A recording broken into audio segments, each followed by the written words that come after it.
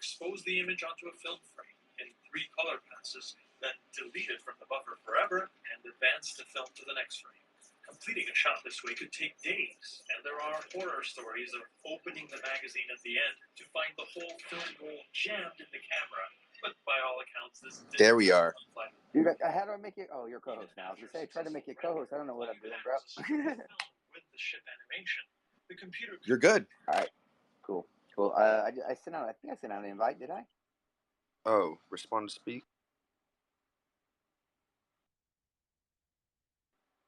I think if you just, I don't know how it works. I just got like a new Twitter OS in here. I'm still figuring out the spaces and all the new buttons. See, here's what I was trying to explain to you the other day. So this is the clips, to you and Sam, the clips and the thread thing, I think it's underutilized, for the space. So that's what I was talking about. You can actually, as people speak, if you hit the clip button, you can clip from a point they spoke and just retweet that real quick. Bring people into space, like if there's something hot that you're talking about or whatever. I just was having trouble figuring it out because, I'm slightly slow. Sweet. Sounds good. So, bro, how's I've been seeing you post some video lately. Tell me what's going on the last few weeks, dude. Okay. So, I guess you would say, starting about a month ago, I really wasn't paying attention. I usually go in spaces outside and stuff like that. I've been having a continued experience. I've been recording for approximately a couple of years, mainly just what you would consider plasma or things like that, or like in the thread, things that don't make any sense, blobs or whatever. But this last week, things changed with the way they interact, I should say. So I've never had a problem recording them. Now it's like I have a problem recording them. So I'll go down and look at my camera and bring it back up and they're gone.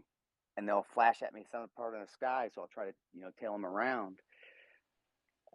Last night, I'm outside watching the meteors because I think tonight and through the 13th is supposed to be the peak for meteors here. But I happened to see a couple and I was pretty impressed by them. But as I sat there, I'm looking up and I see something longer, like a cigar, no lights, streaking across the sky, way up there.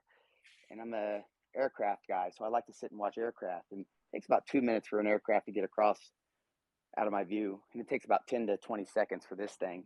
There's no lights whatsoever. And I've seen this thing so many times, but this week was the first time it started blinking at me. And when I say blink, I'm not talking about safety lights. I'm talking about in the span of the entire sky, and they blink, the whole thing will blink once, and it keeps going. Or the other night, 4 times. I watched it going across the sky. Once, a couple seconds went by, another, 3 or 4 more seconds, just random. Or it doesn't blink at all, and it'll come back the other direction. Last night, it actually spooked me because I saw it go way up there, and I saw it blink once. That's when I realized, oh, that's a cigar-looking thing. And then I saw it lower, coming the other direction with no lights, like I was being sneaky. So kind of freaked me out just a little bit.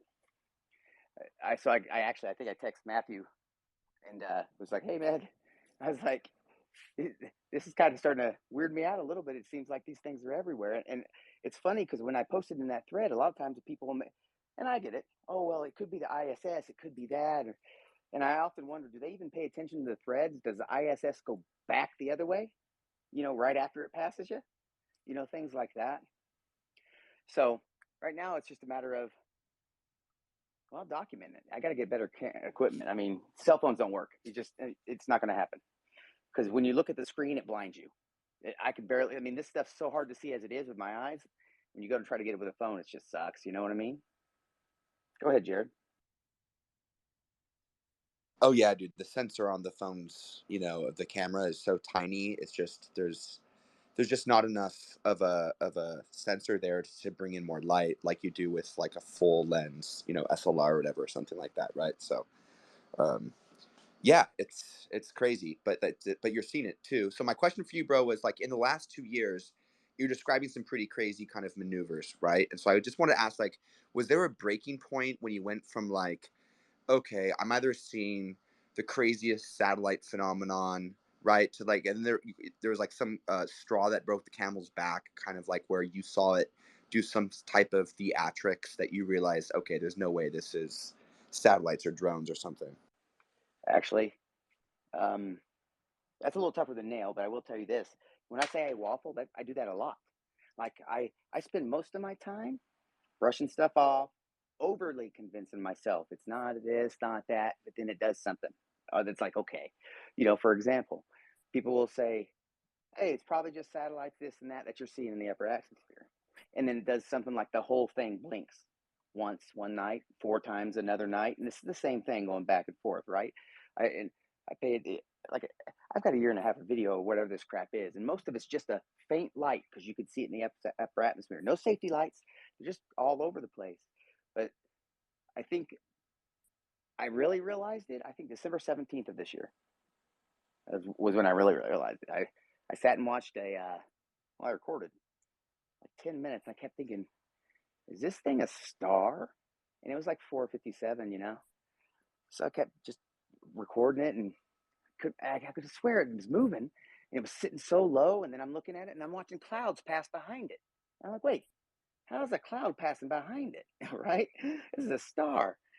And then I keep recording and I still kind of brush it off and wasn't really paying attention. And then later on, when I went back and watched the video, I realized it ended up being about 60 feet from me across the street in front of some tree branches. You can see it moving in front of the branches, just a little pulsing orb.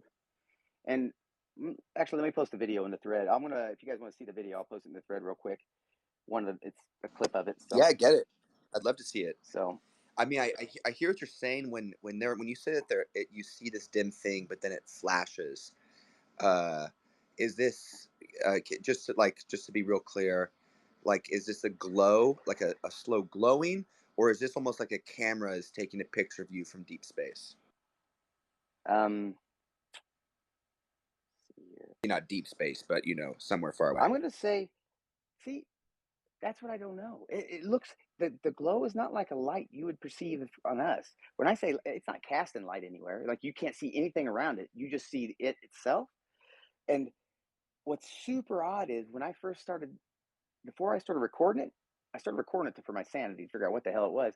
The way I saw it is there'd be something that was dark moving across the sky, and I could clearly see it moving. And then it'd be gone, and then I'd see a pulse of light, and it'd go from one eye to the other, like I guess like a lighthouse. And then I'd see it somewhere else. So I'd just be kind of watching it go from place to place, and I did that for a while. Then I started trying to record it, and it's just frustrating. But then I started recording shit during the day that just doesn't make a lot of sense, a lot of the times. So most of my stuff until last night was probably the first night I would classify that as a craft, cigar shaped. Everything else had been like, what is going on? It doesn't make a whole lot of sense. So let me, Jared, take this real quick while I post that video.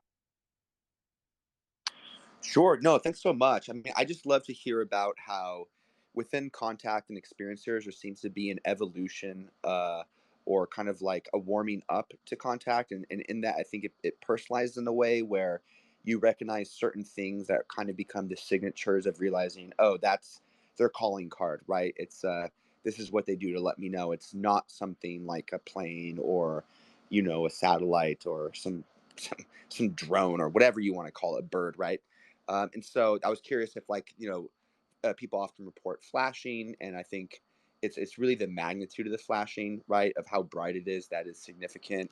Other people talk about more of like a power on and off, like almost like a real bright, but more of a pulse, right, that warms up and glows back.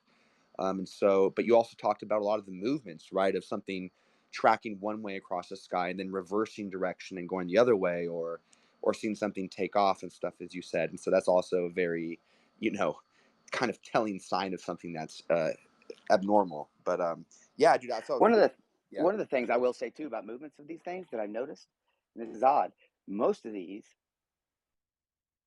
which reminds me of what I saw last night that actually I completely forgot to bring up. So they did this. It moved side to side like a tadpole when they move. Do you know what I mean? So as it's moving straight, it's Like a actually going squiggling, like a back snake, and forth. Yeah. But not. I mean, like wiggling like that. like Z's, or like you would see a sperm do, I suppose. Just wiggling across the sky. I mean, like bouncing back and forth as it moves straight. Like I see. you Yeah, could so there's see it. curves. You Yeah, could. I don't know. I don't know there's what curvature to its motion. path. Yeah, exactly. I don't know what motion it's doing. I don't know if that's what's going on, but you could see as you watch it because as it passes stars, you can really see it because it goes from just a slight distance change from the stars. It moves a path forward, but you can see it going back and forth as it's moved forward, and it's hard to explain, right? Last night, this is the shit that blows my mind. Yeah. So I'm laying there watching. I guess I got lucky. I watched 5 meteors. Then I watched 2 come down super close. And then I watched a fireball go up. Literally, a fucking fireball. And now my brain maybe just got a little debungled and it was coming down. That could have happened.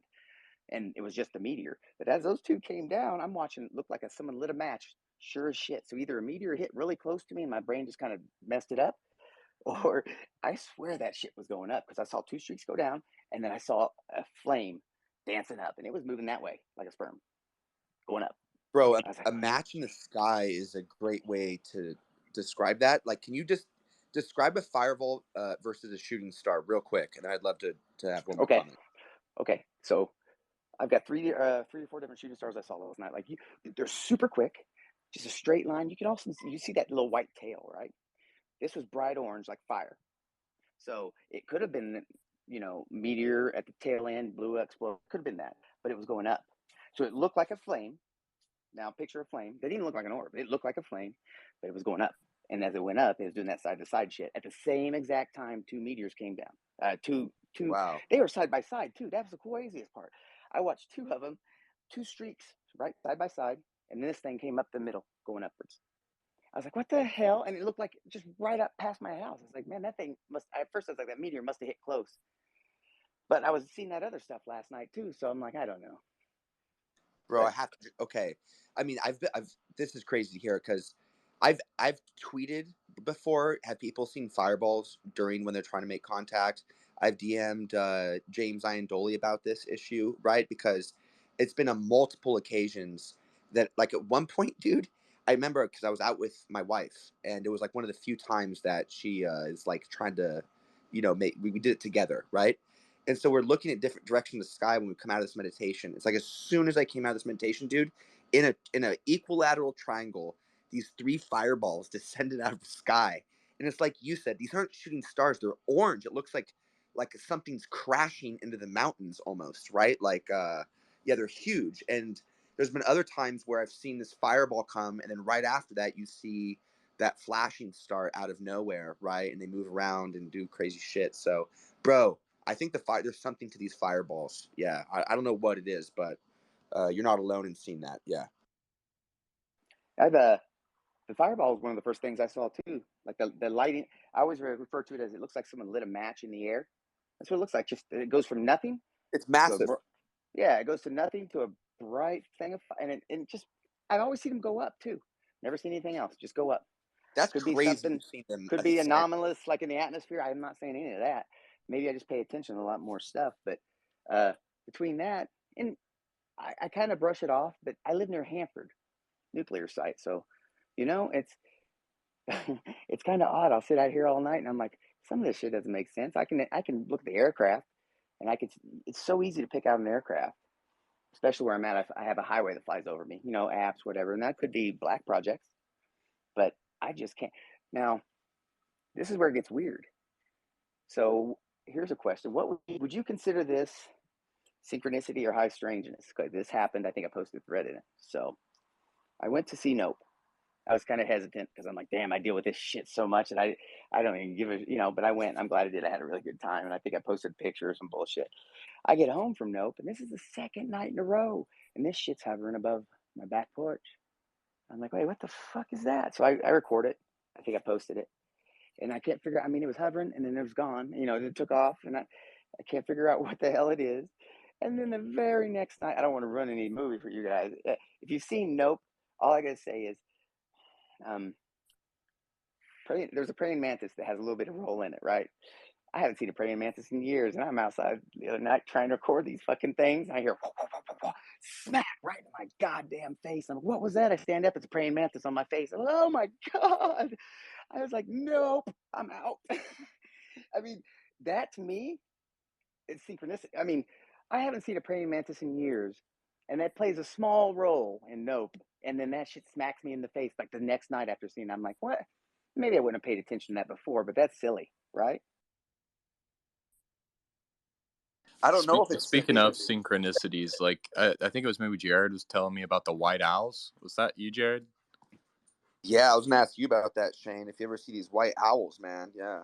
Yeah. Well, Jared, funny story is like I've seen like not actual white owls, but like I've seen two different white owls in different contexts now. One was a bumper sticker on a car.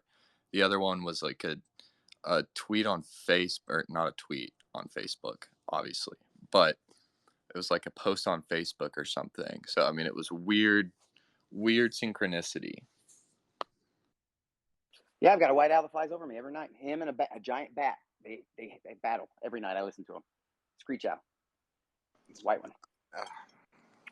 So Michael, is it Cleland or Cleland? How do you say his name? The owl synchronicities and UFO sightings. I may have slaughtered that title, but that's a pretty crazy one. Sam, get in here, bro. How you doing? Thinking about bats and owls fighting. Pretty sick visual there. Every night, a white every owl night, dude. and a bat. White owl and a huge bat. You can hear them. They're just circling each other, and they're just one. I guess one's in the other's territory. So I don't know. Dude, that's awesome. Yeah. Other than that, nothing, man. Just drawing, hanging out. You know what I mean? Smoking a little herb, living life. I'd like to hear anybody else in here got an experience they'd like to share? I got a million, but I can yap all day about it. So somebody else? Anybody? Dude, this is the second time I heard someone reference the idea of like these things moving kind of like a sperm. You know what I mean? Which is interesting, not just because of the context, but because of the movement. Like, doesn't that indicate some type of natural thing, an organic, thing? Like some of this stuff, when I look up at the sky or when I look at these cases, it feels like gigantic microbiology. Do you know what I mean? Someone just posted a thread the other day about someone's hypothesis that these are amoebas that have always been here, sky amoebas, I guess, something like that, right? And like you just said, that we just don't know, understand, or see.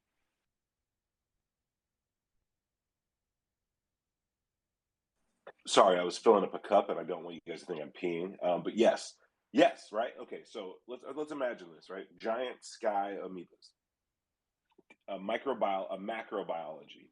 These things moving around the atmosphere, almost as if it's its own little medium, maybe moving throughout space. They're just moving around. Maybe the Earth is like this giant cell. You're just moving around, and there's these like big ass things that are largely not even noticed by us. We never needed to see them. We don't need to see them. Big ass amoebas, gross, kind of cool. What's that about? Because I mean, that'd be fucking scary. But like you're talking about this thing moving like it has what did they call it, a flagella or something? Well, I think yeah. I posted one of the shitty videos in thread of the clearer one. Did I? No, I'll post it right now. So when I think of amoeba, here's a video from last year, and this is what I saw today. 2 of them today. I think I told you guys in our text or whatever. So today I'm outside and I'm just looking up, and I was like, damn, there's 2 birds way the fuck up there, big, way up there. I tried to get my camera to get some video, and I couldn't get video of it. And as I'm looking at it, I'm like, man, they're not flapping. What is this? I said, oh, they're probably just cruising. No big deal. So they're doing their thing, going around in circles above my head. And as I keep watching them, they come down, and they're not birds. And then the exact same time. They both come down, and they shoot off the same direction, equal ways apart, same speed, no difference whatsoever, no flapping. And as it's going away, they're bright as hell. It looks like car lights going. Yeah, how fast from the circling to when they like take off would you like? What's the difference there? Well, the speed wasn't crazy when it left, but what was crazy is the speed from changing from this. It was a tight circle. From the tight circle to both of them going the same direction, there was no difference in speed. Like they weren't like when you see birds, you can see, one may fall off a little bit, but no, it just looked like equal parts. They never differed in the length that was apart. Never differed at all. They kept going. So I'm like, what the hell? And then I started, when it came down, I'll post a video what it looked like to me. That this is a video from last year. This is the same thing that I've recorded in multiple places, and I don't know what the frick it is. This is just a clip. I've got 10 minutes of video of it. First, it was hovering. When I first saw it, it was just hovering there. So I went and got my camera, and it just slowly took off and went up, well, flew out of sight. So yeah, I don't know what, and it makes zero sense. Okay, it's posted. So there's amoeba. But yeah, this is what bothers me. It's like I think it'd be easier if I saw craft, but all my stuff's like orbs, stuff that I don't quite understand. I'm more of a tech guy, so I don't know what's going on. Or it could just be, I'm their favorite person to probe. I don't goddamn know. And that was a joke. I'm not hoping I get probed. I'm making a pot of coffee. I'm not peeing if you guys hear water. So I just always want to make that clear in spaces. So I was watching a video today of Aurora Borealis, just the northern lights. People were outside. It was happening. And it looked completely fake. I mean, it looked so bananas. Something I've always wanted to see in real life. But I'm looking at it and I'm like, wow, that's just literally like, electromagnetic waves, radiation from the sun interacting with our electric field or our electromagnetic field. And those interactions are exciting, right? Those fields and those Birkeland currents, and it's transferring energy, and the energy is interacting with our atmosphere and illuminating. It's creating light. It's exciting the atmosphere and creating light. Then I'm like, well, there's a lot of time. This is just out here, but there's a lot of stuff about our the sun being some type of portal, our consciousness being some type of field energy coming from a source like the sun.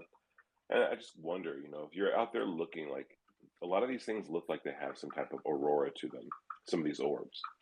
And I wonder if it's the reaction of you looking out there.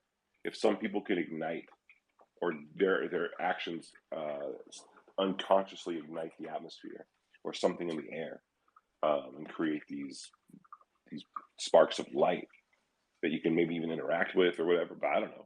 And I know orbs are different than craft, right? But just a thought. I posted that in the thread, but what's crazy is I've actually seen that before. And the only reason I actually kind of got on this subject and realized, okay, maybe I'm seeing something that's different, was I assumed this was all normal and that weird shit that I just couldn't explain. And then I saw George Knapp post a video called The Summoners. And one of the people on their video, they get this, even he describes it like a bag, and it kind of does this little blob-like thing and, does this little floaty thing. And then I saw my thing that I just posted a video of. I see NASA has pictures of it going by space station, doing that little sperm type shit, and I'm like, okay, maybe. I don't know. Go ahead, Jared.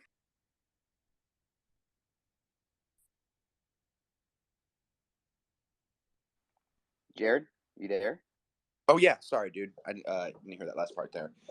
I was going to ask you, within all this contact, have you had dreams of being on ships? Have you had dreams of meeting entities? Have you felt the presence of shadow? Have anything like that? Okay, so I haven't dreamed in a long, long time, right? So until I went down to Vernal, Utah. When I got to Vernal, I had my first dream that I've had in a long time. I haven't had a dream since. Actually freaked me out. I kept waking up, one of those real dreams. This is so stupid. And Grays were tugging me out of the bed, and I kept waking up and they tug, and I'd fight them off. It would just be repetitive. And I kept waking up all night like, God dang, man, I'm not going to get any sleep.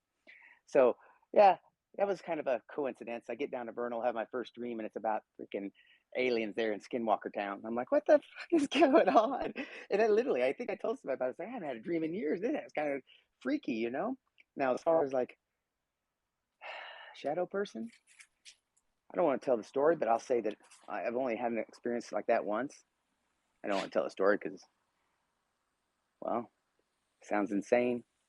And it's pretty shitty too. Actually, it made me, I self-submitted myself for a psych evaluation after that experience, but I never had another one since, and I was good. And so it was just kind of one of those things that maybe I spooked myself because it was December 17th. Remember the time, date, and everything. And it was right after I saw that orb. down in my basement, and I think maybe I just spooked myself. I don't know. Dude, And it reacted to me. That's the thing that scared me. So what it was is I'm laying in my bed. I'll go and fucking tell it. Laying down, and my pitch black. I have to sleep pitch black in the basement. And I open my eyes, and I can, as my eyes adjust, but in front of me there's dark. Behind me there's normal dark. So my eyes start shifting left and right because something looks off. As my eyes shift left or right, whatever. I can't describe it. It just looks like a fake dark. I see it move left. So then I panic and I get up, and it reacts to me. Clearly two different darks. And the only way I can explain is like the Predator type shit, right? It looked like fake, like fake dark. So I go up to get my light, and I'm running upstairs, I'm like, man, I can't be scaring the shit out of my family. So I stop myself. I'm trying to gather myself, go downstairs and turn on my lights. I'm like, okay, I think I spooked myself is what it was, you know? And I still, to this day, I swear, I've never reacted to something that wasn't there like that. I mean, I've been jump scared and stuff like that, but it was like a 30-second jump scare for something that wasn't there, if that's the case. So either I had a psychotic break or that shit was there. One of the two. wow, dude. I mean, thank you for being so candid and sharing all that. Can I ask you like a question or two, bro? Yeah, go for it.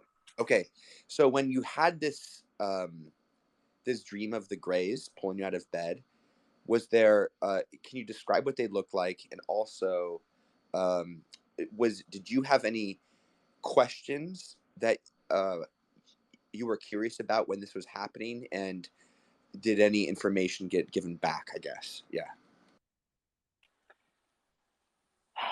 Well, as far as what they look like, they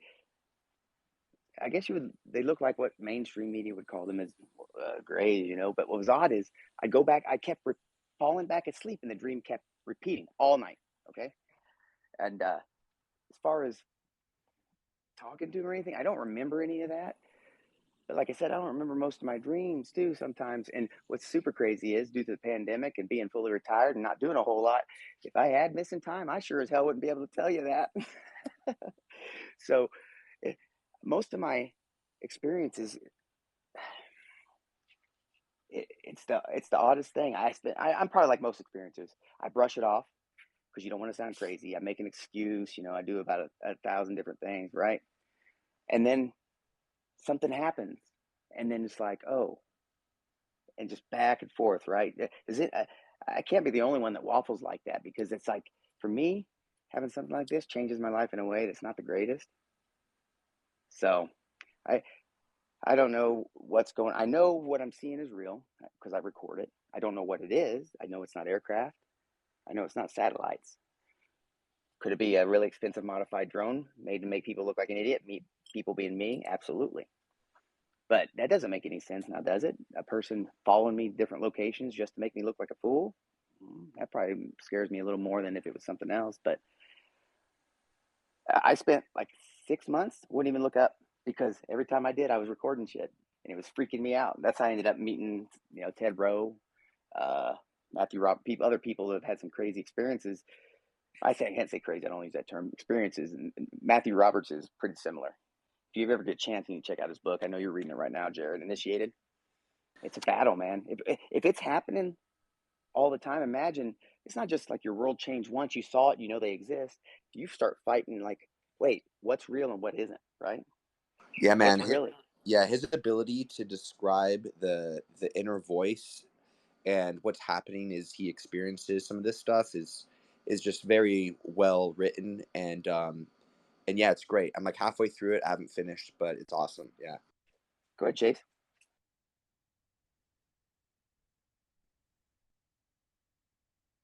Chase, you got a question? Yeah, and if you hear my dogs going off, I apologize. So I kind of have, I guess it's more of a theory than a question per se, and it kind of pertains to, I think, what you're seeing, and it probably pertains to some.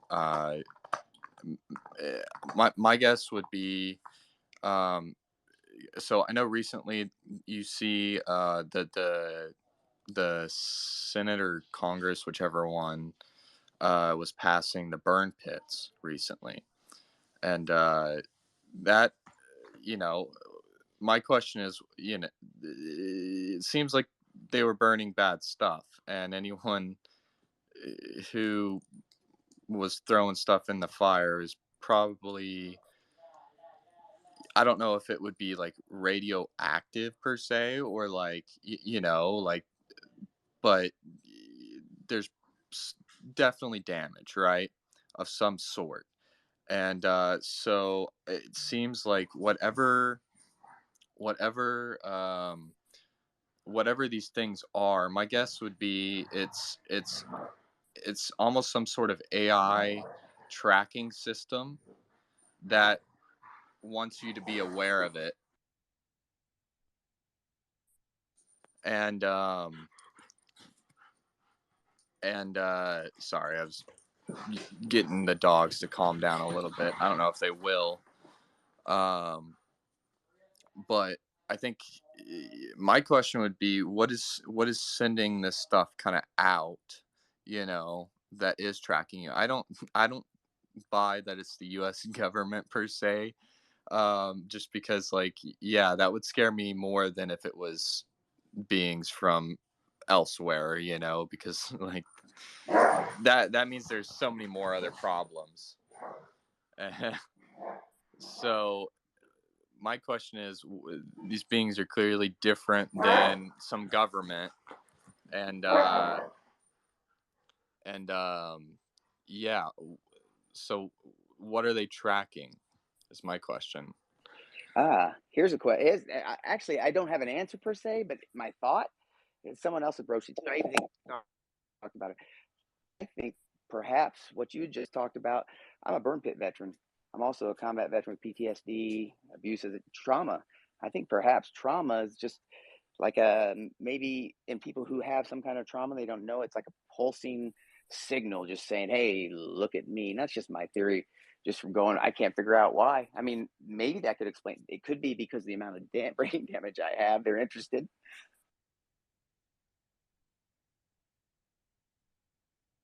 Yeah, there was a time when I say brain damage, no one would recognize me now. This event has changed me, but shit, it was only what, 2017.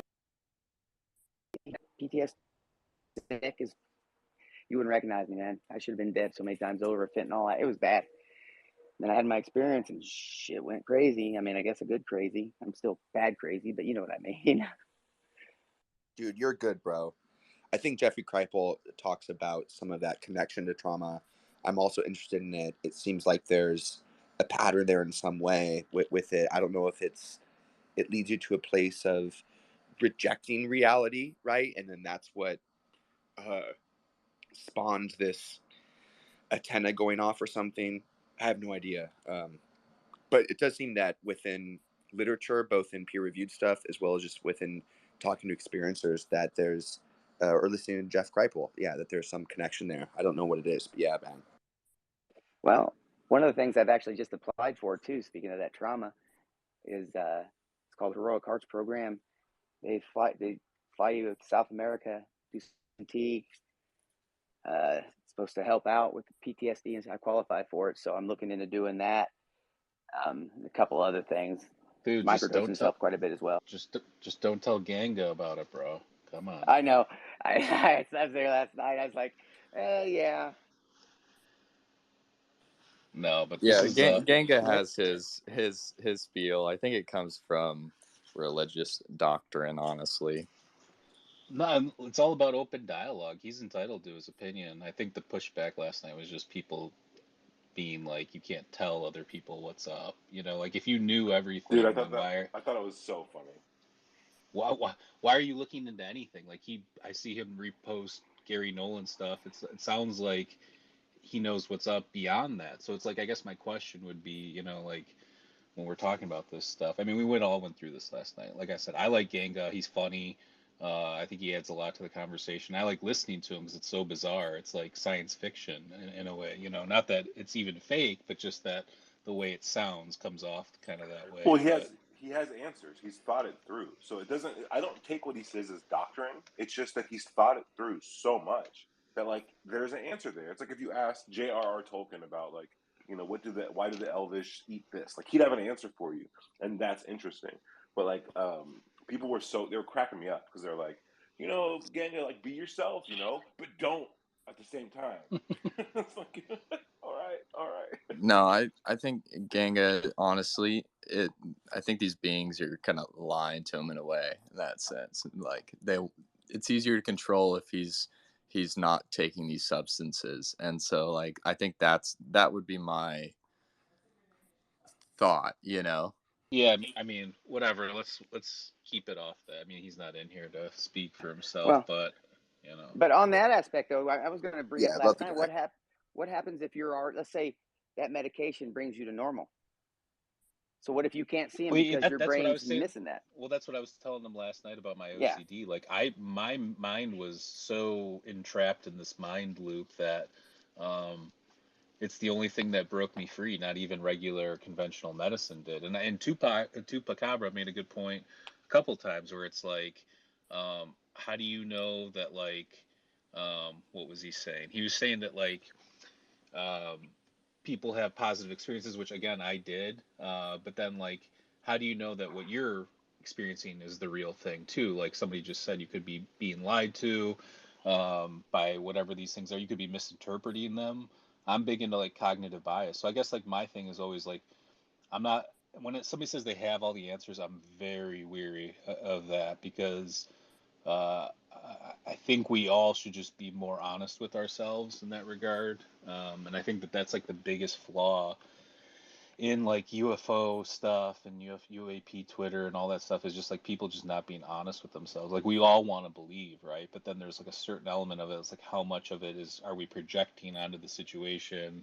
Um, and these things could be psychomimetic. I talked about this before. It could be like a mirror into yourself. And maybe if Ganga has had bad experiences, maybe he went in interpreting it or anticipating a bad experience. I don't know. But yeah, I mean, like I said, I respect his opinions and stuff like that. I completely disagree with them, but and there's other people in there. There's a vet that was pissed off that like left because it completely helped the one dude, corporal something or another. And he was like, I've been part of these programs, it's like saved my life and stuff like that. So I think that there is an element like of like you do have a responsibility. Like that's why I don't ever talk about any like conspiracy stuff on our podcast because I feel like, you know, maybe there's real conspiracies out there, but if the wrong person gets a hold of that, it's like a serious rabbit hole that could like mess up somebody's life because they don't have the faculties to discuss those things without Yeah. getting crazy over it basically. So Yeah. Yeah, no, yeah, you're totally fair. I don't think anyone is been in any type of bad faith in talking about Ganga tonight. I did DM him to see if he wants to join this conversation, but I do think, like you're saying at the end there, that we might be best to speak to our own experiences, right? You know what I mean? And just like you're saying there, Mind Escape, and I appreciate your perspective there. In that, I did have a question for Nora, but I wanted Vet, don't let me take over here. But I see Zim with his hand raised, but I did have a question for Nora. Yeah, I'm here. Okay, chill. I'll just go real quick then. I just want to know, like, and I just had when Nora presents her readings, definitely take her up on that. I had a great experience with her this last week, which was awesome. And so I just wanted to ask you, like, in the same way I asked Shane, if there had been any even dreams of entities or anything like that, when you're reaching out to whatever that is to draw that information for your readings, has there been any correlation with also any sort of poltergeist? Not to cast that as anything negative, but just maybe other that sensing other entities around you because of that in some way. Like when I do readings for people, or just like in general? Well, just in general, like because of that, have you gotten any knocking or Oh yeah, for something sure. shaking or just the presence of other spirits? Like the more that I got like comfortable with like my I guess like spirituality, it's like it's kind of like when you see like a toddler walking, like they can walk, but like they're like really sloppy.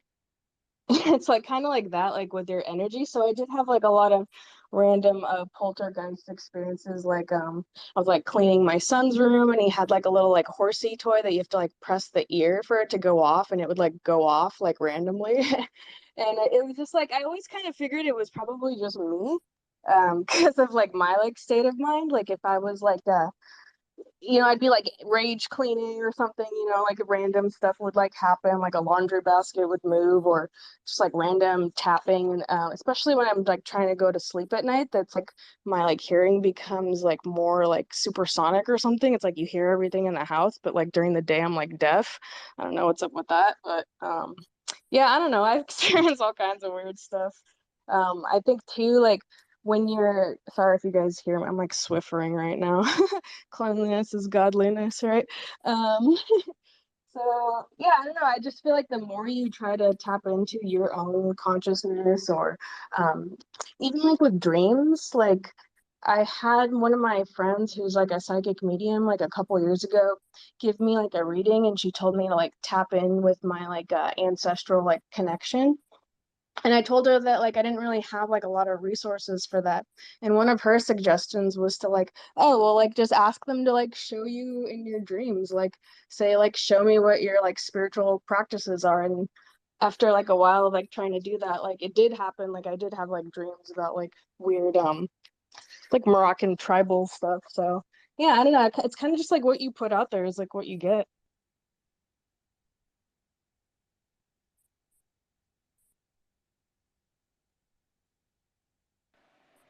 All right, Robin. Oh, actually, who had their hand up first?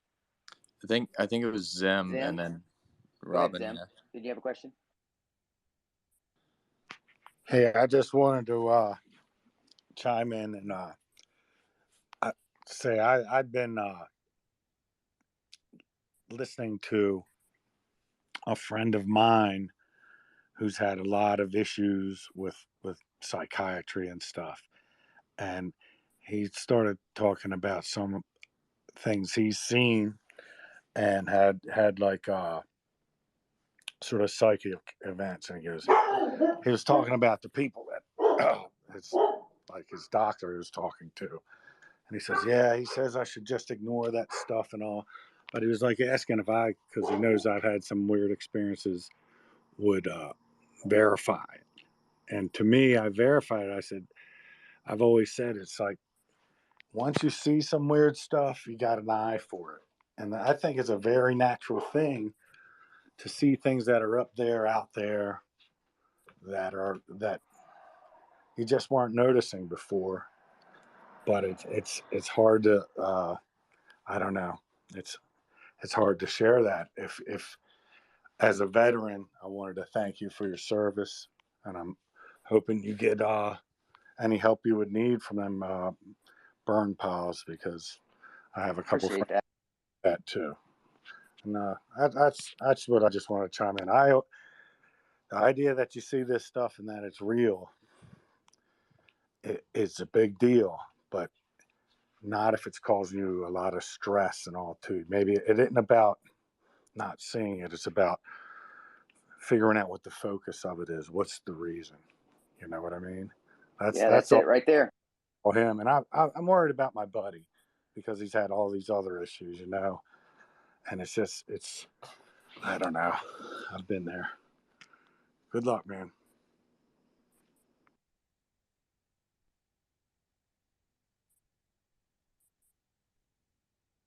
Oh, Robin, go ahead. Sorry, my mic was off. Yeah, sure, no problem.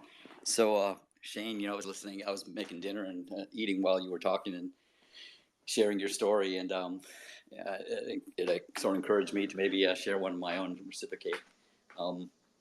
So I'm 57 years old, and I've had a lot of various types of strange experiences in my life that I've noticed or paid attention to. A lot of them, some of them were sort of I guess you could say traumatic, so they're memories that stick with you, really through time, more than just average everyday stuff that you tend to forget. But they're all different types of stories, I mean, if I were to sit and write them all down someday, I'm sure that anybody who read it all would say I'm full of shit. If I read it, I would say I was full of shit, because it's all almost just too much to believe, But they're all real things that did happen and that I have clear memories of and can't explain. They range from UFO sightings, to ghost stories, to telepathy and what is it called, precognitive dreams and things like that. And, all of them, it had me questioning, a couple of things. One, are these things all related somehow? Are they all underlying? Are they all the same underlying phenomenon, underlying cause? That's one question that stands out to me still today, And the other is, are these things happening to everybody and everybody else is just not noticing them? Or are they actually happening to certain people, for some reason that I don't understand, I don't claim to have any knowledge of what any of it means or what, that there's any reason why I would be singled out to have these experiences. So I assume that they're probably happening to everybody, but most people brush them off or don't notice them or whatever, But mine started very early, so because of that, most of my life I was paying attention, and noticing these things, So I kind of lean towards that that's what it is. It's that, some people are paying attention more than others, rather than assuming that, some people have been singled out in some way, So I want to share with you the first incident that I experienced early in life, age 4. That was an odd thing that happened that stuck with me and my family throughout our lives. I talked to my mother, who's like 75 years old now. She still remembers the incident, and she still maintains her same position on what happened. But what happened was my family, when I was first born, we were living in one part of town. This is in Racine, Wisconsin, and we moved when I was about 3 years old to another house, and it was actually a building, a turn of the century building. It was once a store, so it had a storefront downstairs, and my dad had his TV repair shop down there, and then upstairs was an apartment where we lived, and these two, the upstairs and downstairs, the stairway between them was on the outside of the building, so you would go out from the back side of the building where the kitchen was. There was an entryway that went out to a stairway that went down to a landing where there was a door that went into the lower portion of the building. And that's where he had his repair shop. And so one odd thing about this entire thing I'm going to tell you about here is that it's literally my first memory. I don't have memories of living in the house we lived in prior to that. I don't have any memories of being alive prior to this, It's just like, because it was probably my first traumatic memory, it's the first thing that I remember, And I've been shown a lot of pictures of myself playing with my brother when I was, 2 years old and everything. I'm like, no memory of that, And I always thought that was normal. And I think that for some people it is normal that you don't have memories, beyond like, 3 years old or something. A lot of people tell me, oh, no, I remember being 2, I remember being 1 and all this kind of stuff. I'm like, no, I have no memory of that. But anyway, what happened was this. The way I remember it, I was in bed and a couple of balls of light came through the wall into the room, floating into the room. I was not scared of them or anything like that. I was like excited, to see them. I was happy to see them. And they flew over to me. And next thing I know, I was like sort of horizontal on my back, floating up to the ceiling, And I floated up to the ceiling, and then across the building, towards, past my mom and dad's bedroom and towards the kitchen area. I can remember like, having to I thought I was going to run into the wall, but I didn't. I went through it, And the next thing I remember is waking up in the morning. And in the morning, I woke up, I was in the downstairs of the building, locked into the room where my dad had his repair shop. Now, keep in mind, I'm like 4 years old. I don't know anything about, unlocking a door. I wasn't tall enough. The way that it worked on the downstairs, if you were to open the doorway that goes into the downstairs part, there was immediately a stairway there of 3 steps that went down to the floor. It had a high ceiling because it was a store, And at the bottom of those 3 steps, there was a trap door that goes into the basement underneath that. And when I woke up, I was in the downstairs. That trap door was open, and I didn't know how to get out. So I went to the door. I started pounding on the door and pounding on the door, screaming and crying for my mom or dad to come let me out. And after a little while, I could hear my mom on the other side of the door, telling me to unlock it. And I was like, I didn't understand what I didn't know how to get out. So eventually they unlocked the door and got me out. And a big fight ensued, amongst my mom and my dad and my uncle who lived next door in the house next door to us. Big fight ensued, an argument over whose fault it was, how I got down there, who left the doors unlocked, blah, blah, blah, all that kind of stuff. And, they said, I told them what happened, but they didn't believe me, of course. And they instead said I was sleepwalking, that I sleepwalked down there. Now, I have sleepwalked, a couple other times in my life I can remember, but I'm not like a sleepwalker, But they said I sleepwalked down there, and they wouldn't believe, the story I told them about how I got down there. I was like, I floated down there, And, they were trying to blame each other over who left the door unlocked and all that, and then they got into he couldn't have done it himself because he couldn't reach, and all this kind of stuff. And this is a story that went on in my Robin, family that's a for a great while story. afterward, that it would come up.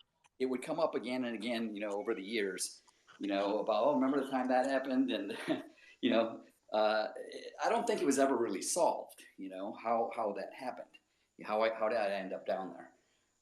And recently, with all this UFO stuff going on, all these old memories started coming back. And I talked to my mom about it, and I was like, you remember when that happened? She's like, yeah, you guys were sleepwalking all the time. I'd find you sleeping in not me, my brothers. She'd say, I'd find Scott sleeping in the bathroom, or, I'd wake up and he would be in another room, or, it was happening all the time. Now, my brother Scott is a sleepwalker. Well, what are your thoughts about this, Robin? I mean, what's your takeaway here? What's your number one theory? I really don't know what to make of it. Honestly, it's like, right. It's one of those things that is still disturbing to me today, even to talk about. Because was there a weather event occurring at the time? Was there weather at the time? I can tell you this: it was near Christmas, so it would have been winter time. I know that because when I woke up, I was on this blue velvet couch they had down there, and all the Christmas presents were piled up there, and the wrapping paper and everything. They were unwrapped.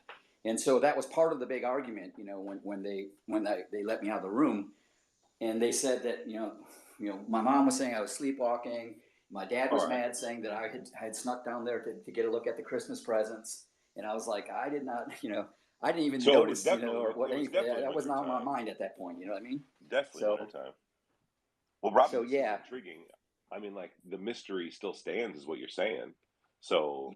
You've got a lot of these mysterious events, kids being moved around. I mean, I wonder if anybody has any theories. I want to get to Kent real quick, Robin, and then we'll get over to Nora and see if anybody has any thoughts on that. Thanks for sharing. Spooky stuff. Kent, right on, man. Yeah, good morning, folks. Yeah, I just wanted to give an opinion on the stories and stuff. One of the things I worry about when I hear the stories about I work with aliens and they tell us this and tell us that, is that a lot of people listening, not so much the people who are on the panel, but a lot of the people listening, one of the things I worry about is that people are so confused about the phenomenon. And then when they hear someone saying, that sounds very, a very detailed story and they're very comprehensive and they seem to have answers for all the different niches that we talk about. But the thing that worries me is that people fear this. People who have less confidence worry, oh shit, are aliens controlling my life without me even knowing? Or are these ultra terrestrials gonna, send me to hell if I don't do this and don't do that? And that's one of the things I worry about a bit. It's great to hear the stories and it's great to hear all the different experiences. And some of them are really detailed and convoluted and sound very comprehensive. But it's just my personal opinion and a caution that I recommend to everybody. Listen to it, understand it, try and get your head around what it means. But I might just suggest to people that we always remind them that it's a person's experience, it's individual to them, and that if we're worried about things controlling our lives, I think the most important thing is that we should keep in mind that we really do control our own lives and that we make the decisions that affect our future. And I think we should try and ground ourselves. It's just my opinion, but I think we should ground ourselves in, I'm a human being, I have a personality, I have my own emphasis to be here, and that's the most important thing. And I listen to this other stuff around me, and if I have experiences, I try and match that to the other ones I hear about to try and get some meaning. So just for what it's worth, I just wanted to mention, I think all these stories are really interesting and important to hear, but we should just be aware that some of the people listening might get quite scared by them. But some of this stuff is scary, Ken. Like, what's your answer to the idea that, like, you know, there are things happening that are not always positive, and like Yeah, there's some of this, yeah, even if you say, like, let's go removed from it a little bit, the bigger picture stuff. We're talking yeah. about paradigm shifting stuff. People are Oh, going to be yeah, faced. They're going to be faced yeah. with shifting paradigms, shifting consensuses on science and religion and stuff. So that could be Well, scary, and that's worth yeah, like we discussed before, Sam. I think the answer to that is to have that international forum where we're getting all that information and we're putting it on like into categories and into experience realms, and we say, okay, these are all the things that we're seeing. And I know, mate, some of them are horrible experiences and people are really scared. But I think if we had a project where we're putting it all into a big collage, like your UFO project, your timeline, and if we had it so that people could go in and see all the different types of experiences, they'd know they're not alone. And they'd be able to compare their experience to others and say, okay, at least it's not just picking on me. You know what I mean? for sure, for sure. I mean,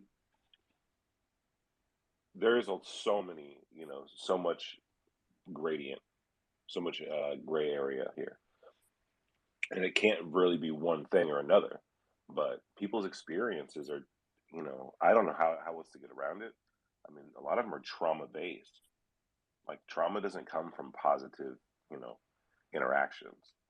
Trauma is Yeah, but largely due to like negative interaction. So because of that, with one connective string right there, I wonder, like how but positive, like what's, what by is the the same overall vibe? token, Sam, by the same token, though, mate, some of those experiences, some of the other ones, are really, really positive reinforcements for people that they see things that confirm what they believe in. So I think that might even be a little bit of the yin and yang as well, mate. That the people that are having really bad, it disturbs me that some people have these really bad experiences. I wish that we didn't have that, but we know it's true that people do. But I think we also have quite a lot of people that have really positive and good, like Chris Bledsoe and people like that. Their experience for them is super positive, and all it does for him is fill him full of love. So for me, that's a good thing, That's like whether it's really right or traumatic wrong. for the Sorry. Bledsoe family at first. He talks about it all the time. There, he actually experienced a lot of trauma with his experience, even though it was positive.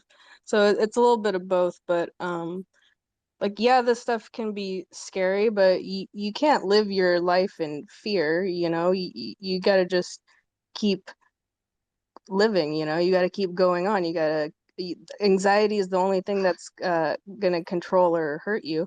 Like what we see with these experiencers, one thing I've noticed is like positive or negative, like the people still came back and they're all still alive, right? So, like, obviously, as humans, we hold some kind of greater power that they can't completely kill or control us. So, you just got to keep, doing your thing. You can't let any of the anxiety or depression or the obsession about thinking of one event really get to you. And when you start to find yourself in that headspace, you need to kind of step out and do something different, like engage with something completely different, like a different topic or something you wouldn't normally do, just to, kind of resync yourself.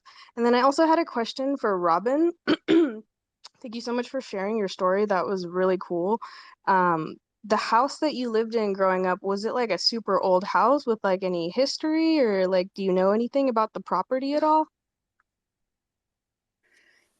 I only know that it was built around the turn of the century. It was a brick building. It's gone through many changes over the years. If you were to look at it on Google Earth today, you would see that there's now a deck on the back side of the building where the stairway used to be. You would see that the storefront that used to exist on the front is now just bricked across. That's not there anymore. The doorway used to have one of those kind of inset doors. So it's gone through changes over the years. It's been there probably since, like the early 1900s, I would guess. That's all I know about it. I also I want to say that because Kent was talking about aliens or anything like that. I don't have any memory of any aliens in that experience at all. Just the light orbs and waking up where I woke up and no explanation for how I got there. I don't have any memory of any beings or any thing like that. And I didn't really know anything about aliens or anything at the time. I was only 4 years old, but I do remember this. I do remember that.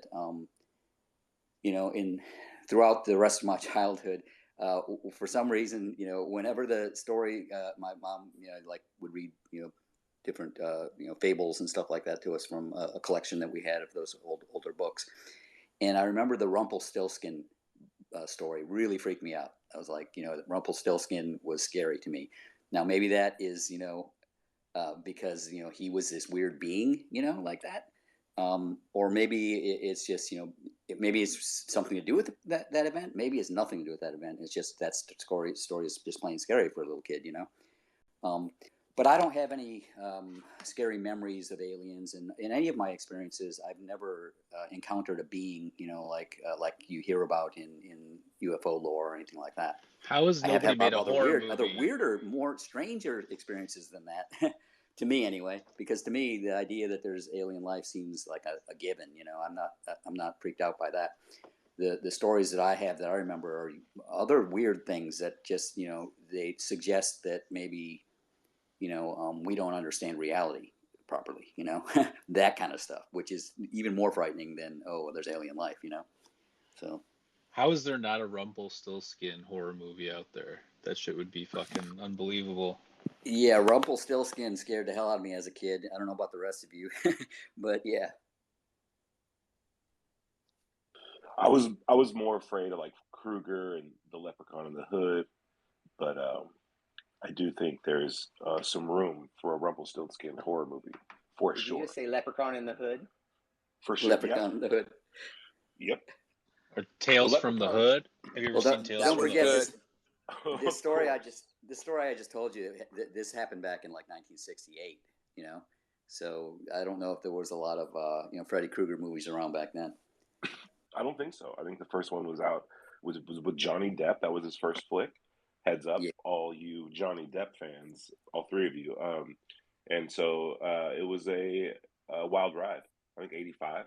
But yeah, the Rumpelstiltskin, that kind of stuff is like super dope. I like when they take these old tales and they spin them or make them like really graphic. And I think that's kind of like true to the original or to the origin of some of these stories too. So, but yeah, like Robin, this is really, really. I knew people were gonna have questions for you, dude. Thank you so much for sharing. And please stick around. There's gonna be some more. I bet. I think it was Chase and then Ganga. I think it was Ganga and then Chase. Sick. All right, Ganga, you're up. It's not bad. Swing and a miss. I love skipping the line. Hi. Thanks, Chase. I don't consider the Chris Bledsoe or Ryan Bledsoe story to be a positive encounter case. I don't know everything about the case, but I know some of it, and it doesn't sound to me like it's a positive case. It just sounds to me like a case where someone non-human is just screwing around with a family and presenting itself very lightly under a veil of being something else that it's not. So if that's a positive encounter case, I'm scratching my head here. Well, wait. Bledsoe was healed from this thing. He had a pretty wild case of Crohn's disease, and that's out. And I guess he had a bad attitude too, because he got some bad business deals. So, like, he kind of came out of it on top. I think. I He was remember probably bored. they slashed their dog. It started bleeding, Yeah, and but then they put it healed together, like and he thought he thought that was a positive thing. So just because Well, they it healed healed.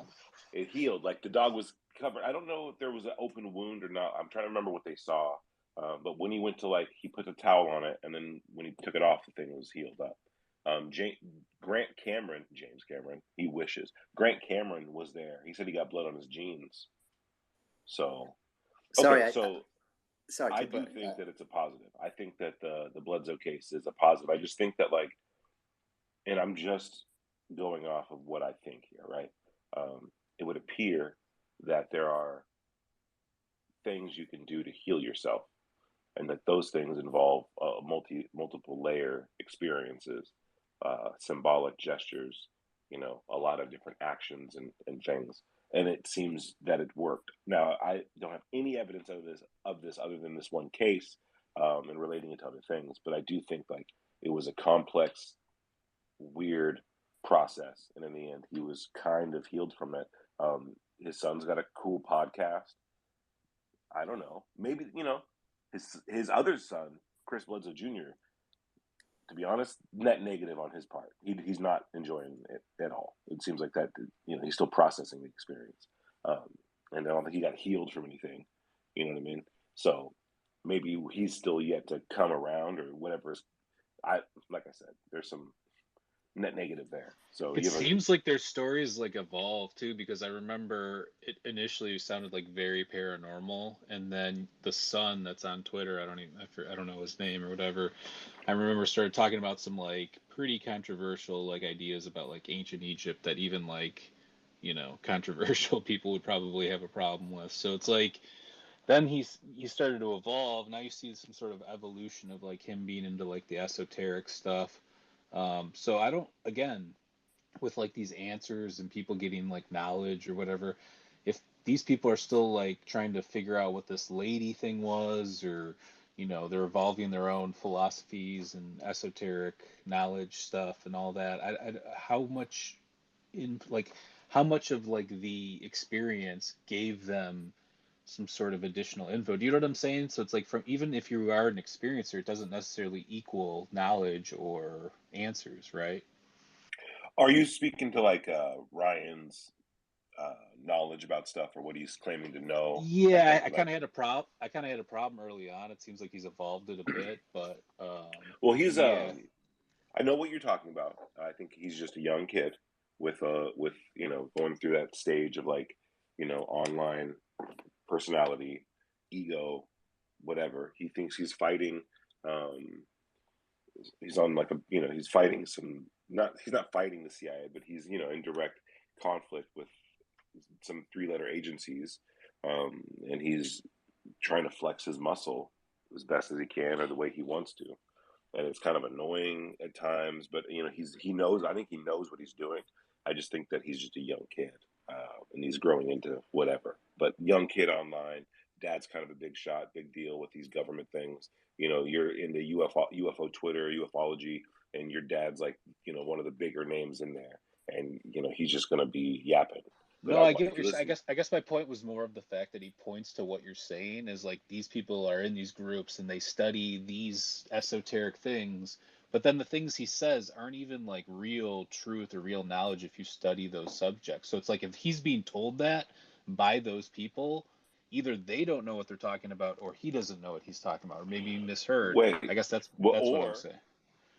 Maybe have you considered the option that maybe your knowledge might be fractured or missing some pieces? I know what I don't know, bro. I'll admit when I'm wrong, or I could be wrong, or whatever. But I've read so many books, and just the way that these gods and the pantheon of gods is discussed, there's so much information left out and misinterpreted that if you've done your homework, which I have, I'll debate anybody. If somebody wants to debate me on one of the topics I regularly discuss, I'd be happy to debate. In a open dialogue, nice kind of way. But yeah, I know what I don't know. So if I don't know something, I'm not going to speak to it. But if I know something and I hear something that doesn't line up, I'm going to say something.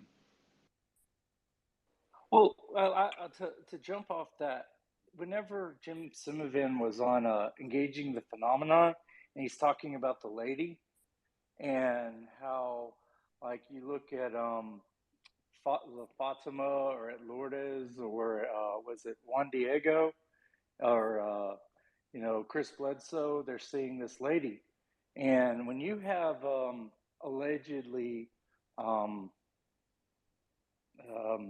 if you watch, was it? I think Vinny Adams' podcast about.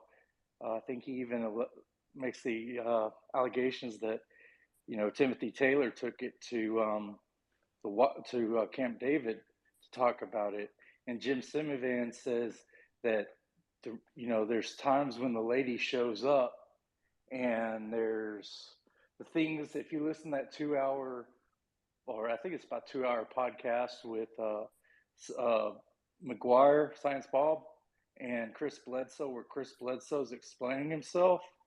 I mean, he said some things that if there was some serious funny business going on with him, I mean, it was pretty serious. And they took it to, they took it allegedly all the way up. And so if Jim Simivan thinks that it was pretty serious, and if Obama allegedly was getting briefed by Timothy Taylor at Camp David about UFOs and the phenomenon and what was going on with that stuff, then some people took it pretty serious. Yeah, I mean, I was just speaking to like the ancient and esoteric stuff. I'm not like, I don't know everything, but I've read probably 100 books on ancient Egypt and ancient Sumer alone. So it's like, if somebody wants to have a conversation, let's have a conversation. But to say that this is the lady or this is this ancient goddess, and this because like I don't know, there's just some stuff that wasn't lining up in terms of information wise. I could be wrong, but it just kind of a red flag in terms of like the way these things are being discussed. Right on, right on. I mean, you got to use your own discernment, right? But I think it's only right to question when anyone says they know what this ghostly figure is and that it ties back to like some ancient thing. Like, you better double check, triple check that shit. So like, glad to have you here, Mike. Glad to have that, you know what I mean? That reality check on some of these claims is so important. You know what I mean? I say this though. This is my perspective on it. No matter how many books I want to read on any topic, if there are high government people, intelligence people who are interested in the same thing, they have more access than I do. And sometimes books are written on theories, on theories, on theories, and it takes a long time for those to get rewritten, a long time for those to catch up to the science. So like, I have a question for you. I'm just saying, like, so like they might be the more right up against it. They might be privy to like a lot more information before it needs to get printed off or whatever. Even let's just say a discovery, an ancient discovery, in Antarctica, they find something, it's proof of something. Let's just say it's a ancient settlement of something, and it proves that we were wrong about something or whatever, right? Before that got out to all the books, I mean, they might know about it, and then they might be, that might spread within the inner circles before it gets out.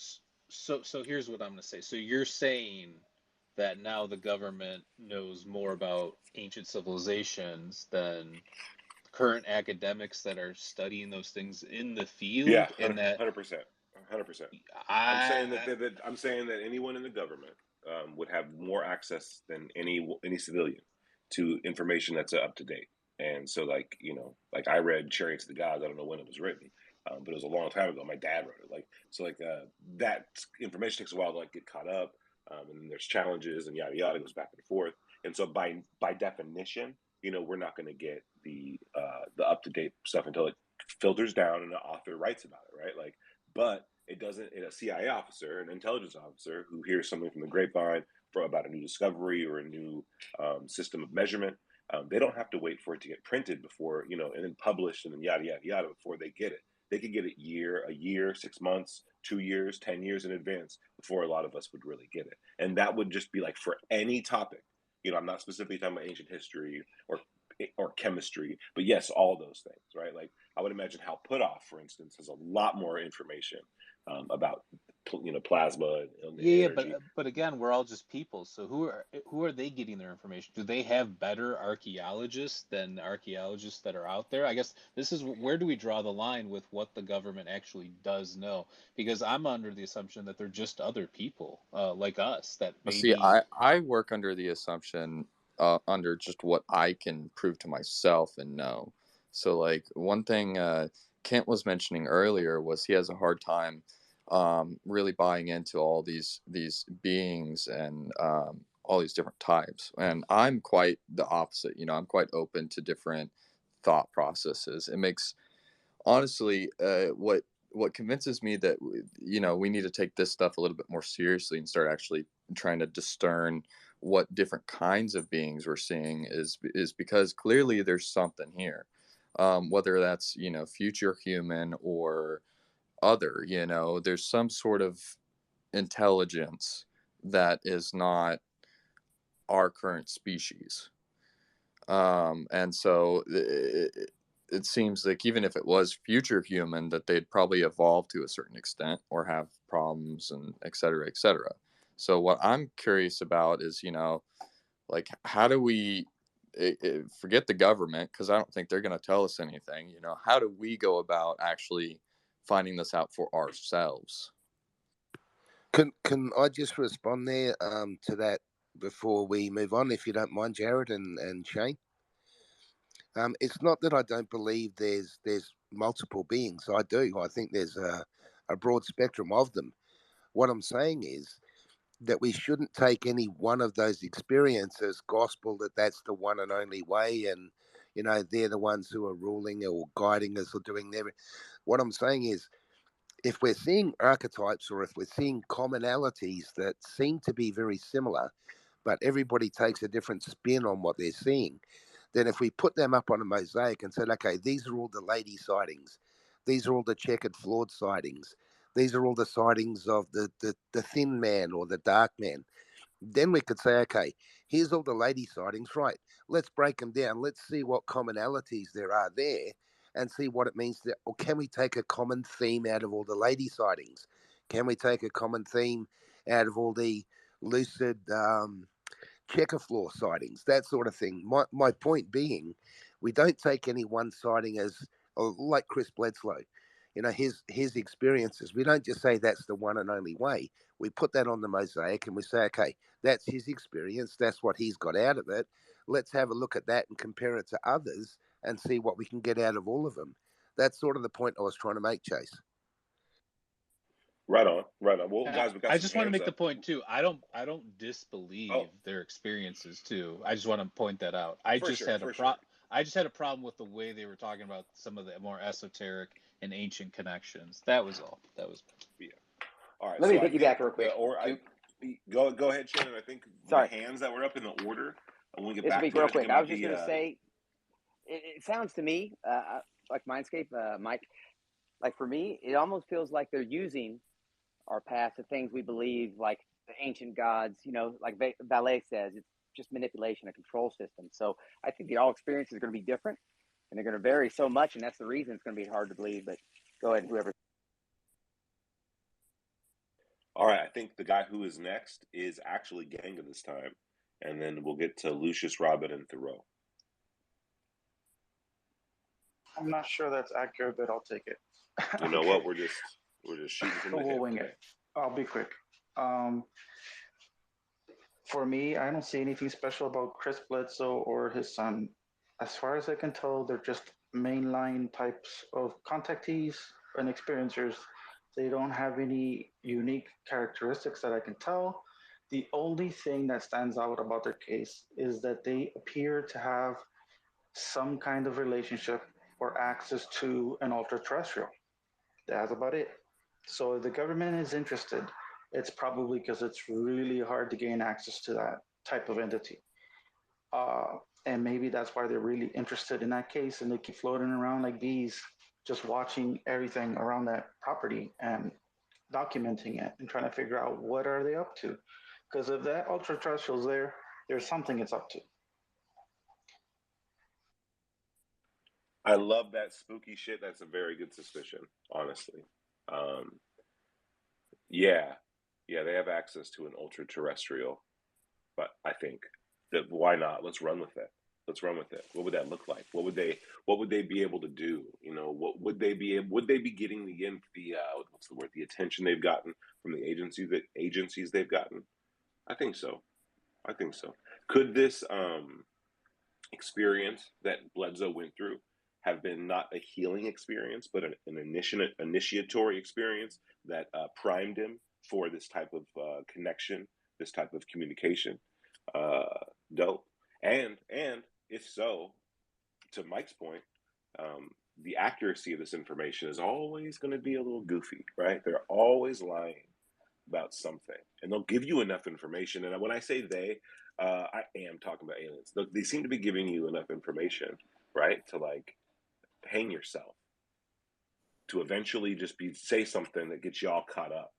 Um, pretty pretty dope. like like the one thing you can say if you ever, my advice is like don't trust these dudes, right? These aliens. You find yourself up against it, you're talking to one, and you're like, all right, you know, don't go camping with it. Let's get over to Alexi, and then we'll get up to Thoreau. Right on. Yeah, thanks for hosting the space, guys. Awesome to hang out again another night. But I wanted to I made a post maybe yesterday or the day before, and the post was really simple. It was like, does reading a book on ninjutsu make you a ninja? So I guess the point that I'm trying to make is like having read a bunch of books is really, really good. It's really useful. But to really know how to do something, you need to actually practice it in the field. So, like, I mean, I graduated with a master's in engineering. That doesn't make me an engineer. An engineer is the person who actually goes out there and builds stuff and does it, Just wanted to bring that point up.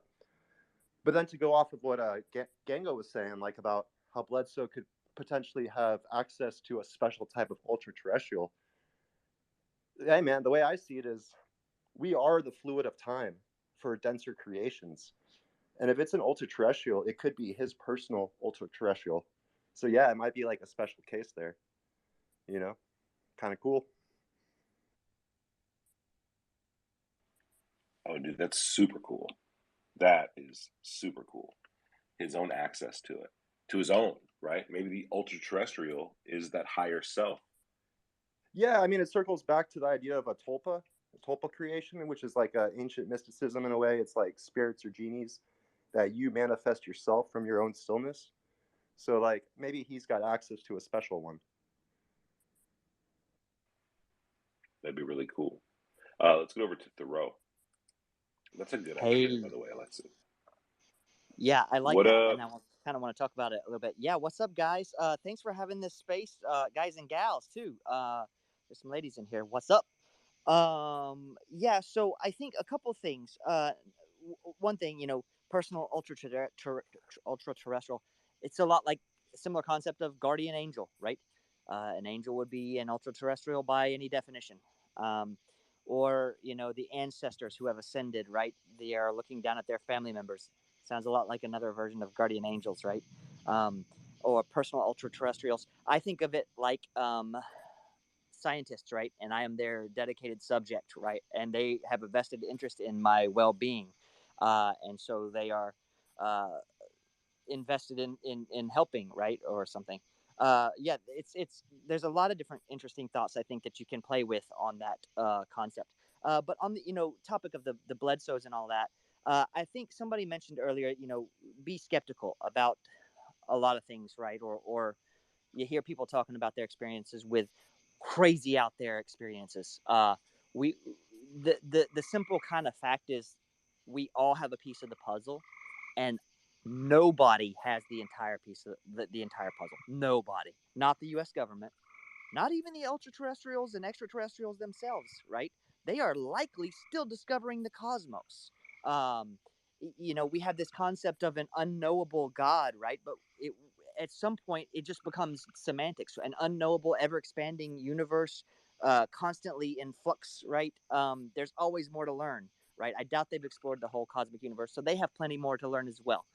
So I think that when we apply that kind of lesson up across the spectrum of experience, I think it starts to help everything fall in place a little bit better.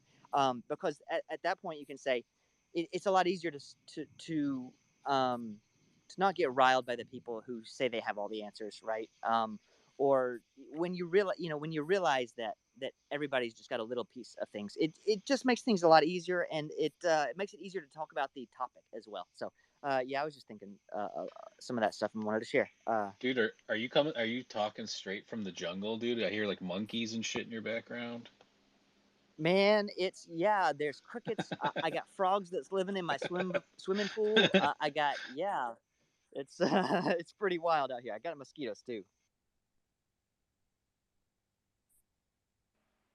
Hell yeah. I was thinking the same thing. I was like, dude, I thought you like lived on like the East Coast or something. Like, it sounds like you're straight up not We in do the have like. we do have the biggest lot in the neighborhood, and there's lots of trees here, so it is kind of jungly. Dude, We've that's got awesome. like a bunch of ivy and shit. It is a cool backyard, but yes, it's there's some frogs that are particularly loud. Frogs and macaques and spider monkeys, scarlet Well, macaws. hey, Thoreau, you made me think of something. When you were talking about how these ultra terrestrials could possibly be like, higher selves or whatever, the point that Jim Simovan made was that it was the lady and his description and the other things that were going on. That Jungian archetype caught their attention, he said. And so I started going back and looking at, these. I went to the Vatican, and you go read like the one of the children that saw the lady at Fatima, the Marian type apparition, or it could have been Hathor or whatever. But you start looking at these things. I mean, they were calling, like, whenever the lady was seen, and she's calling out, bringing Russia to Jesus, or bringing Russia into to stop the atheism or whatever. And they didn't unseal that third secret until 1960 something, after the Pope was shot. And if you read the actual Vatican letter, or the letters, that's some pretty powerful stuff, though. I'll just say that it made me do a discount double check on that one. Dude, I've been reading some of those Marian apparitions about some of that stuff. Diana Pasulka talks about them a lot, and they're crazy. But yeah, it's interesting because a lot of those things, when they appear, they cause either good or bad, right? Two of those kids died like soon after that apparition. Now, and or something like that, right? Sometimes bad things happen even when these supposedly benevolent beings show up, and so yeah. Kind of like somebody else was saying earlier, skeptical about when they hear the stories. We just don't know, and the breadth of experience is so vast that, like, we got to be ready for potentially scary shit. But yeah.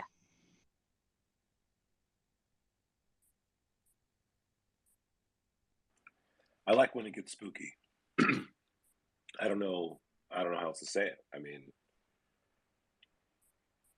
it's almost fall. We're getting close to it.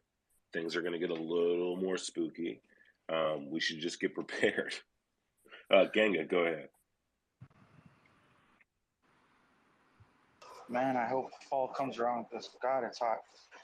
I was gonna say, to me, that case, the Bledsoe case, doesn't sound like anything particularly unique. The son is constantly dissembling online. He's always putting together, let me be nice about it, crackpot ideas. But He's Simovan said that kids aren't the adult. Like, you can't judge Chris Bledsoe based off of his child. Well, that's true. But if they healed him, there had to be a reason. There's always a trade. You know, it's got to be a give and take. If either it was so incredibly easy for them to do that it didn't cost them anything, or they did it in return for something else. I'm pretty sure that case has plenty of background stories that we will never find out because there's just too many things going on to be a coincidence. You got an ultra-terrestrial, at least I think so. I'm making that claim. You've got a family who's constantly being visited or was being visited constantly. You don't see any real specialized knowledge being imparted, at least that I can tell. Um, you know, I see that the blender artifacts, you know, that basically some contactees, they're in the middle of a tornado, like a blender, and events happen all around them, and they don't know what it is, and then they make up their own conclusions as to what it might mean or anything.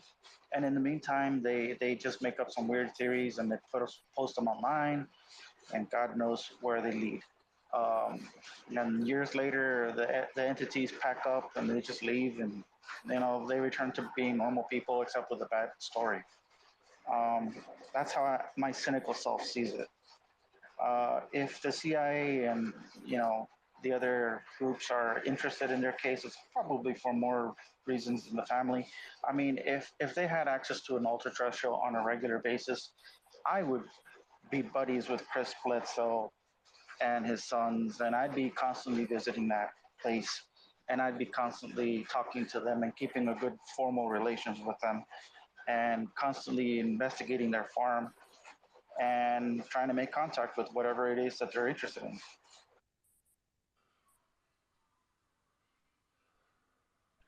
Same. Uh, Same. Interesting take. I think it might be Kent and then David. Yeah, just on the Bledsoe and the Lady Fatima stuff. Um, my question I wanted to ask, because I've been trying to find out more about it, but it's hard to. When Semivan was talking about the Lady Fatima sighting, he said that, and please, I don't want to be controversial. I'm asking a question, not making a statement. What Semivan said was that the being that appeared was blonde haired and blue eyed, and that apparently the children themselves never said it was a religious experience. In fact, he said that they were frightened of it to some degree, and that apparently it was the church that put the Lady Fatima, and it was, Mary Mother, whatever. I'm just interested to hear people's opinions on that, because I've always been told it was a religious apparition, and that everyone agreed it was the Virgin Mary. And then when I heard Semivan's interview, that was the first time I'd heard that other story, where it was just a being, and it was a blonde with blue eyes, and that she was beautiful, and that was why they called her the lady. And I heard that was why they're linking that type of archetypal experience to Bledsoe and a few other experiences. And I just wondered what people thought about that. Is it true that it wasn't actually said by the children to be a religious experience? They just said it was a being. I'm just interested to know. That's all. That's a good question. I'm not familiar enough with the deep details, and I know that there are deep details that people really do know. So I don't want to misspeak, but I do know that from what I do know, is that there was a dispute on what people were seeing and how people phrased it. So there's there's a lot of people who went to these larger events, and some of them were seeing different things than was being reported by other people, and for sure, right? That's kind of what I think Gary Nolan was talking about, wasn't he? Yeah, yeah, Mick absolutely. West is trying Absolutely. to disprove. I think that's accurate. Okay, so let's get over to David. David, welcome to the space, man. Hey man, how's it going? You guys doing good? Oh yeah, oh yeah. How you doing? Yep. Doing well. Heck yeah. Right on. To my understanding, I thought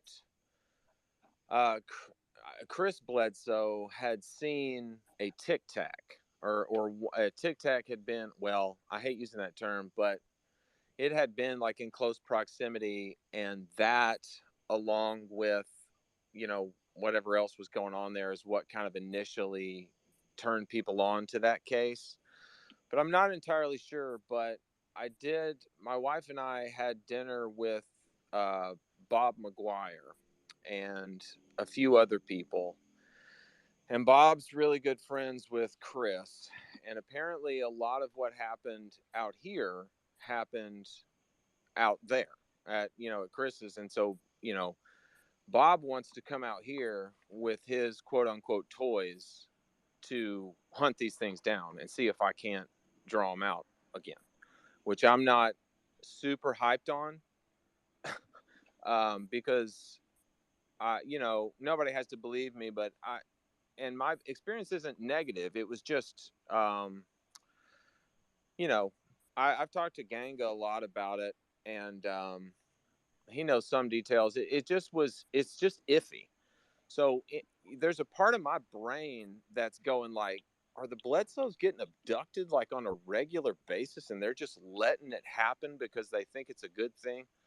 I don't know. Like, I have no idea. I think not a lot of people know absolutely. I think that, you have experiencer testimony, you have military witness testimony, you've got channelers, you've got remote viewers, and people are trying to put it together, but nobody really has a firm grasp on what it is.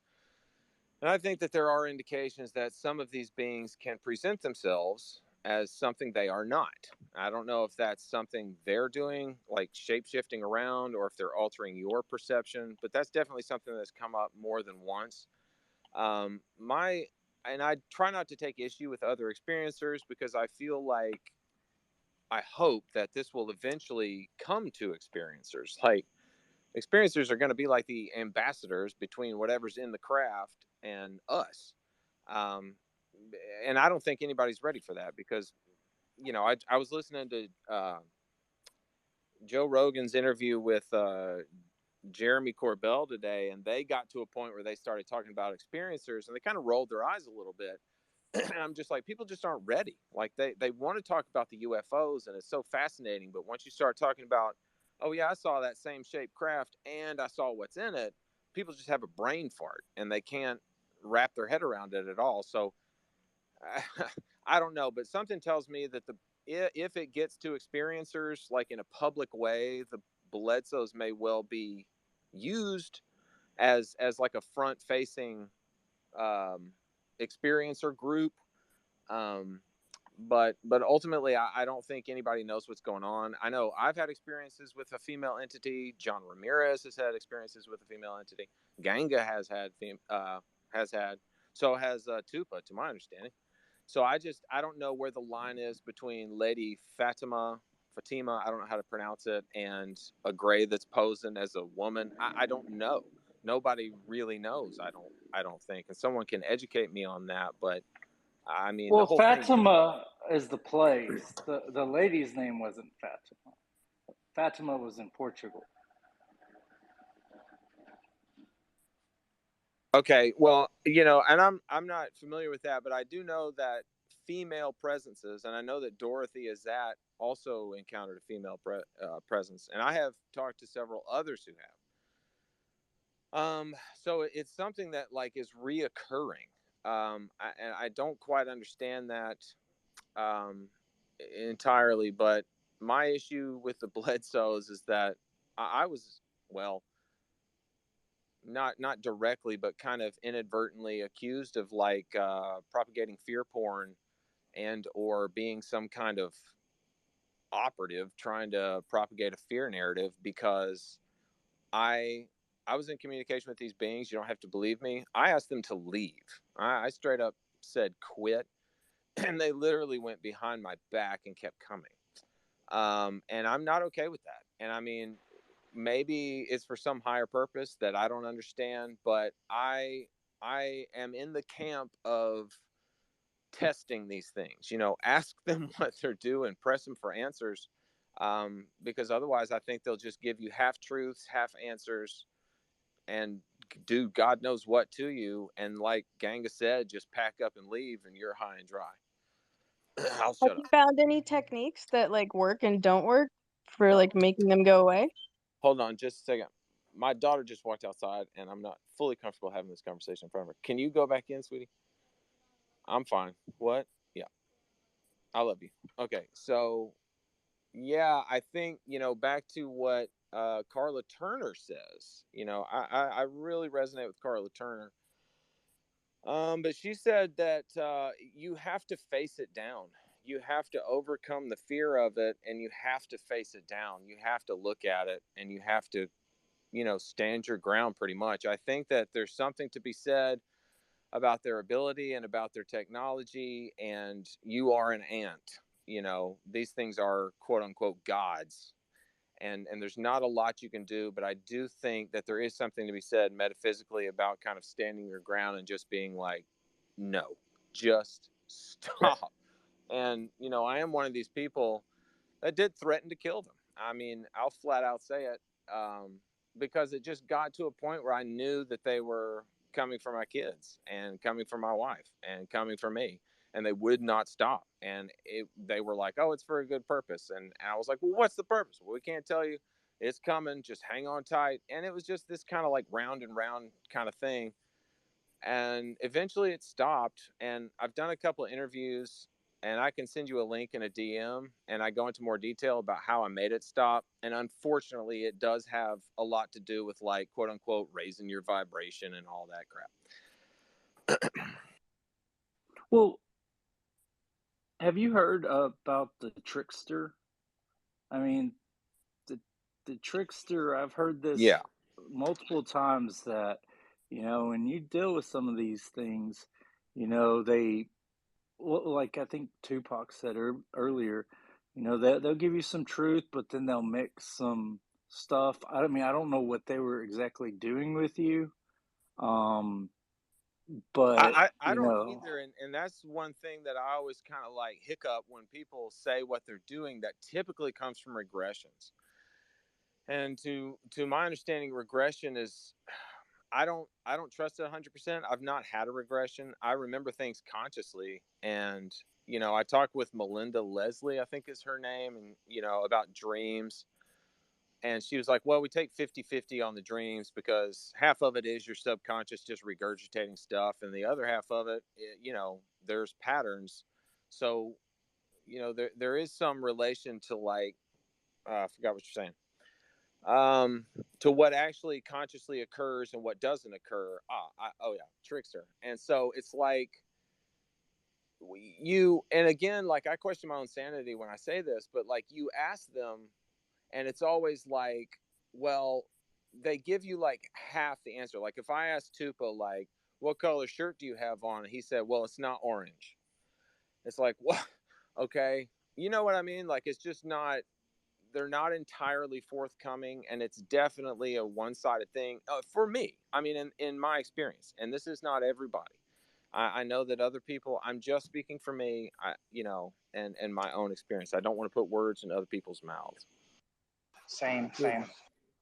Guys, could I jump in and just offer a thought on that, if you don't mind? Because I was waiting anyway. But on the experiencer thing and how individual it is, if you don't mind me saying, I think that's one of the problems, is because it's so individual.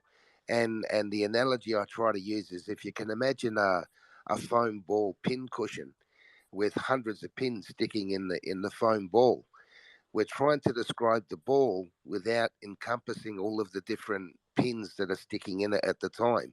And I think the ball is the general consensus, and the pins are the individual experiences. And because they're so unique, and because we're not putting a mosaic up to try and comprehend them in a commonality, I think that's one of the reasons why, especially the really strong individual experiences, are skewing the information, not intentionally, but because they have such a strong experience, like the Bledsoes, and I believe you've had a fairly strong experience, well, David. Because those experiences are so profound, it's like some of the sightings I've had as well. They reinforce a belief in you, or they'll either make you believe something or disbelieve something. And I think until we can sort of put that in a bigger picture and say, okay, it means this to this person, but it doesn't mean that to that person. Once we can sort of see through that haze a bit better, I think we'll start to understand the real implications. But one of the commonalities, and I'll be quiet in a second. One of the commonalities does seem to be, if you do the right thing by your fellow beings, it's a good thing, and there's a reward for it. I'd just like someone's opinion on that, if you don't mind.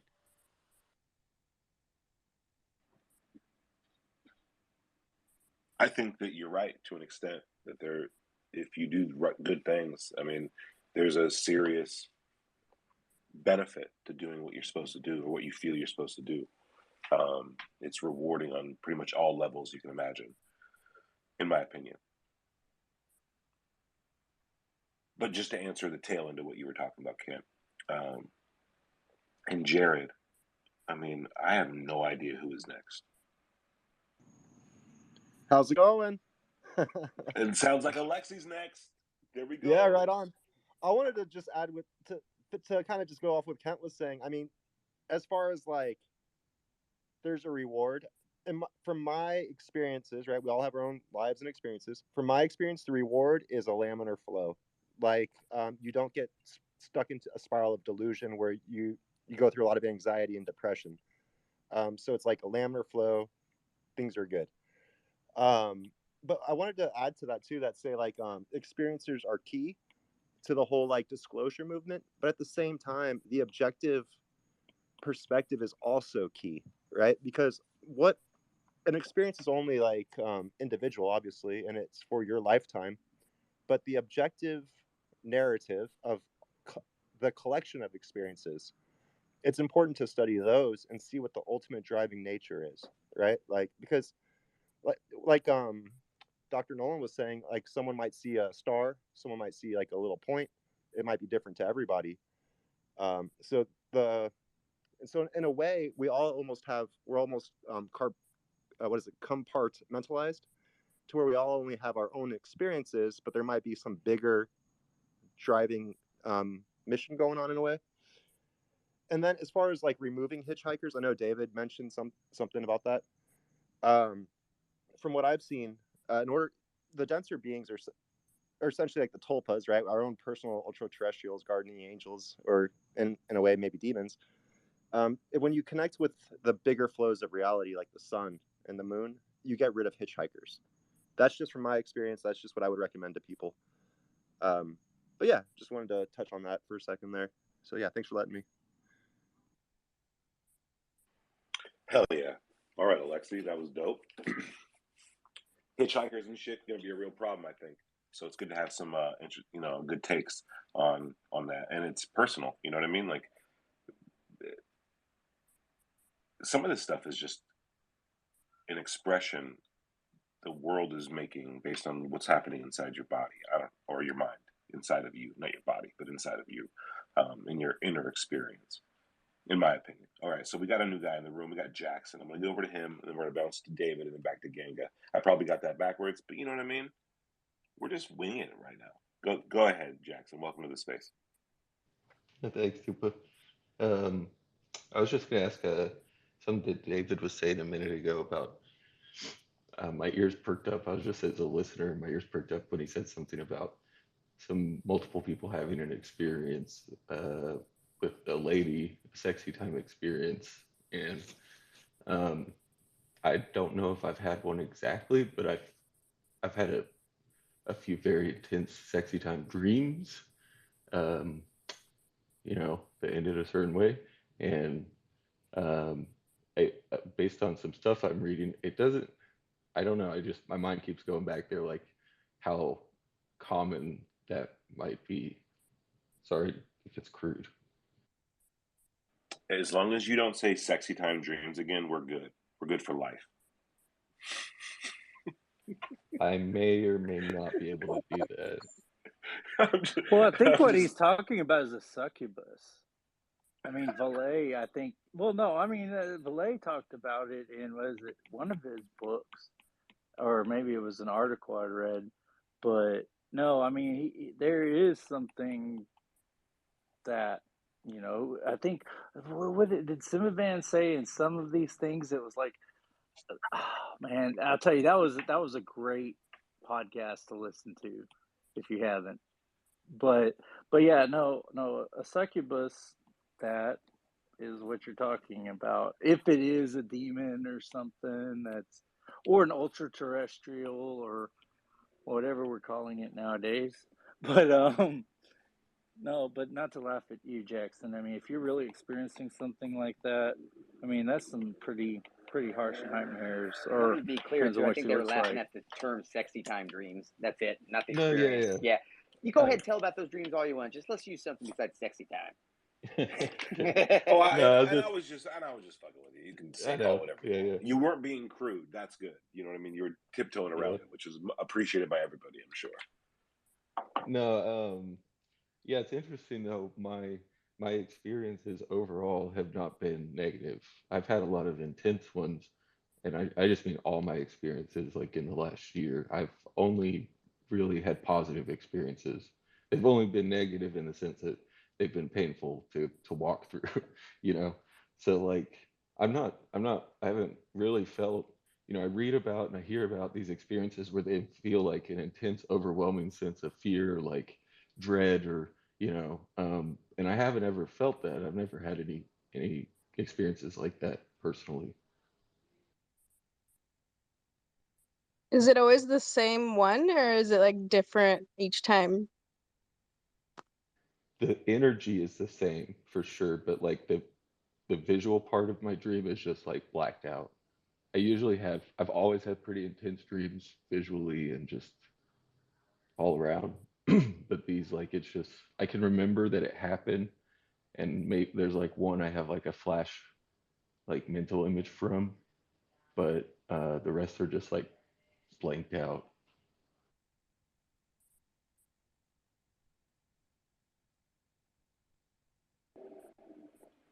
Right on.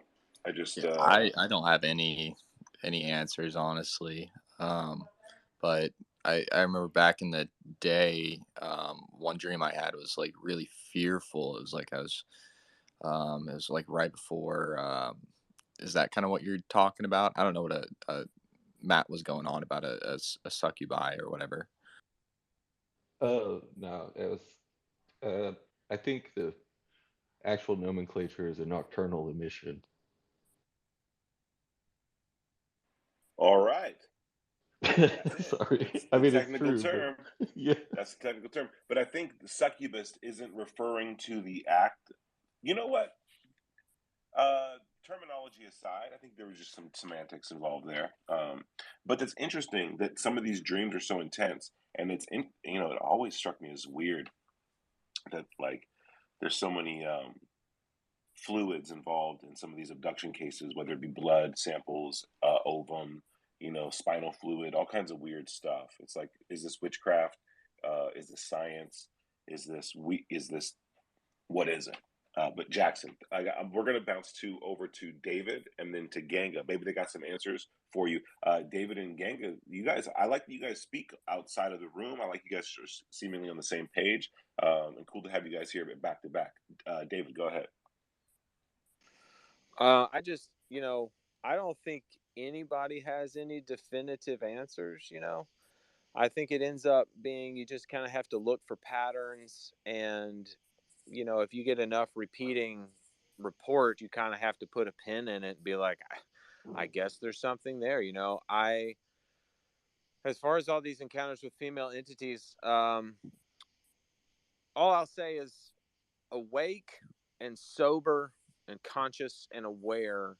I saw a lot of craft, and I saw a gray, and my wife also saw multiple grays, and craft, and my daughter saw craft, and my other daughter saw a gray, and then my son had some strange experiences, and that was all conscious and awake. The interactions with the woman were like in these weird recalled flashes in my mind, and I don't put a tremendous amount of stake in it until I came to UFO Twitter and started opening up about it, and people were like, "Oh, you too? Blue skin? Yeah. Oh yeah, me too." And I was like, "Holy shit." So there was a flash in my mind of being mounted, but I don't put a lot of stock into it. But that female in particular was blue, and she seemed to be in charge of the operation. Whatever was going on here, she was overseeing it, and the Grays were just working. But again, I don't put a lot of stake into it. And as far as the succubus theory, I mean, it may well be that whatever was going on back then, they just called it a succubus, and now we're calling it whatever, and it's the same thing. But I don't know. Nobody knows. But to harken back to Carla Turner again, she posits that if a little red light went off above everyone's head that has been abducted, it would be shocking. It would be the person behind you in line at the grocery store. It would be the bank teller. It would be your babysitter. Like, it's a lot of people. So I don't like to say, like, oh, yeah, you were abducted and they got your sperm. Of course, that's what happened to you, Jackson. Take it to the bank. But, and I'll also add a little, little joke in there that a lot of people are just like, they'll hear a dog fart in the next room. They're like, was that the phenomenon? It's like, and so I think sometimes we get a little too carried away, but like, I can't give you any straight answers, but I know a lot of people have had similar experiences where it was sexual. And I have heard that's a screen memory while you had a suction cup on your penis and they were extracting semen. Now, is that what happened? I have no idea. I would not take that to the bank. That's a theory that just that exists in the astral realm. And I do think these things can cross over from astral to physical and back again. So something may be going on there, but that's all I can tell you. I appreciate it, and yeah, anybody like, if you think I'm full of shit, tell me. I appreciate it. Keeps me honest. Huh? All right. Well, it Somebody sounds just like your picked. wife does. Yeah, your wife has opinions on that, and that's cool. That's cool. We all gotta tend to our wives and partners. Ganga, pop in. What do you think? Often I see cases where people say there's a positive experience. Either it's actually neutral, where very little positive actually happened, or it's mostly just neutral interaction where it's not really interactive. Um, I notice a lot of people who mark their experience as positive. Typically, it's their interpretation of events, because sometimes they have the exact same events happen that a negative person, says, "Oh, that was negative," but then their interpretation changes it into a positive, or it starts off negative and then it turns into a positive. But the question is it really changing, or is it just the interpretation of it changing? So, like for Jackson, the first thing I'd always ask is, what was positive about it? And I don't mean like in a general scope. I mean like in a very specific instance. Like for example, if you saw a blue woman and she was in the room with you and you had blackouts, or you don't remember everything that happened, what exactly was it that was positive about it? Because you're just being used like a sperm bank. So, and you don't even, do you even know if you gave consent? That's a good question. I don't. Mm, I mean, I don't recall giving it for sure, but I don't feel like it doesn't feel like a violation personally. I don't know. That's just coming from my gut instinct. Well, that's the problem. If everybody realizes that these entities do have, they can actually reach into a person and change their mental state or their emotional state.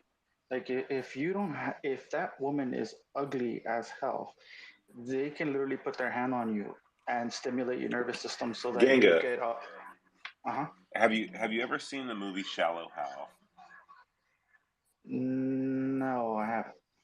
All right, so there's the premise of Shallow Hal is this guy's really shallow. It's Jack Black's playing this character, and he does something really shallow in front of a guy who somehow has the magical ability to like kind of hypnotize him or whatever, right? And so basically, he's not allowed to see the physical appearance of people anymore. He's only allowed to see the inner workings of them, right?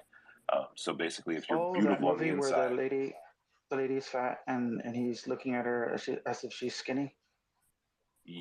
Bing, bang, boom. Okay, cool. So you get it. So that movie is interesting, right? Because there's this scene where like his friend is like trying to show him, like, dude, like you can't see that your girlfriend's like really like, not your type.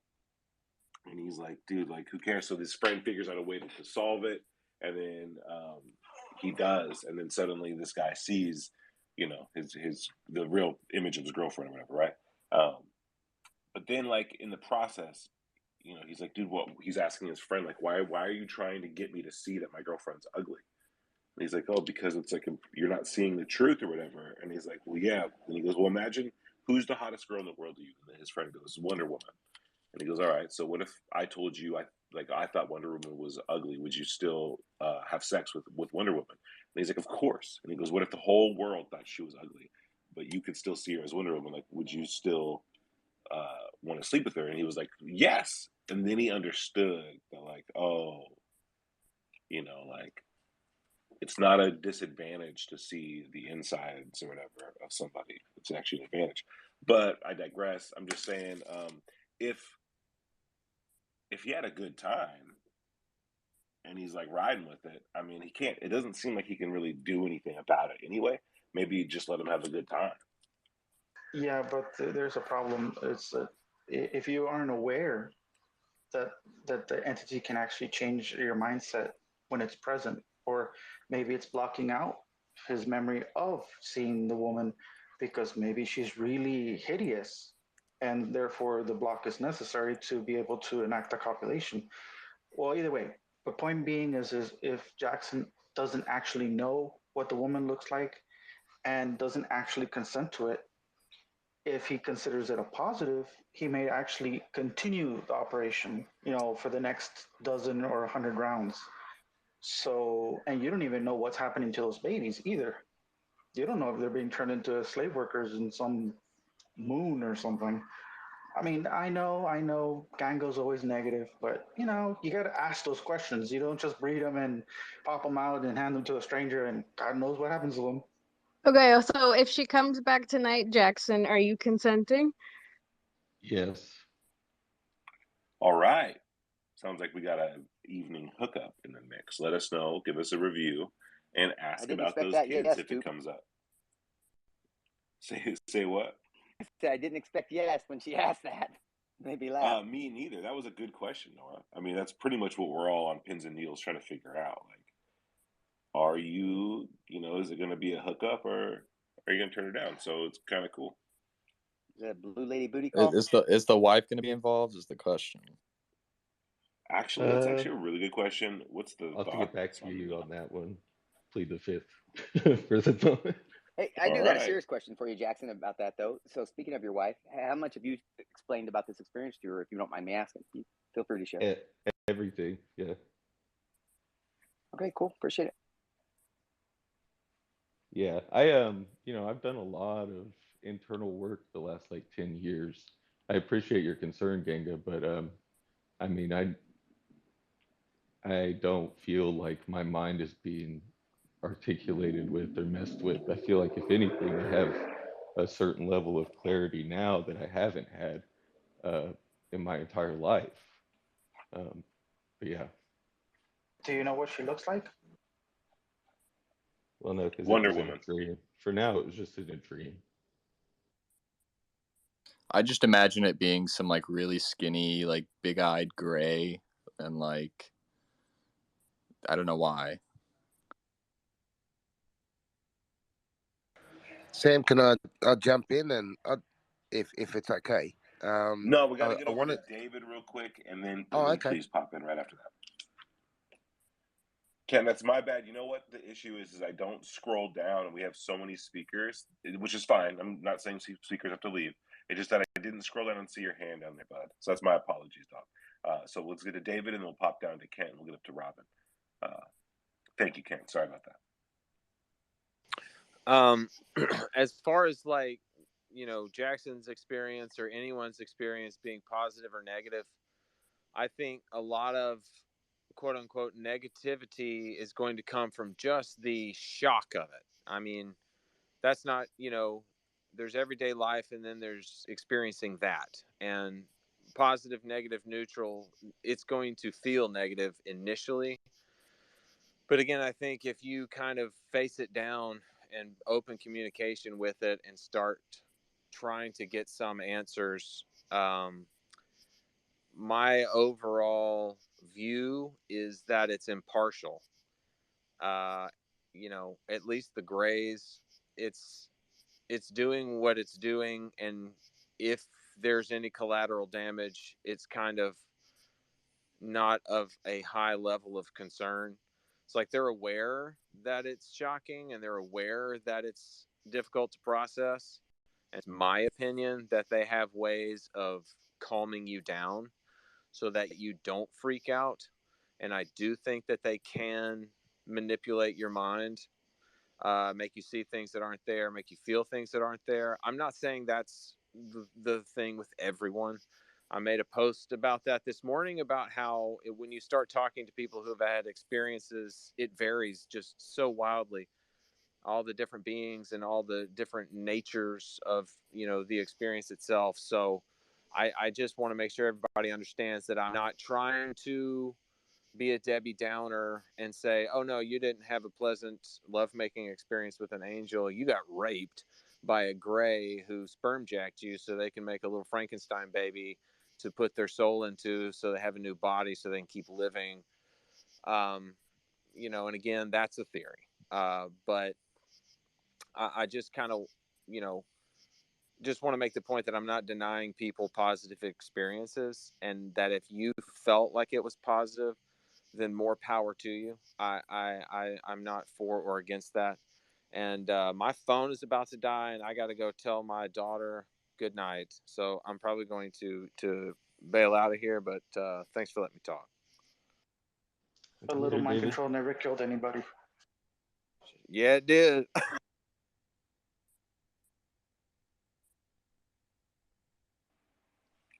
Hell yeah. It sounded like you were in a jungle too. Thank you for sharing that. Thanks for being here. We're going to get down to Kent and then to Robin. Yeah, I just want to challenge the negativity side of it a little bit. I just want to relate a little bit of one of my experiences where it was sort of like a lucid dream that came from a meditation experience. And there was a lot involved in it. It covered a lot of the spectrum, but, space, it even covered Asian symbols and Chinese symbols and vibrations and stuff. But at the end of the experience, the end of it was sort of landing in this place where I actually landed on, it was all white, and there was a tree that sort of looked like it was made from bits of paper.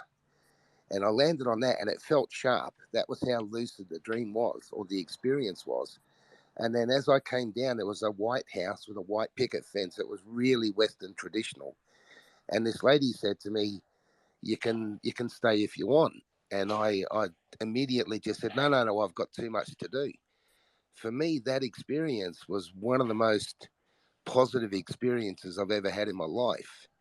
And I just challenge gang and other people that say, you only think it's positive because you're being, fucked with or milked. For me, when you look at the archetypal experiences and all that sort of stuff, and I don't claim any special experience, I'm just saying what I experienced in that state. I can't find anything but positive from it, and I think that's a balance to these negative things that seem to be happening. I think there's a lot of positive stuff, and there might be an equilibrium, but I'm gonna keep that little glimmer of hope that there is more positive than negative. That's one thing that keeps me going. Can I respond real quick?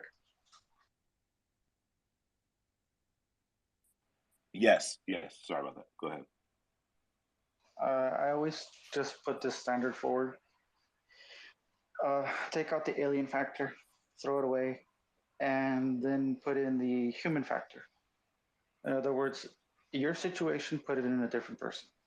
Project that image on a different person. Can I do this to a call girl?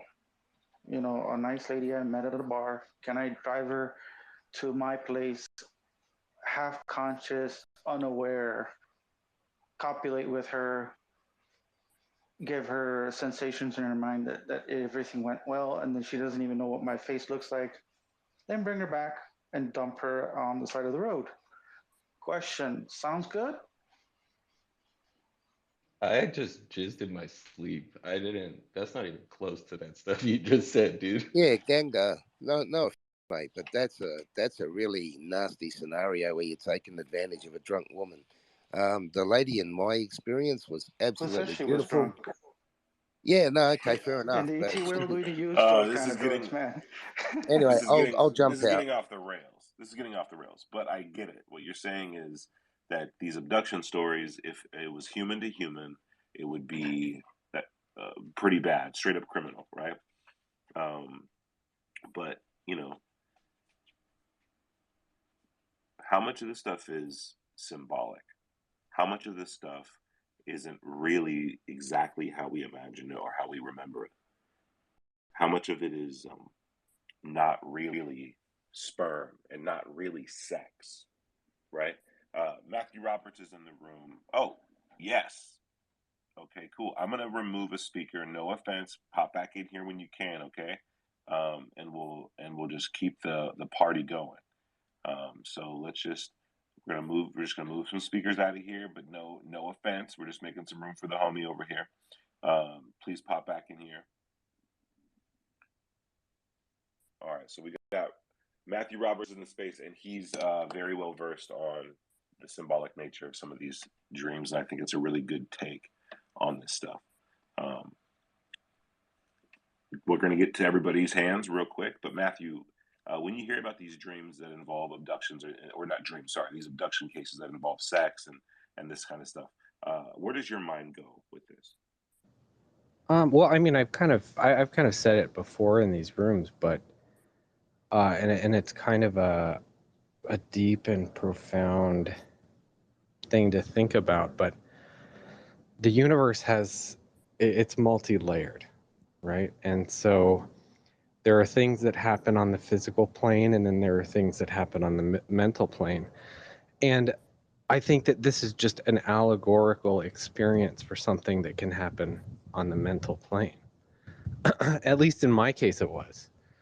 So I had an experience that was similar to this. And I came to understand that it was just like the event was like a harbinger of things to come, right? The only thing I could understand was creation on the physical plane, right? And I didn't really understand this whole concept of creation on the mental plane and creativity on the mental plane, but they're two separate, different things. And so the whole experience that I had, it started off with this kind of experience, but then it led to more of the mental type creation, which was like a conditioning of my mind, and in fact, initiatory experience into this idea of the mental creation that is possible within humans, whereby you come to know that the entire universe is actually a mental creation. And that this is where, throughout time, the whole concept of God has come from, because the universe is itself conscious. And it will acknowledge you in some way. And so that's what this whole process was getting me to realize, right? That there are these different levels and planes of existence. And we see them within the human race, right? It becomes obvious when someone explains it to you, but you see that, and you can see where this is where a lot of political strife comes from as well. You have people who are on two different planes of existence, right? You have introverts and extroverts. People who are very much in control of themselves as introverts. They realize that their emotions and their thoughts reside within themselves. And then you have extroverts where they think that those things are, someone else's fault. It's your fault. You made me angry, right? I wouldn't have to hit you if you didn't make me angry, because that's your fault, right? Not mine. And so you see this in society as well, and people just need to realize it. And until they do, we're going to be stuck. But anyway, that's my take on it. Important point too, Matt. Wasn't your entity was a blue female as well, which I think is important because everybody's been mentioning blue females. Yes, she had blue skin. It was like a kind of light baby blue color. And I would also point out, and I know, whatever, I'll be the resident psychedelic guy, I don't give a fuck, but people that have ayahuasca experiences report Pachamama, who's Mother Earth or Gaia or whatever, and that this entity comes to them and is usually blue or somewhere along the same similar line. So I think that that's interesting when we're talking about entities from metaphysical realms. Just a quick note, guys, if you don't mind. In the ancient Egyptian paintings and temples, there's a lot of blue-coloured figures in the ancient temples. So that's something to consider as well. There, blue people, even in the Indian temples, have been painted throughout history. So we interpret that they're a different race on the earth, but they've been painted as blue and show different characteristics to other people. Yeah, Kent's right on that one. And anybody that's curious about Osiris, the symbolism of Osiris being green is actually symbol for rebirth after being dismembered and then put back together.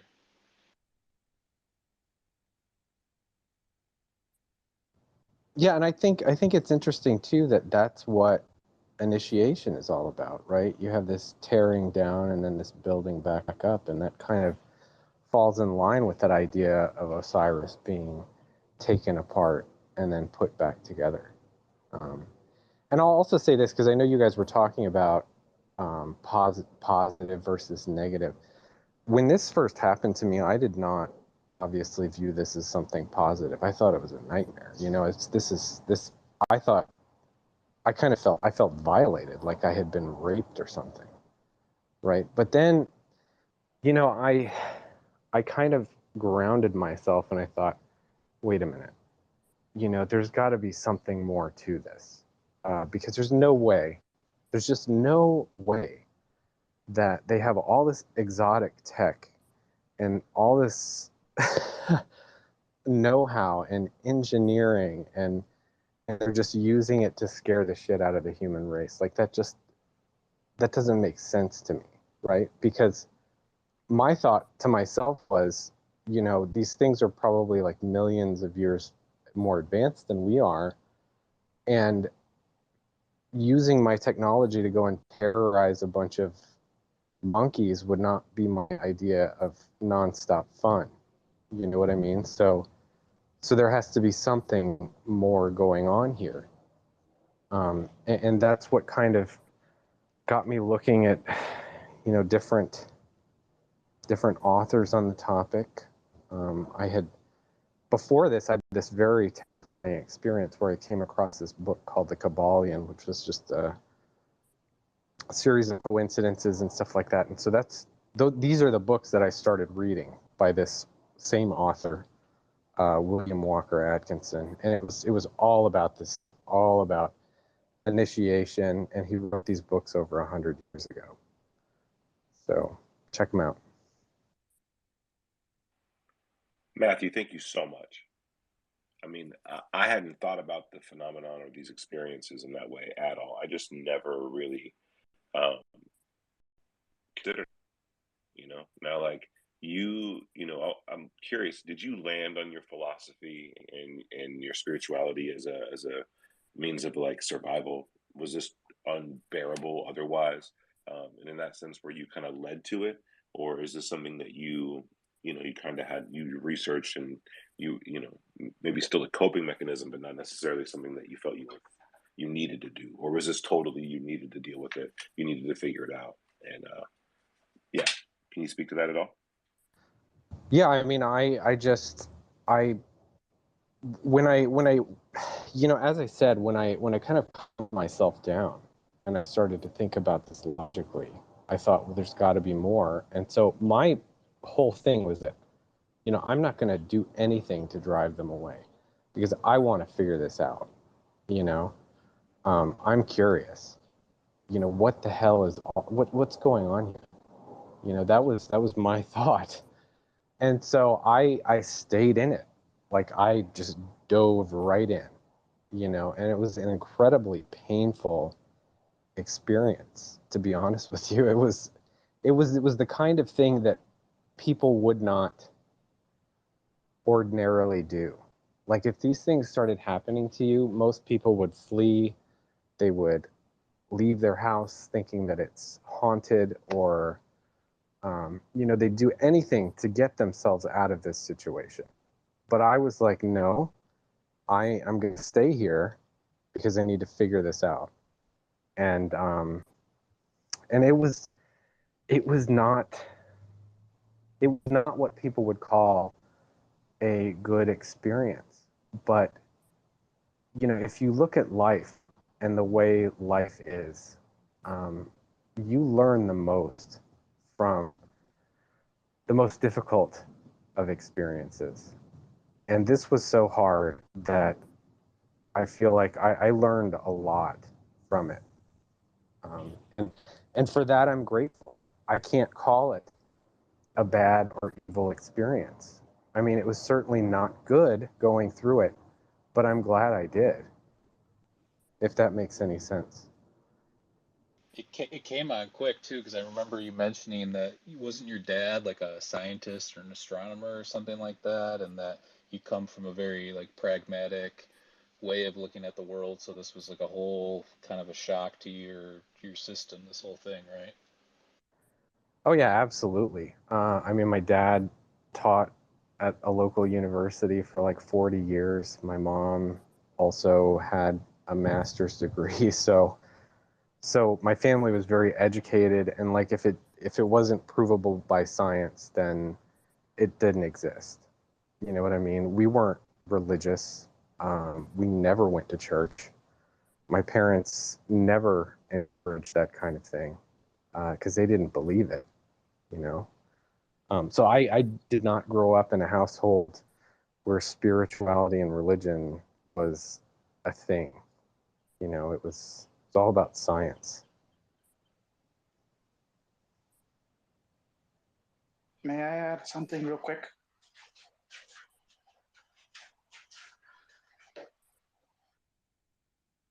Yeah, sorry, I was just away from my phone, but I was listening. Thank you, Matthew. Go ahead, Ganga, and then we got some hands around the room.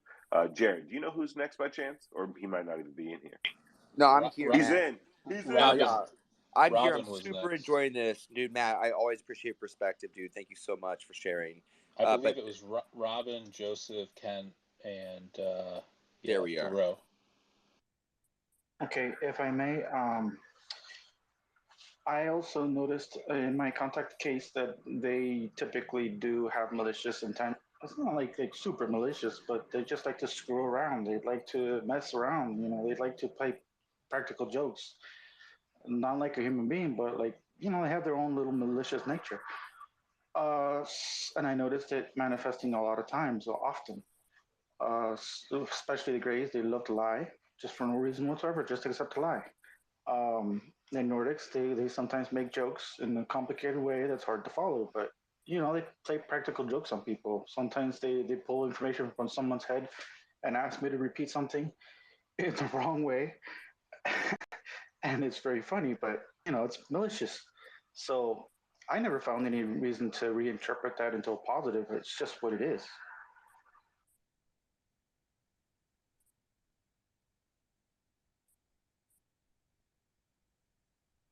Very interesting. And it is what it is, I mean, to you, right? So, like, in that sense, and, I love having different interpretations of the same thing. I just think it's super vital to be able to look at things. It's like why we have two eyes, right? You get to see it from two different perspectives and you get some three-dimensional reality of it. So I'm all about it. Now, Mike, who did you say was next? I think Yeah, Joseph hasn't been called. He's had his hand up for like an hour. It was Yeah, it was you Rob. I guys thought take I it. thought it was Robin then Joseph, but I could be mistaken. Robin's had his hand up for Okay. a fuckload Yeah, both of of them time. for a minute. Yeah, I've had my hand up for a while, but I think a lot of people have, so I'm not sure what order they came up in. What I was planning to do was, Ganga was saying he's unfamiliar of any positive stories, and I was going to share another story with you guys, one that I believe and think of as a very positive story of something that happened to me. And this one involves a UFO sighting, but it also involves something much more than that. So, as a teenager, I got into music. My brothers and my cousins and we had a band, and we were into music and everything. And by the time I graduated high school, we were playing professionally. And I got out of high school in '82, and I went on the road with my brother and others, and formed bands, and we went out and started playing. And we were doing really well. We were in Florida at the time, and the circuit down there was really a big thing in the '80s, and we were able to make a living doing that, traveling and playing music. And I had been on the road from '82 through '89. In '88, I came into town in Daytona Beach, and there was a friend there who was like immediately, when we went in to load in, I got introduced you to somebody. So she brought me to somewhere, and this is something I'd been through many times before, so I was not thinking much of it. But she drags me around front to the front of the bar where the entrance is, because we came in through the back.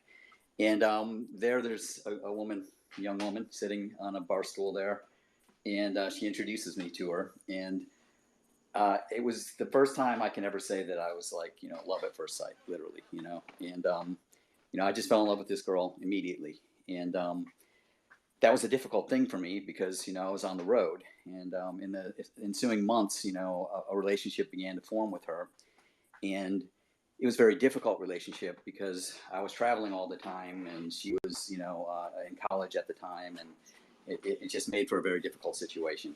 And fast forward to Christmas Eve of 1989, I was in Miami, Florida. We were playing a club down there. We were about 2 miles from the beach, and on that day, I went out for a walk. I was intending to walk to the ocean, and on the way there, I was like halfway there, and a car comes pulling up next to me, and it's her. And I had no expectation that she was going to be in town or anything like that, but suddenly there she was, and she found me somehow.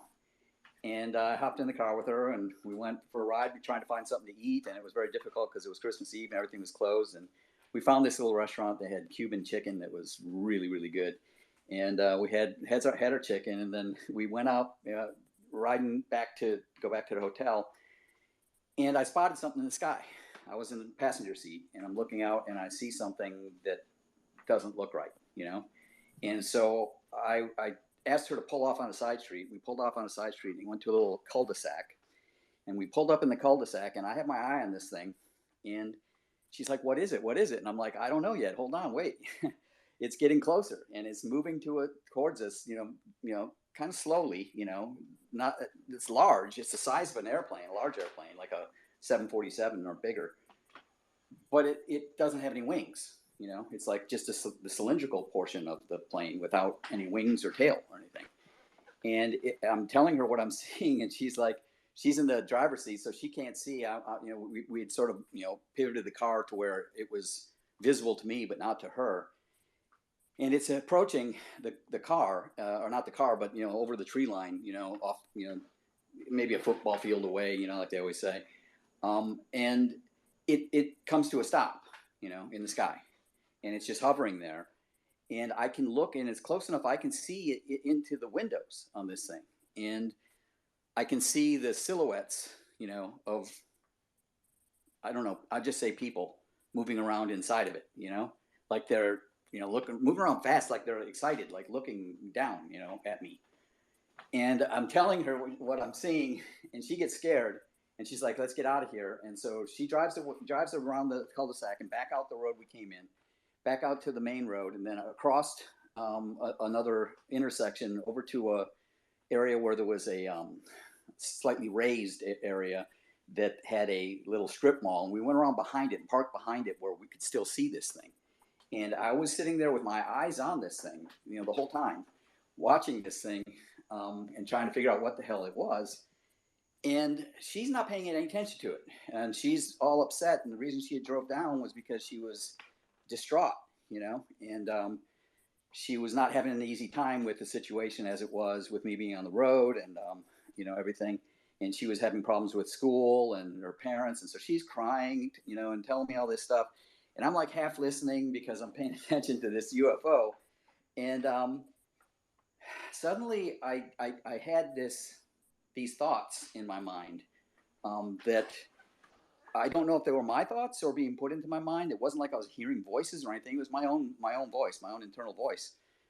But I started sitting there thinking, why, you know, why do I want to keep, you know, we had been on the road for like 8 years at this point, and we were at a point where we had pretty much done all we could do with what we were doing, and we were meeting famous people left and right, and you know, it was like I knew that for me the next step was that, you know, we had recently signed a contract with a pretty big company down there that had a lot of famous acts, and I knew I was at a turning What kind point of where I music? had to decide What either kind I'm of going to music? keep going with the music. It was rock. Either I'm going to keep going with music, or I need to you know, get away from this now, you know. And she is where I belong, you know. I had that in my mind all of a sudden, and you know, so I started paying attention to her and listening to her and everything. And I made the decision right then in that moment that it's time for me to quit music so that I can have a life with her, you know? And that's what I did. And I ended up marrying her. I was with her for about 20 years before we actually divorced when the kids, I have 2 kids now, and they were about 9 and 15 at the time we divorced. And so I had to finish raising them on my own. So in that way, it was a bad thing, but it was a good thing in that I had, you know, I had all those years. I have 2 kids. Now I have 3 grandchildren, none of which would be the case. And I have a career, an actual, where if I had stuck with music, who knows what my life would, how it would have ended, you know? A lot of people I know from back in those days aren't even alive anymore, you know? So I look at it like whatever it was, you know, and you know, people have talked about, you know, are they, you know, here to harm us or to help us? I don't know, but my experiences have been that, you know, whether these things come through dreams or through these sort of, you know, real world visions, they seem to be guiding. They seem to be trying to point you in a direction, you know. And in my case, the direction they pointed me in was the right one, I believe, you know. In this case, I've had others, you know, that came in dreams that pointed me in different directions, that are things I wrote down after waking up from, you know, precognitive dreams. But this one was not a dream. This is a real life, real world experience, you know, that happened. But yet it also has elements of it that are like, it's more than just, I saw a UFO, you know. It's that I saw a UFO and the experience, you know, with my mind racing in that moment led me to making decisions that I would never have probably made otherwise, you know? So I don't know what to make of all that.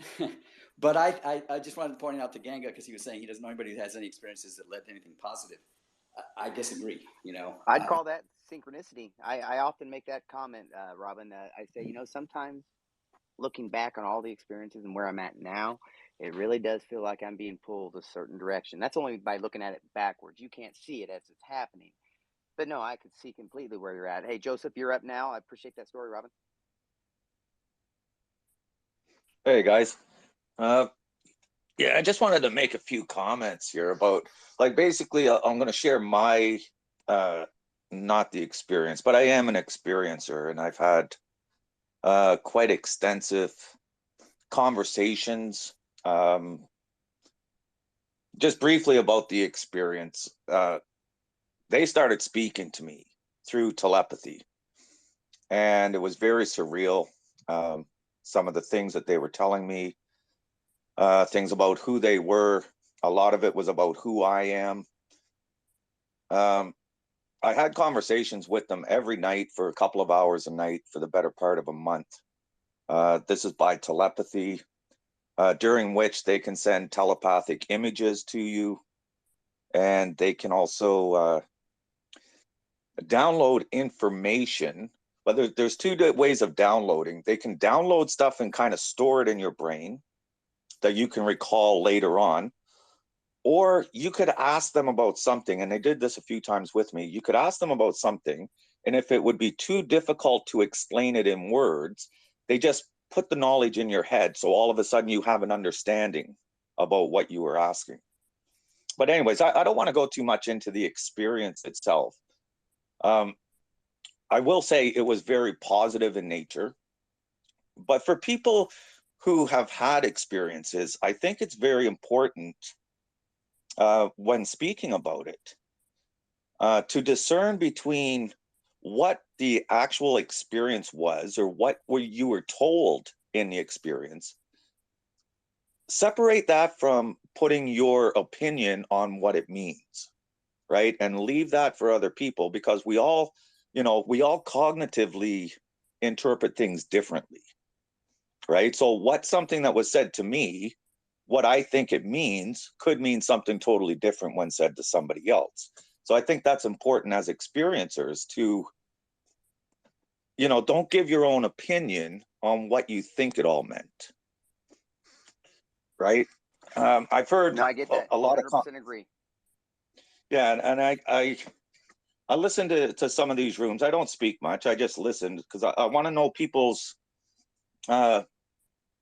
where people are at, and kindly, I've kind of made a way of kind of looking at the belief and the understandings of these phenomena. And I could say it like this: like somebody who has zero interest in any of this.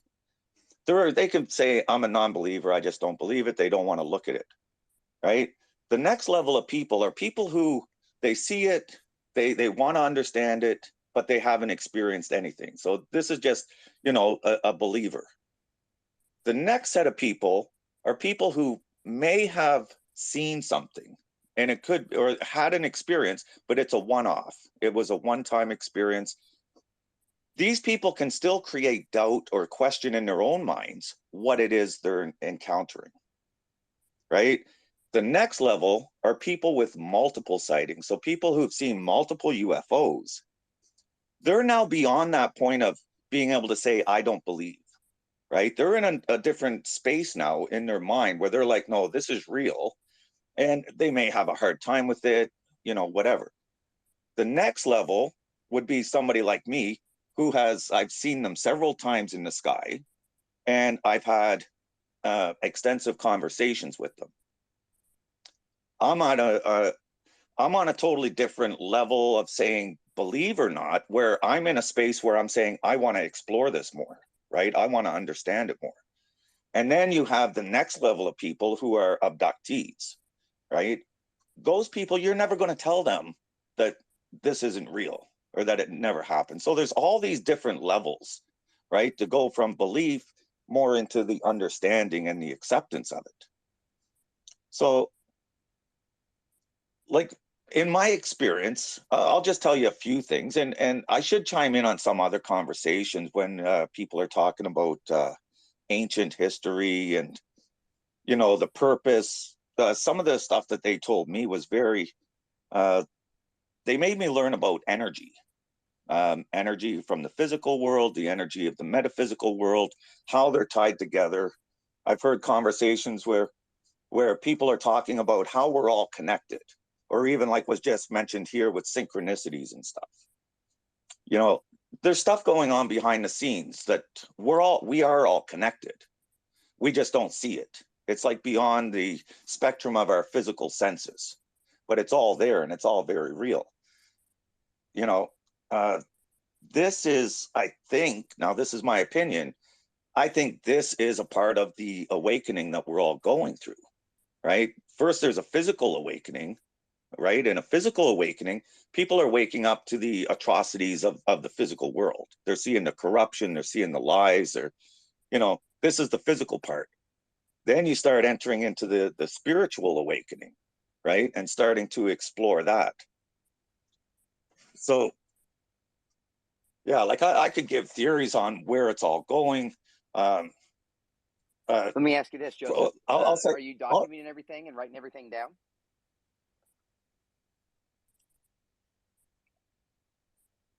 Sorry, what's that? Your speaker's cutting out.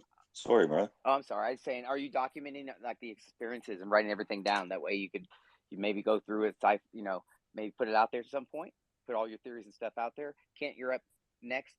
Is that right? But I was Yeah, but putting yeah, that. Hold on one second. yeah, Joseph, my point being, some of us would probably like to read that stuff. Have you thought about putting that on paper?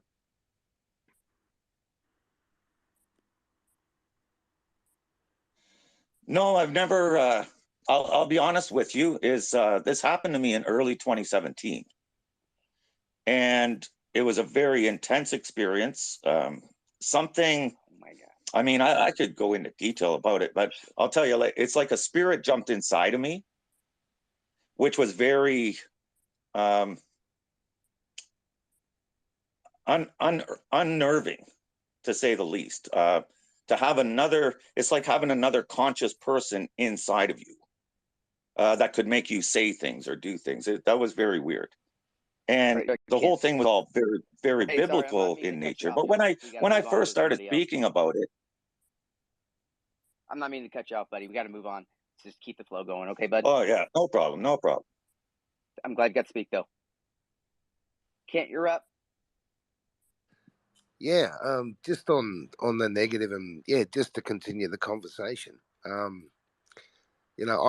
try to sort of look at all the different things we know with science, and this is what my point I wanted to make was, people like Matthew and the new interviews that have come out, and getting scientists that are credible and honest and straightforward and articulate discussing the subject. I think that's going to be the real important part of how we understand the phenomenon, because the good thing about the scientists are they want to be rigorous. They want to be able to have something that's repeatable, and they want to be able to have something that we can work with to try and understand it. So, and I think those guys working in with experiences and people who have knowledge about other things, that's got to be the key. And even the other day when Obama dropped in on Danny De Silva's space, I mean, important people are starting to get involved in these things, and I think that's because they realize these forums are where we can start to get really serious people together and discuss subjects that scientists don't really ever usually want to discuss. And that's why I think these things are so important, that we are discussing these things, and good solid scientists are being involved so that they can hear the other experiences. And that's what I think is a really positive thing as well. Thanks, guys.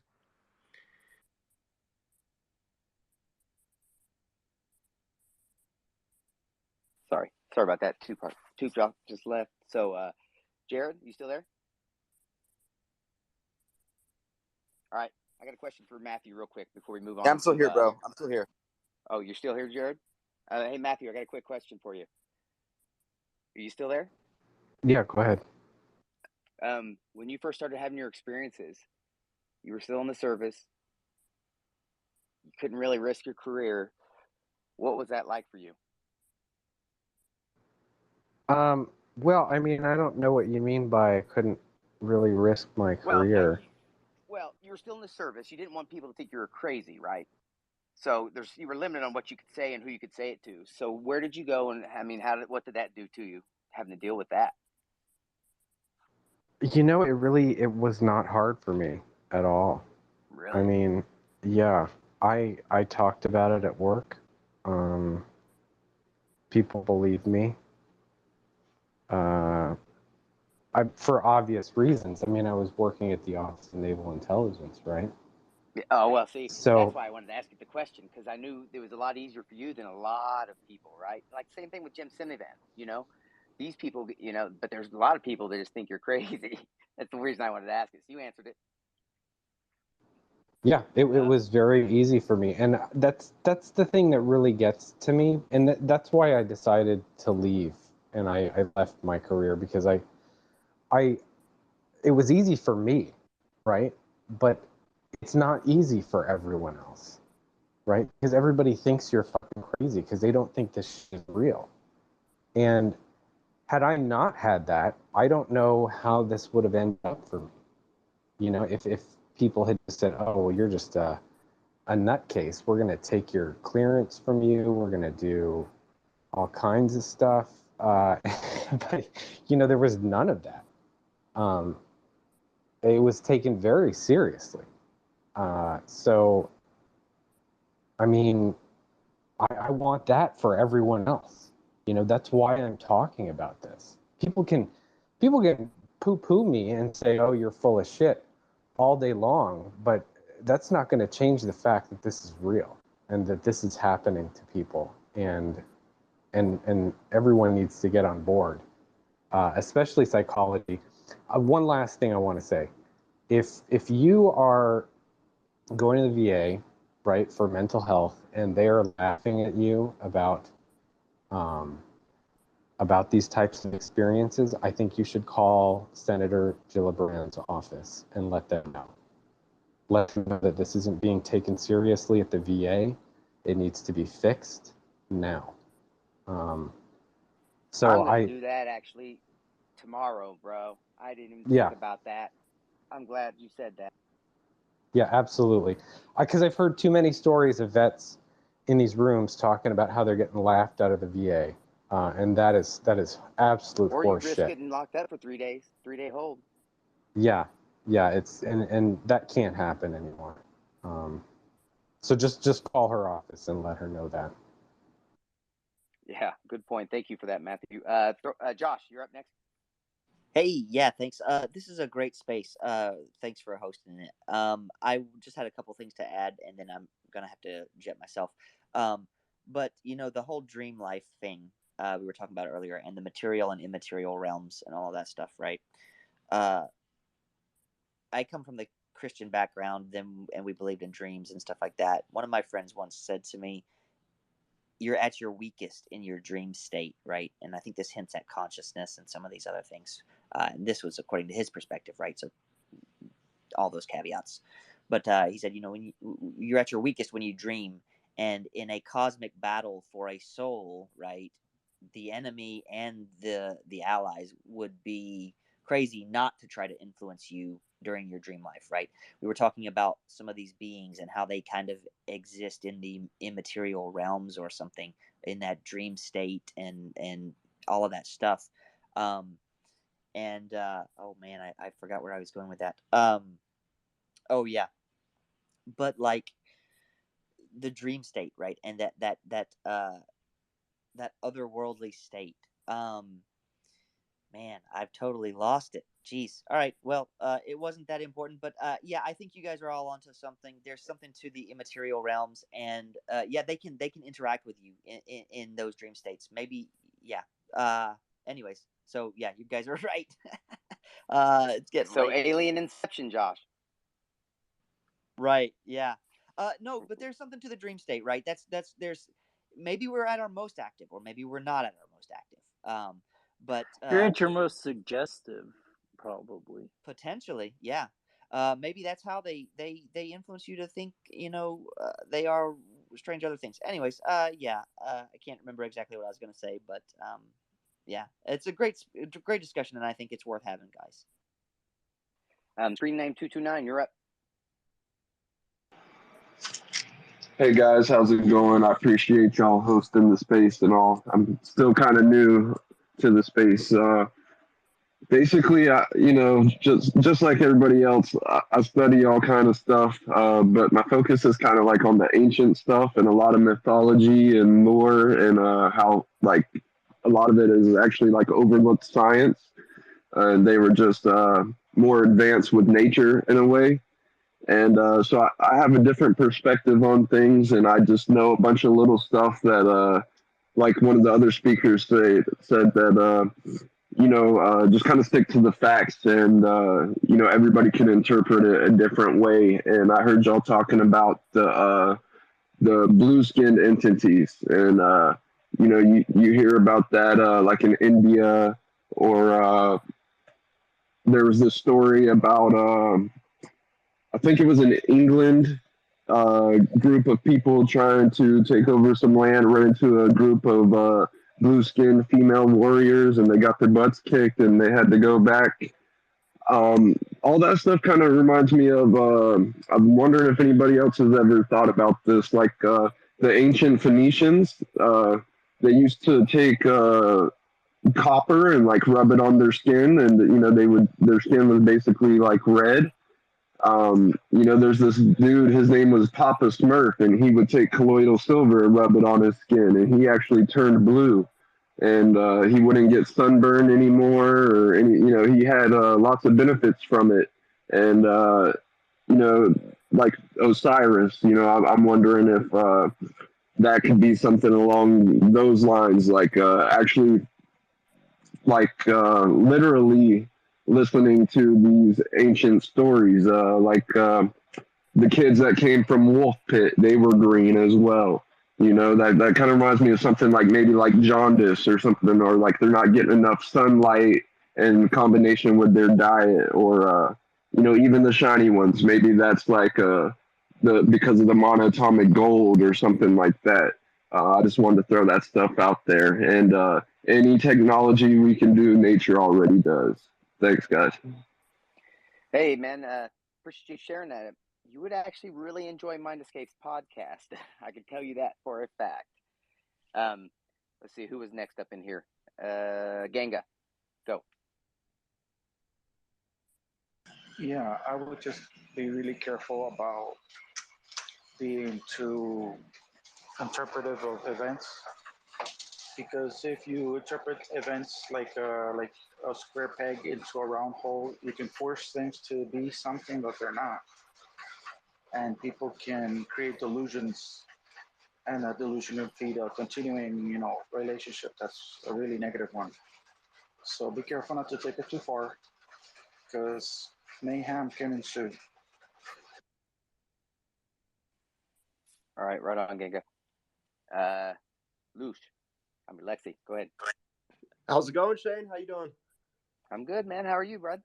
Doing good, just chilling. I just wanted to speak real quick to what Screen was saying. I thought that was super observant, actually. And then he even brought up the monatomic gold. I was about to say, I raised my hand almost at that point, or like wave, because I wanted to say gold ormus. All the kings and the pharaohs were eating gold ormus material. And maybe that does change your skin color if you take it for a long time. I don't know. But I actually wanted to speak a little bit on what Thora was saying about how you're most susceptible in your dreams. And that's something that I've been writing about a lot lately, is how if you're not lucid in your dream, it's basically like your subconscious ego, in quotes, takes over. And so it highlights essentially the importance of having a really strong subconscious nature. And so I just wanted to, basically say that, like, maybe you don't have control of your dreams, but based off of subconscious trainings, you can train yourself to react subconsciously in your dreams, is what I'm getting at. That's all I was going to say. Can you explain that a little bit more? Just a little bit more. Yeah, like we're programmed through society to hold on to delusions, like our assumptions and expectations, and we always walk around with them subconsciously, like I'm gonna cross the street because that guy looks dangerous, kind of thing. And so basically, by becoming aware of your subconscious actions or reactions, you can start to change how you would react naturally, and then that translates into your subconscious, in quotes, ego, which would be like your dream state ego when you're not lucid. So that'd be like your way to counteract those kinds of entities even influencing you in a dream state, is by training yourself consciously. Okay. Thank you for doing that. And by the way, earlier you made a comment about having a master's in engineering doesn't make an engineer, but you didn't you engineer the skate case? And aren't you what was the name of your guys' UAP society, engineering some stuff to advance this whole thing? Yeah, dude. You got some royalty in here now between Matt, and we got Mind Escape, we got Lucius. So who's up next? Matt Monroe. I just wanted to add something. Who was it, Ganga? Yeah, it's about the skin condition that he was talking about. There is actually a skin condition that people who eat or consume heavy metals like silver, and it builds up in your skin. If it's exposed to the sun, it can change their skin color to a blue tone or a darker tone. Yeah. I think that's what was Screen Name 229 was saying with the colloidal silver, but that's what I was made me think of, like Mystique from Marvel. You know, she could shapeshift and turn into different people, but she was blue skinned. I just thought about that, and the whole Marvel Guys, lore. if I could jump in on the skin tone and stuff, Go ahead. I work in I work in occupational health and safety, so I've had a look at the different reactions to different chemicals. The only chemical I've come across so far is used in nickel refining, and it's called Vetracoke. And when people are exposed to it, it turns their genitalia blue. That's a fact. The ingestion of gold still goes on now in Asia. Powdered gold is still included in a lot of beauty products, both for consumption and for putting on your skin. But to consume the amount of a heavy metal that would affect your skin color, you would have to consume an awful lot. It just, from my experience, from understanding metabolization, and you'd probably die first. So that's just an opinion based on my experience. Okay, hey Matt, I you have have a question? heard that. Well, no, I mean I have. I mean I work in the chemical field, but I have heard of people consuming a lot of a substance and it changes their skin tone. I mean that there's I can find that, but no, I just Yeah, was not talking sure about the how long Marvel they'd live lore. afterwards, though. That's the point. Oh, I They don't they know might how long they change, live. but they'll probably die quite soon. Probably. I Hey, mean, by the way, I don't know that. By the way, a Screen Name 229. If you didn't hear me earlier, some of the stuff you're talking about, a lot of us listen to he's in here, Mind Escape. Mike, he has a great podcast. He talks about a lot of stuff like that as well. I also posted in the thread Matthew Roberts' book Initiated. If you're an experiencer, you really need to check it out. I mean, it's really helpful. I think I posted a link in the thread. If not, I'll try again. Is anybody else? Let's see, where are we at here? I guess it's just me. Well, hello everybody. I'm your host, Shane. He's going to take over for me for about 5 minutes. I got to go take my medicine, so I'll be right back. Jared, are you there? You got it, man. Let's do it. All right. Yeah, man, great stuff. Just, I mean, I appreciate everyone's candidness sharing so far. I've been listening. I'm glazing some mugs, and as I listen to everyone tonight. As far as questions go, I guess like, do anyone that's having these experiences feel like there's an evolution within their relationship with this, and what is the gap that exists between humanity and these others, and is that gap closing in any way? Go ahead, Kent. Actually, Jared, I think Andrew had his hand up first, but Sorry, I didn't see that. Yeah, go yeah, ahead. yeah. I'll jump back, mate, and let him jump in. Thank you. I've really enjoyed the conversation, and I've recently signed up on some websites. I forgot which one it is. Something about, I can find it in my tabs here, Conscious Experiencer or something. It's pretty official, and they're trying to vet me or something. Like fill out 3 things. What I would just tell you is I consider myself an everyday experiencer and recently an all-day experiencer. And I wouldn't always attribute what I'm going through to, specifically, well, these are extraterrestrials and these are the ones from Venus or these are the ones from God. If I could discern all that, I would have to be a Buddha. But I can tell you this much. I know people are talking about colloidal silver, and I wasn't quite following all of that, although I understand. I've seen the images.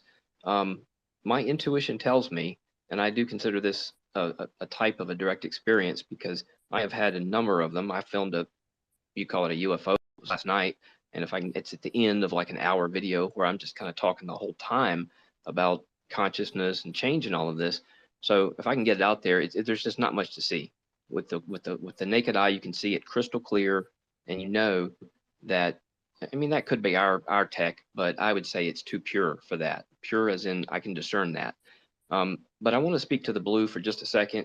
I believe we're going to find that there are beings who are as true blue as we are different skin tones on this planet. But I mean, they're not blue because they took some chemicals. They're not blue over, a conditioning.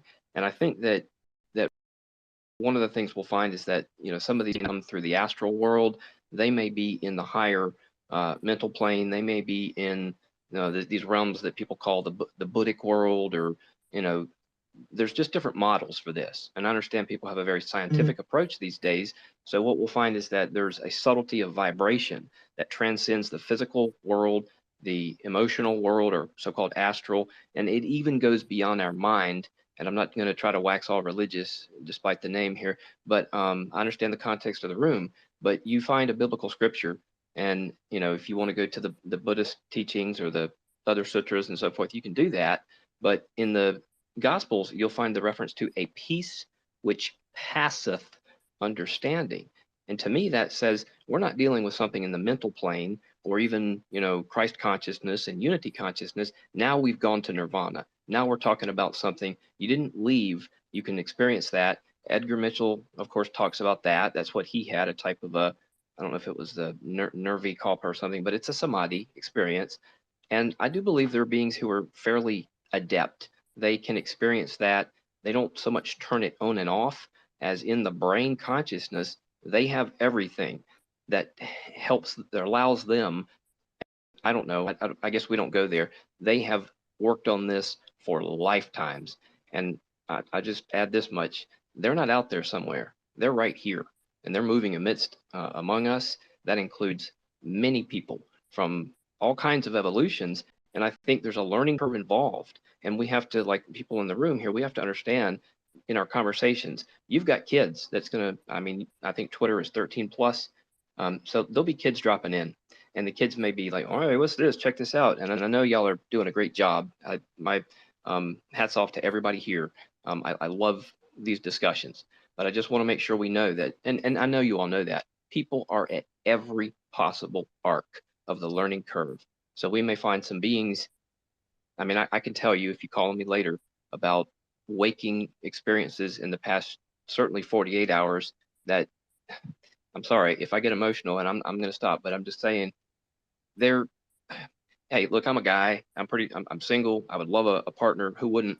But some of these are sexual, and I'm not talking about lucid dreams or losing my consciousness or passing out, or, you know, drugs aren't involved. And maybe I was high a little bit one night. My point is this: I'm able to go there with somebody. My God, you know, this is somebody that was in one of these discussions from Canada or something just days ago, and for all the crazy, I mean, she's talking about, you know, Christian religion and all this. And the last thing I would have done, please believe me, is try to violate someone's energy and space. I'm learning, it's a steep learning curve, you know, karma, dharma. These are things you do, things you don't do. And I think that's part of the discussion is what is the, you know, we'll talk about that, the ethical dimension of some of these beings. See with us sexually, do they see this? You know, if they're doing it intellectually, like I heard when I first came into the room, and it's downloads, and it's just that kind of communication. Well, I would say now you could be dealing with Venusians who are closest to us in evolution, even though they're so advanced technically that we would call them gods or angels. They don't have a dense body, but they are physical, and they are on Venus, and they're here. So that to me, well, Valthor, yeah, to me that's gospel, and we should talk about it. And I know my time is up. I'm just trying to say these are ongoing experiences, and there are many people who are having these. Some of them just may think that, you know, well, I, you know, had a dream or something, but I'm talking about waking dreams. And just to give one other dimension to it, I kind of fused those. That was intentional. But this person I interacted with, if she will back me up later and say, oh no, we did that, then I'll be like, okay, let's talk about that on national television. Because trust me, you want to hear this, because it's working with my, I'll call it spiritual family, even though I haven't seen some of these people for 20 years. And I'm still here in the physical. We're going to talk more about this, and we know this. And that's why I love these forums. I really appreciate, you know, you giving me a chance to, this is kind of new to me and I get nervous, but I will tell you anything you ask me within reason, keeping in mind as I paid attention in this room.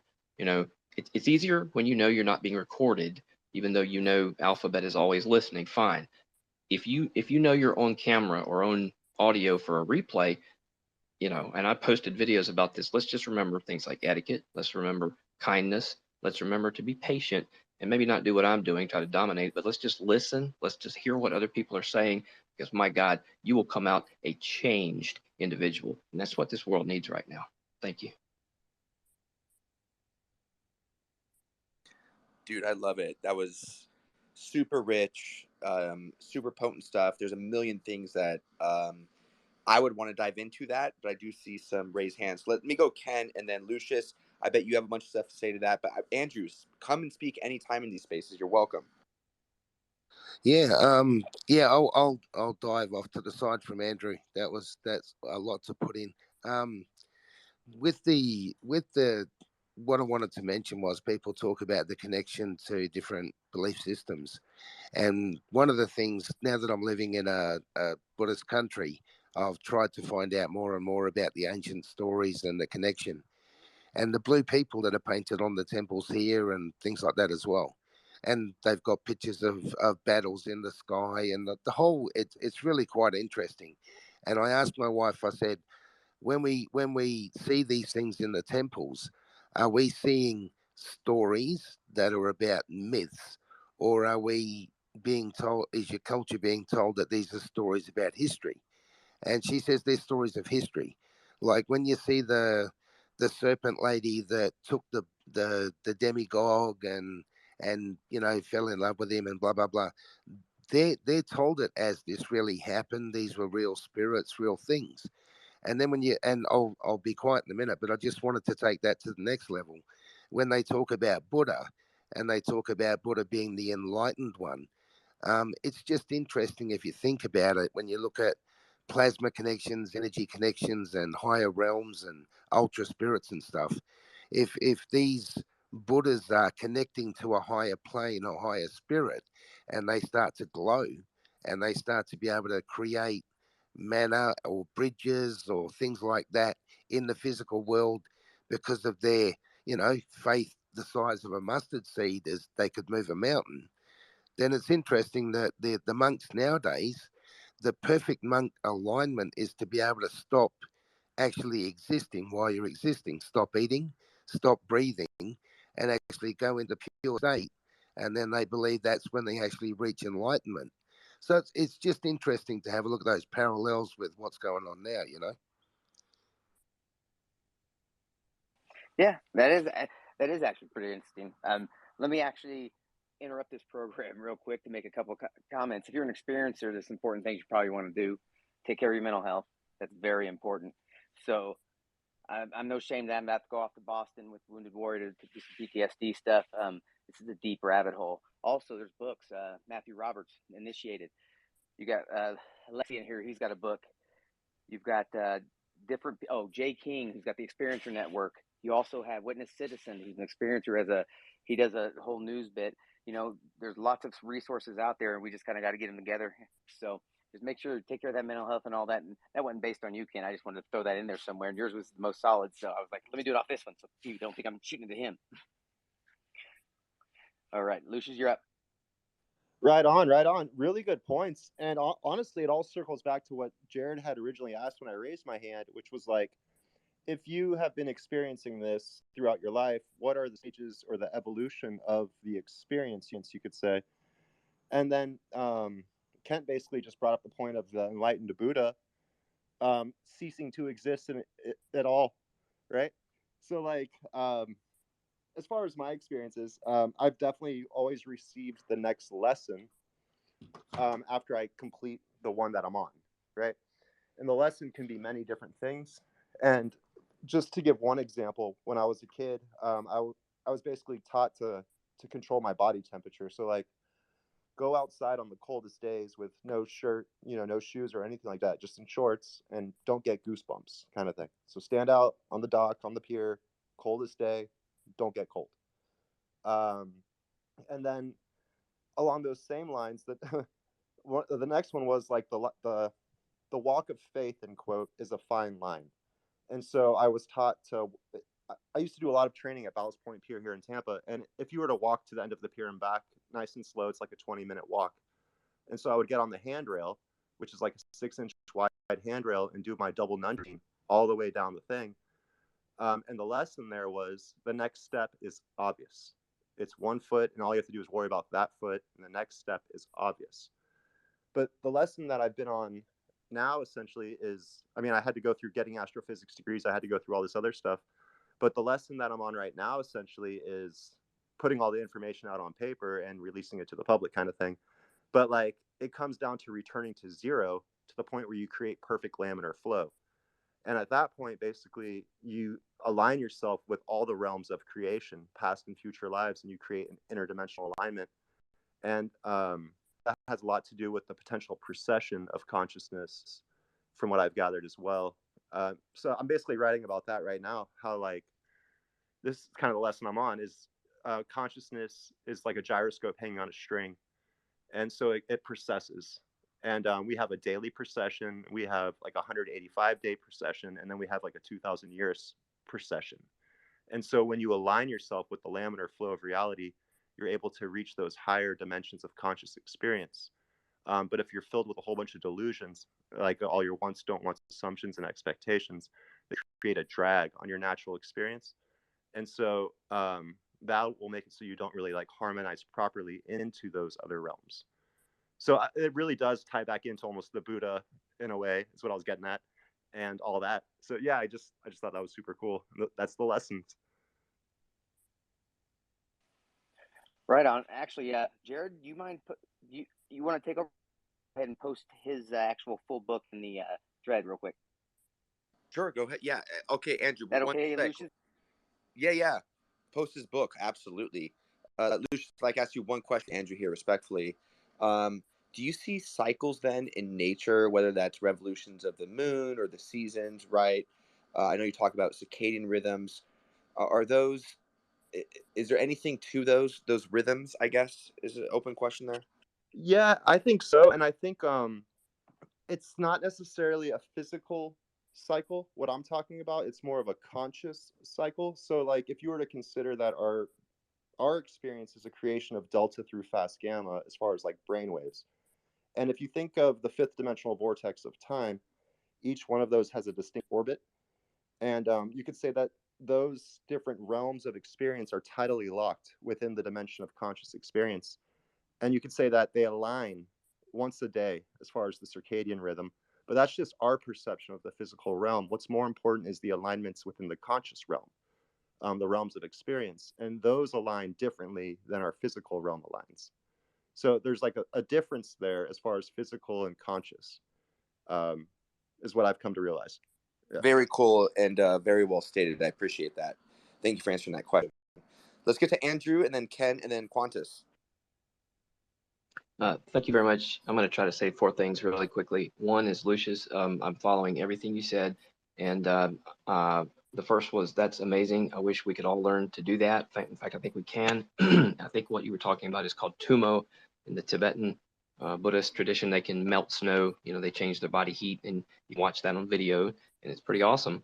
The other thing is that I'm just reminded of the quote. I'm not sure if it's never knew how to say his name. The Vietnamese Zen master, I always called him Thich Nhat Hanh. That's not how you say it, but he crossed over recently. He's helping us a lot. I know that. But he said the miracle is to walk on earth.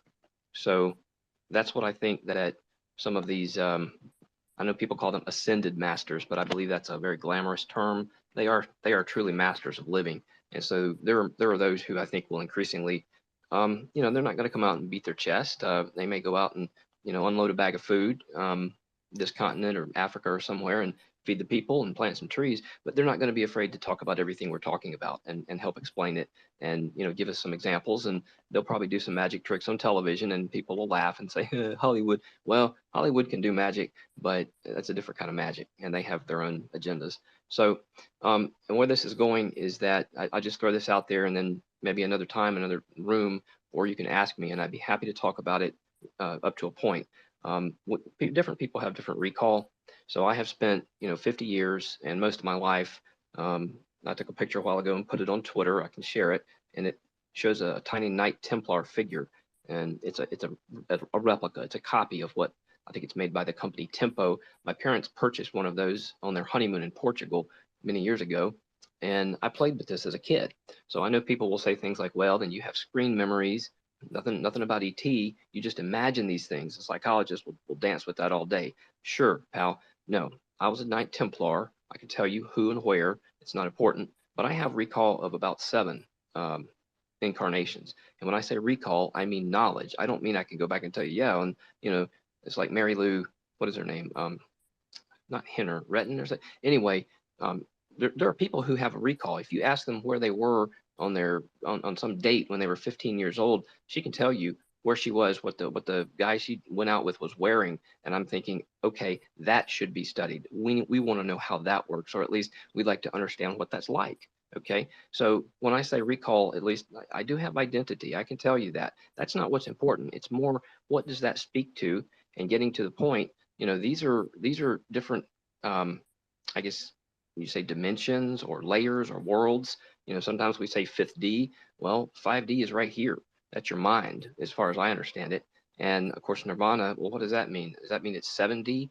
I don't know. I don't see in those dimensions. I'm not clairvoyant. I close my eyes and it's black. But I can tell you what, it doesn't stay that way forever.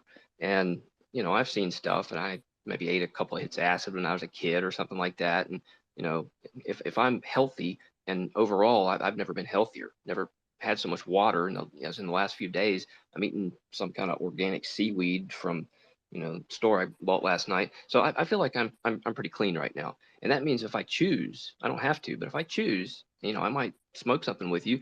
And if I'm very sure that it's organic and the quality, I know what that's going to do. I can take it or leave it. And sometimes it's enjoyable, but what it really means is know what you're doing to your consciousness, because you are changing something, and it may be activating, receptors. All that stuff's in there anyway, cannabinoid and so forth. But getting to the point, Lucius, you were talking about cycles. So, we have these cycles that we reach them throughout the day. I know little, but not much. I'm learning about the, alpha, beta, gamma, delta, all that. And I think that some of those will correspond. We're more receptive to these subtler frequencies, to, whether it's higher mind or intuition and so on. And I'm not going to try to wax woo or new agey, but one thing I have learned a lot about, if you asked me 3 days ago, what the hell is Lionsgate? What are you people talking about? Well, I followed a bunch of people, not just because I saw it, but I'm looking on Twitter, I'm reading, and I'm thinking, yeah, these are the people who don't pick up the newspaper and say this fluff pop astrology stuff. No, that's not this. They're interested in, I think they're saying it's Leo. I think that's the energy we're in now. They say that I think it's the 8th of this month will be sort of, I think it's actually the 11th. That's the full moon. And I mean, do you want to know the moon wisdom? Ask your police officers. My sister is she's in the medical profession. She does care for the elderly. They know what happens at the full moon every month. That's very objective. And a farmer can tell you about planting. I know a little bit about that too. So, the cycles of the moon and what they do, they influence our astral body. And at the full moon, it is full on, because the moon is on the other side and it's actually the solar influence, and that pumps us up, and it's hard to control. It really is. So people do crazy things, but more to the point here, what is the Lionsgate portal? What are they talking about? If you want to do the next level kind of research for yourself, just look into that, because you can go to my page and find all that you want on Twitter, because I'll try to share something here. But thank you again for letting me talk. I think this is important. Let's try to look at it as science, you know what I mean, and not, well, woo. Awesome, dude. Thank you for sharing. Kent, what do you have to respond to that? Thank you. Oh yeah. Oh, that's a whole bag of cats. I'll avoid for now. There's just so many different angles on it. If I'll just avoid that bag of cats altogether. I wanted to have a look more on, because I like the comparison in the physical parallels to what we're researching, and I wanted to mention Bruce Lee, because I think he was a philosopher as well as a brilliant practitioner, and he wrote a book called Jeet Kune Do, and it was one of the first things I studied judo, but he studied it for 8 years as well, and then he got into this Jeet Kune Do. Point being that he said, what I did was I took the best of all the things I learned, which was Chinese boxing, Wu-Tang, he learned judo, he learned a lot of things, and I combined that with my inner knowledge and inner beliefs into a lethal art form to protect myself and do martial arts. And a lot of the things I've studied on that side of things, martial arts, is about, because even in judo, once you get your black belt, once you start going to your second dan and third dan and fourth dan, you're learning as much philosophy as you are actual physical things. So you have to do katas and you have to do a lot of things, and that's about tuning your body to the chi and actually getting a philosophical approach to, for want of a better word, the art of self-defense or war. And you'll find that almost every military has this element in their self-defense as well. So it's just interesting when you compare that to messages that we're getting about what's good or bad or a good path or whatever. Even in the physical plane, the masters, the ones that Andrew mentioned, you know, they don't see pain as a physical impact. They see it as just something else that I'm experiencing, and I have to deal with it because I have to carry on. I mean, I've seen people do some really unbelievable things in martial arts. Even Stone Cold Steve Austin, when he nearly broke his neck, even everyone around him said they'll never know how he stood up. It was just pure will, you know. So I think we should include that sort of thing in how that's, you know, maybe an expression of the phenomenon as well.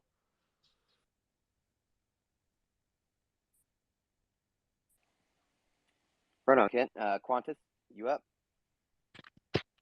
Hey, what's up?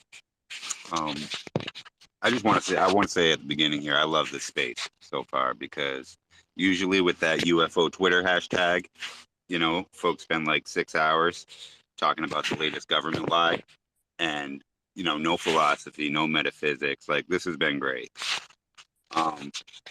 And I'm a man without a tribe, so I'll just, you know, I'll weigh in on the evolution of the phenomena for me. You know, I went from hardcore materialism, atheism, rationalism to, you know, the complete other end of that spectrum over the course of a decade. And, you know, for me, it's an interactive experience. Like I hear what Andrew's saying, and I feel that like every day. It's part of my life. From what I've witnessed, I think it's part of everyone's life, and we all interpret it differently.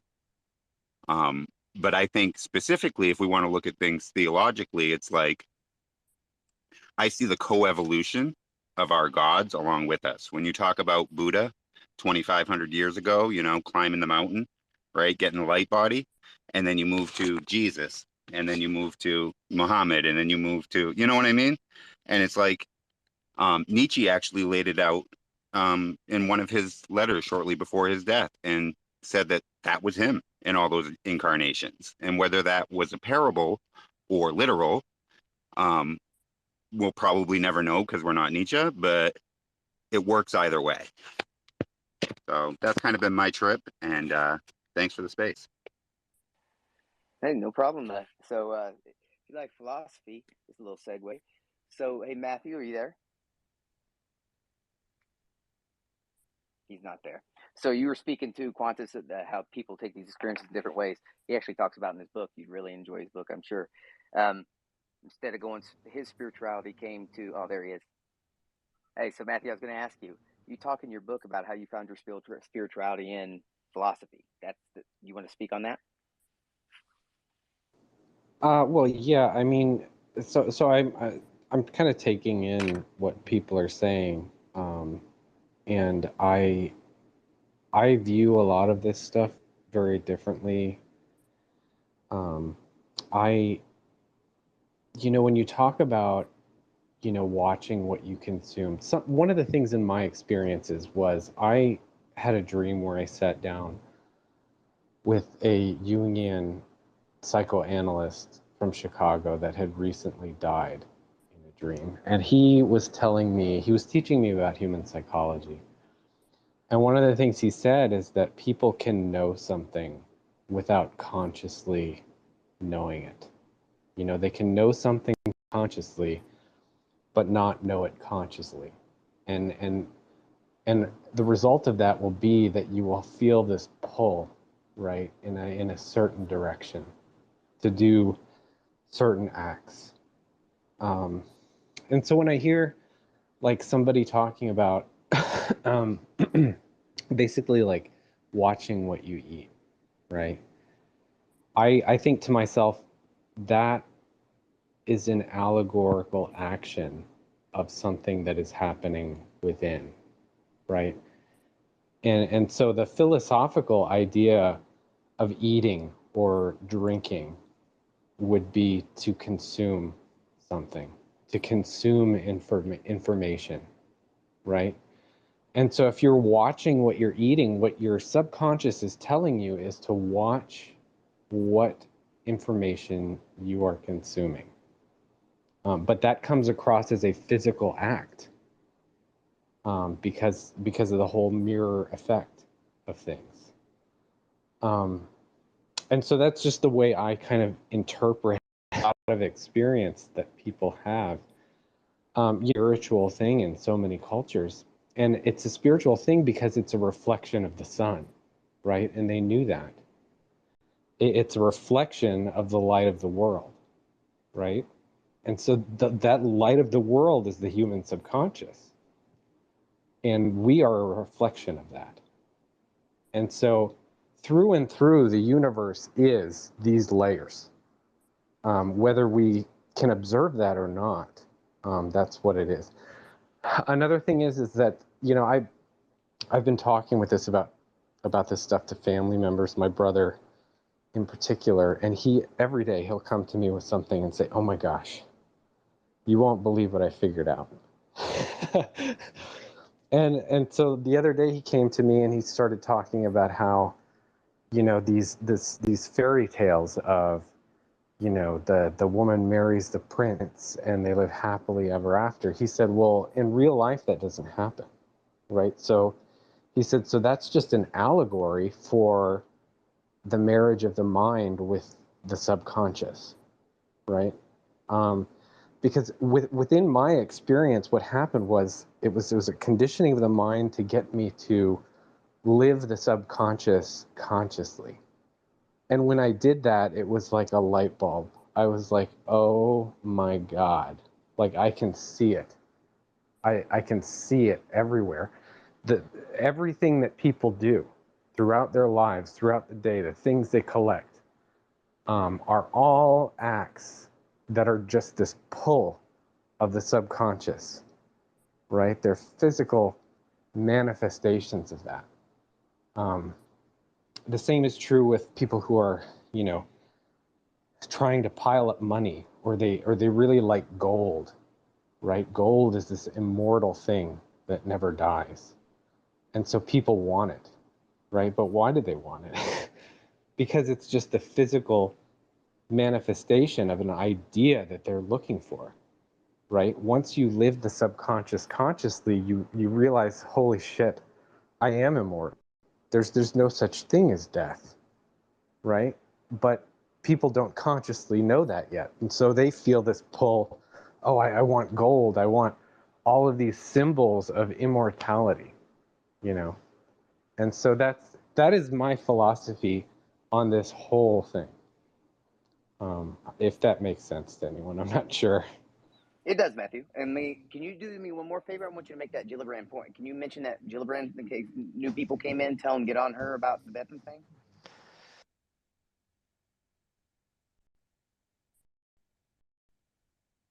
I'll mention it. So, if you guys aren't aware, veterans have to deal with if you go to the VA. So if you happen to be an experiencer, veterans are getting kind of laughed out of there, or you just know not to talk about it. So I've experienced that.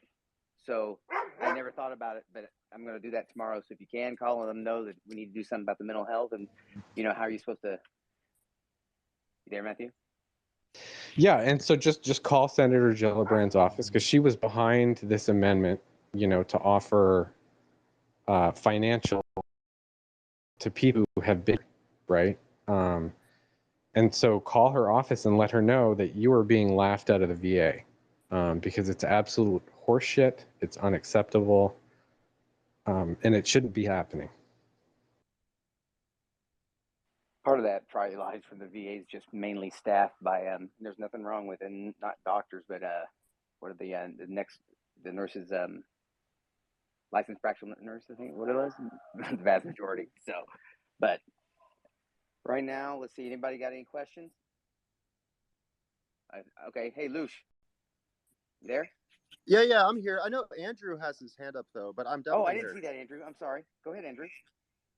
Okay, there's no way I could follow what you were just saying, Matthew, and I think that's what we need to kind of take with us from a room like this, because it really speaks to the macro level of our experiences, and it puts it into a context and a backdrop which we, you know, or a framework that we need to try to encourage in all of these conversations, since, you know, people want to come in and we'll talk about one sighting or one experience, and, you know, we just need to see how this fits into these, you know, into this greater framework. And maybe the way that what I was going to actually say ties in with exactly the reminder we just had. You know, let's make sure that we have a safe space to be able to talk about this, and that as we increasingly do this in our public media, sorry, and on international, global, cosmic television, let's just make sure that people understand. I mean, there's a lot of, I know there's some disturbing aspects of all of this, but it's pretty powerful. I think it's transforming every single man, woman, and child on the planet, and probably throughout the, you know, the local region. So I won't tell you the whole experience, but the reason I originally raised my hand, and I have shared this with a few people, including one of the people that John Mack interviewed when he was alive. But I told her something that, you know, I might have told her too much, but I wanted to make sure she understood. I don't think she batted an eyelash. She's a pretty neat person. She's an artist, and she shows in her art the experiences that she's had. And what I would say is the dream that I shared, I'm sorry, yeah, it was a dream. I had a very vivid dream. You called it a lucid dream. Long story short, I got 2 kitty cats at my side. I've only ever had cats. I love dogs. I love all animals, frogs, you know, lizards, whatever. But as a child, some of us came in with a little trauma. We had, you know, we had difficulties, and I'm not proud, and brings tears to my eyes, and it's still a pain in my heart. But let me just tell you, I was not always kind to my animals. You know, I didn't throw them around, but let's just say that, you know, I used to, you know, I used to, you know, you take sofa cushions and you make, this is personal, but yeah, you make a fort and you put your animal in there, and it's like, you know, how does that cat deal with the dark? And, you know, you love your cat the rest of the time, but, you know, maybe that's an exploration of kind of what it's like to, well, it's an exploration of a lot of things. But long story short, I was already into this. Was years ago when this happened. John Mack was in the same room. My mother still lives in that house. I will see her tomorrow probably. And in that dream, he was not. We didn't talk about ET the whole time. It never came up. I never met John Mack. But in that dream, I can assure you, it was not a screen memory. It was not a Zen master. It was John Mack, and he's a beautiful, loving man. And this, like I said, it's been a few years ago. He basically helped me work through that. I didn't wake up with instant, you know, with crystal clear recall of everything we said. I just knew that I saw my first psychologist when I was 5. So he was talking to me in that dream, and I knew that he was helping me through that. And if I had to guess, I would say he was doing it years ago with full awareness of the kind of thing we're doing today, the need for that. You know, he's been a part of this all along, because as we know, he was a man who would talk to children, young children, and not program them or lead them and say, well, this is what you saw and this is what that means. No, if we go back and listen, if you watch Aerial Phenomenon, you can see for yourself. There's video there, there's footage that people have never seen. And that's the kind of treatment that the topic and the phenomenon and the experience deserves, whether you're a child or, you know, a man of 50. And we may find people that are 100 years old. You know, my mother has had experiences. So, you know, whether people want to volunteer those, you shouldn't really volunteer them for other people. So I try to, except for this exception, I'd rather keep other people's names out of it. And thank you for letting me share that. Yeah, I've got a question. You said vivid or lucid dream. Do you know the difference between the two? Like lucid dreams, when you're conscious, you become conscious that you're dreaming within the dream, and vivid dream just means you remember like a really meaningful dream. Okay, yeah, and thank you for that distinction. I would have to say that although I have had more lucid dreams, you know, I don't leave my body consciously. That might be interesting and probably get me in a lot of trouble real quick, because, good Lord, there she is. But anyway, what I would tell you is this: that was more of a vivid dream. It was the kind of thing that you wake up and I have these things happen to, you know, daily. Like within the recent days where something happens and you know you participated in it, you know you were really there, but your brain consciousness, brain is very slow, so you're trying to process what just happened maybe in the past 5 minutes, and like that whole dream comes to you as a crystal clear. It's still going on. We all know this transitional state. So that would be a vivid recall, but you're still sort of there and you're processing it and you're feeling that. And because of the nature of who was helping me, even if it was a brief episode, it's like we had worked through, and it really was, a lifetime, a years of trauma, even though it was that event. And I'm just trying to point out how it all kind of, it exists in that moment for you in a way that certainly before you went to sleep and had that experience, it didn't. So I wouldn't necessarily say it's a lucid dream, but it was sure vivid, and it was John Mack. Thank you. Hey, man, I appreciate you sharing that. Hey, Alexi, you're up next. Hey, before you speak, where do you live at in Florida?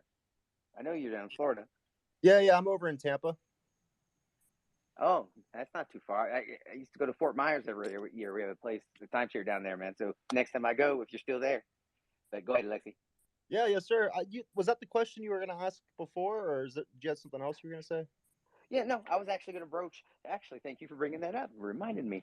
I'm still kind of rounding that through my head. Would you like, so for everyone here, I'm an experiencer, but it's mainly orbs, plasma. I post some of the stuff on in the thread or in the links. You can see them. But I actually broached the subject with Alexa the other day, according to his book, and he had an interesting theory. I'd like you to put it out there to make complete sense. You want to run over that real quick? About the Yeah, flagging? I mean, for sure. And it does tie back into what Matthew was just saying about the subconscious, becoming aware of the subconscious. Yeah, do yours first, your question, then get to mine. Okay, cool. So basically, I was going to talk about what Matthew was saying. Just, we all have our own perspectives and we all have our way to decipher and communicate the information. But the way I see it too, and I totally agree with everything that Matthew was just saying, is that the physical somewhat becomes a complete reflection of your subconscious pacings, which are ultimately like the karma that you're holding, right? And so that's why I was talking about the importance of programming your subconscious if you're not lucid in your dreams. But the second you really become aware of like returning to zero, removing all of those pacings, you can harmonize your consciousness essentially into dreamland. And that's when you start getting like the super lucid dreams. But to tie that back into what Old Det was just kind of asking about, I mean, honestly, dude, that's like 500 pages of information. But like in the simplest terms, we live in a black hole. And when energy is going into a black hole, you could say that it starts from the outer regions and drifts inwards.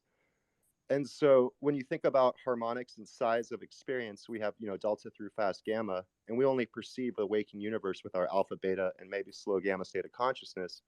So basically what I'm trying to say is that like, as the raw energy of experience, you could say like the raw loosh, right?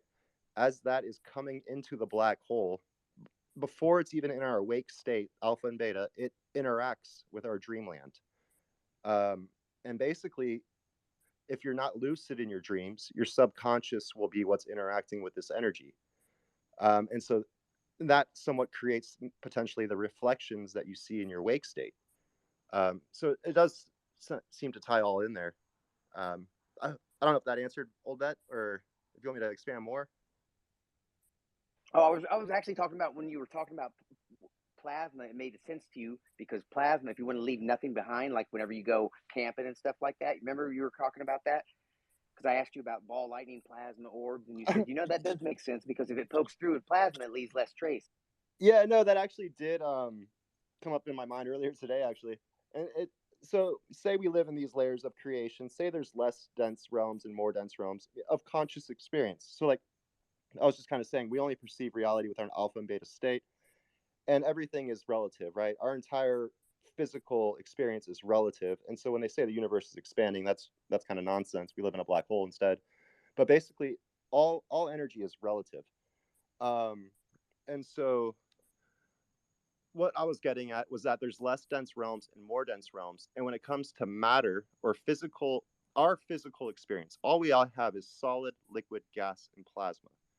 And from my understanding, plasma is like the least dense of all of those.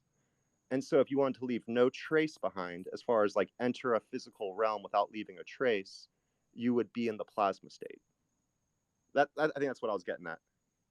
Yeah. Also, I'll point out too, when it comes to like plasma physics is like one of the least understood branches of physics too.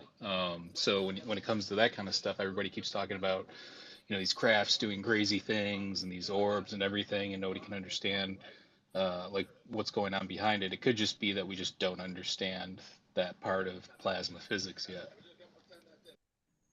I totally agree with that statement for sure. I mean, that's what I was saying. Like, from my understanding, when it comes to plasma, because like you just said, it's a very, you could say, new or kept secret field of physics.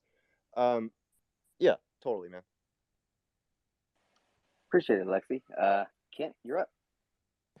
Yeah, I wanted to mention to you guys about on that density subject.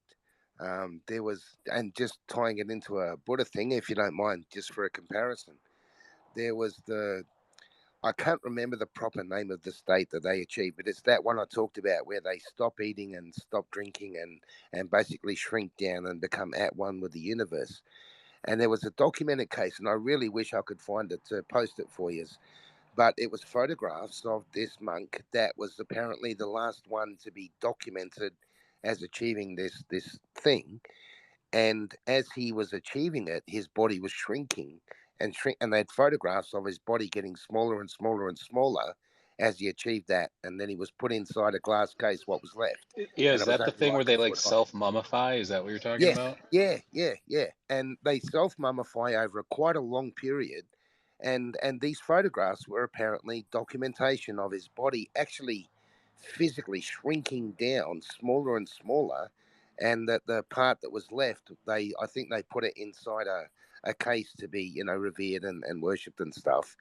And yeah, and there was only this small part of him left. It was just interesting that sort of in a physical way maybe even ties in a bit with what Alex was talking about. Is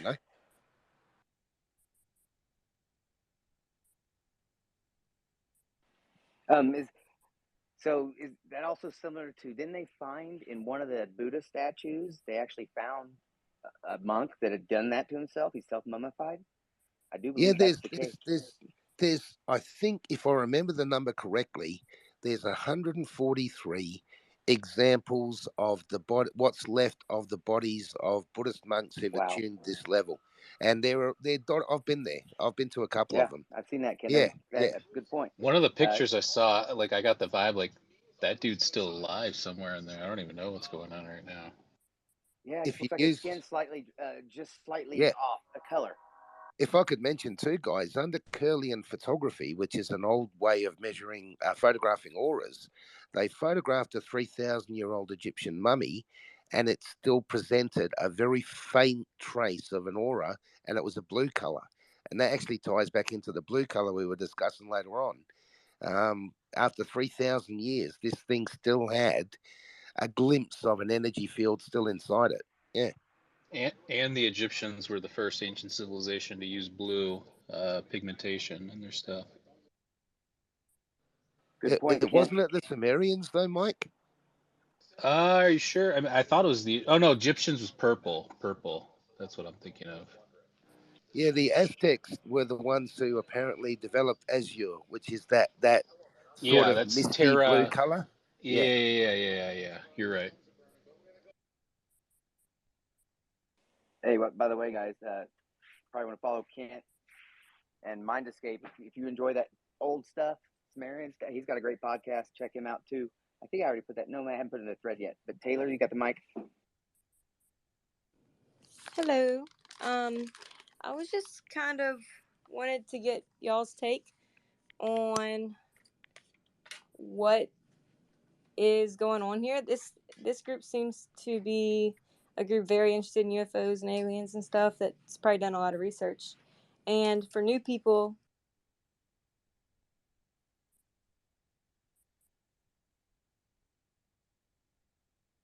I think you muted yourself on accident. Taylor, And you still actually, there?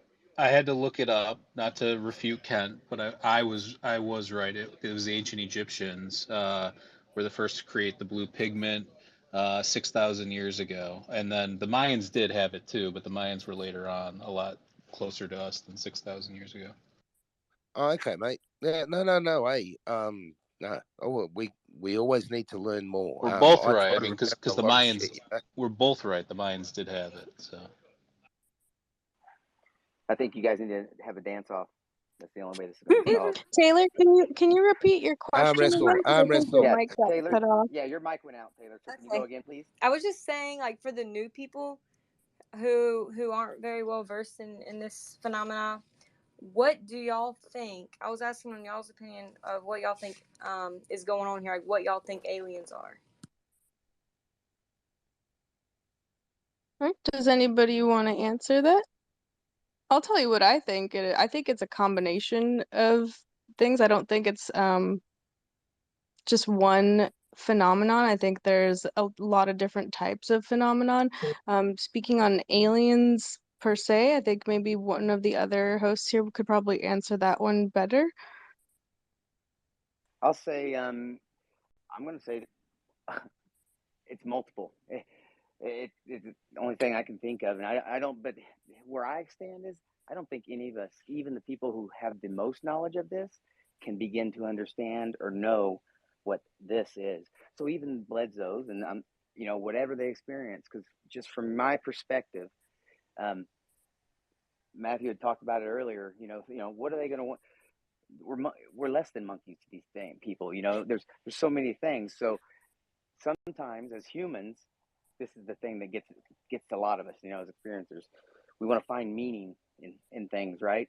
And if your life is void of those subjects, such as a mental patient like I was, an addict at a time or whatever, and you have an experience, suddenly that one meaning, everything becomes meaning. So it's a really deep rabbit hole, right? So I'm pretty sure that there's a reason for that. I'm not trying to say it's this whole spiritual thing or whatever. I'm trying to say that there's so many varied experiences. And then I even take in some of the experiences that include, people have seen things like in Kentucky, the Goblin, things like that, right? All these different things happening. So from my perspective, I don't think they're maybe possibly ultra terrestrial, possibly interdimensional, maybe some ET. The ET would be the hardest one, like extraterrestrial being not from here, because that's a whole traveling at the speed of light. But then again, if they've mastered gravity, they don't really necessarily need to do the speed of light thing. So that's a whole mess I can't get into. That's the thing that Alexi, someone smart, can. But can I I'm jump gonna in really quick and just add like a yes, different go ahead, Mike. perspective Thank you. completely? So as you mentioned, there's the ET hypothesis, there's the interdimensional hypothesis. This is something I've been throwing around for a while, and it's just a thought experiment. It's not saying I fully believe this, but I think that I like to weigh all the different options. If you're really after truth, you kind of have to play both sides and think of things that maybe you don't want to be the case, just to balance it out. So one thing I've been thinking of is like this idea that the phenomenon could be uh, part of our minds in the sense that not that we're not what we're experiencing is real, it is real. However, it could be a manifestation of the mind, like some sort of Jungian archetype symbol that's draw. It's like somebody dangling a carrot in front of us, except we're dangling it in front of ourselves because we keep dangling these mysteries and it keeps pushing us further and further and further and further. We keep evolving. So I think it might have to do with something like if there is nothing external, let's say there is no interdimensional aliens, or there is no beings, and there is no AI von Neumann probes or anything like that, I think at very least you could say that this is manifestations of our own mind that's pulling us along as some sort of evolutionary mechanism. Again, I'm not saying I fully believe that. I'm just saying this is my hypothesis that I've been throwing around for a while now.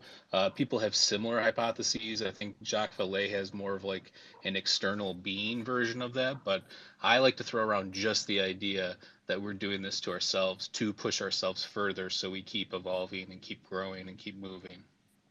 I really like that hypothesis. Taylor, what's your take on this? What brought you into this whole topic? What do you think about it?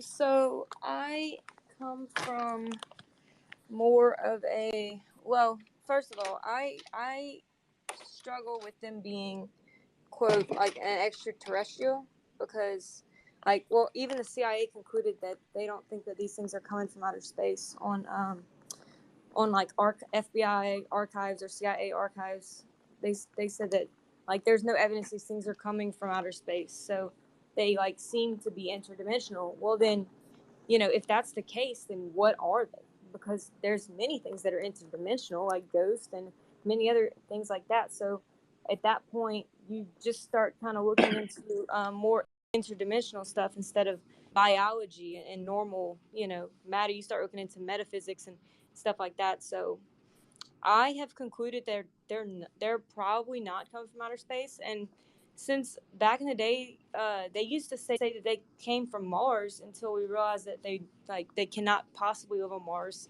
Like Mars is uninhabitable. It's like very desolate.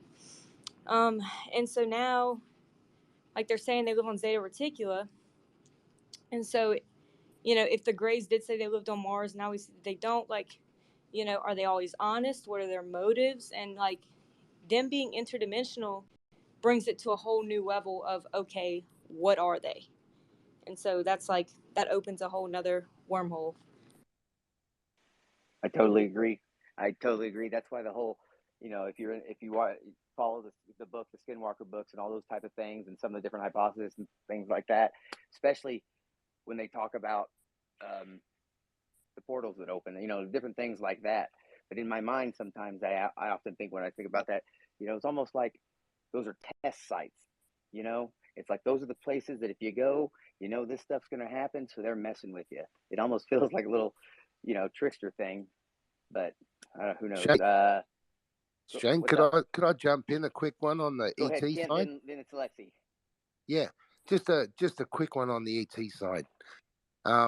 With a couple of my experiences, the only thing that made sense to me that it was a non-human intelligent form of craft. A couple of the things I've seen definitely seem to me, and I know the whole, does your mind produce it? But one of them, I had a witness standing next to me. We were in the middle of Paris. It wasn't the context to see a combined hallucination with a guy who had a completely different cultural background. That was a triangle with lights on each corner.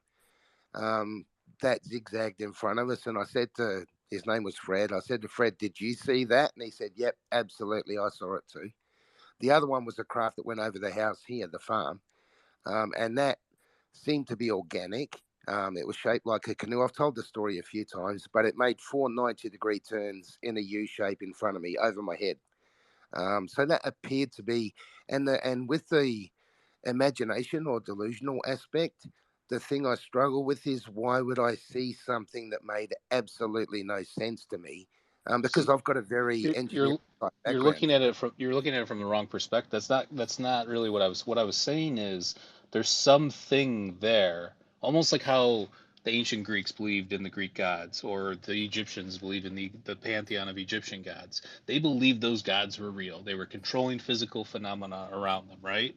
So, but we know later on when science comes around, there's actually natural explanations for why boats sink. It's not Poseidon, I accept that, Mike. But if I can finish my But point, I guess what you I have a problem with the words you were using because I assume you were referring to what I was saying, and delusional I would never use that word in no, context no, with. no. I'm sorry, mate. I'm being more general because I'm saying Okay. a lot of people do go down the Oh, okay.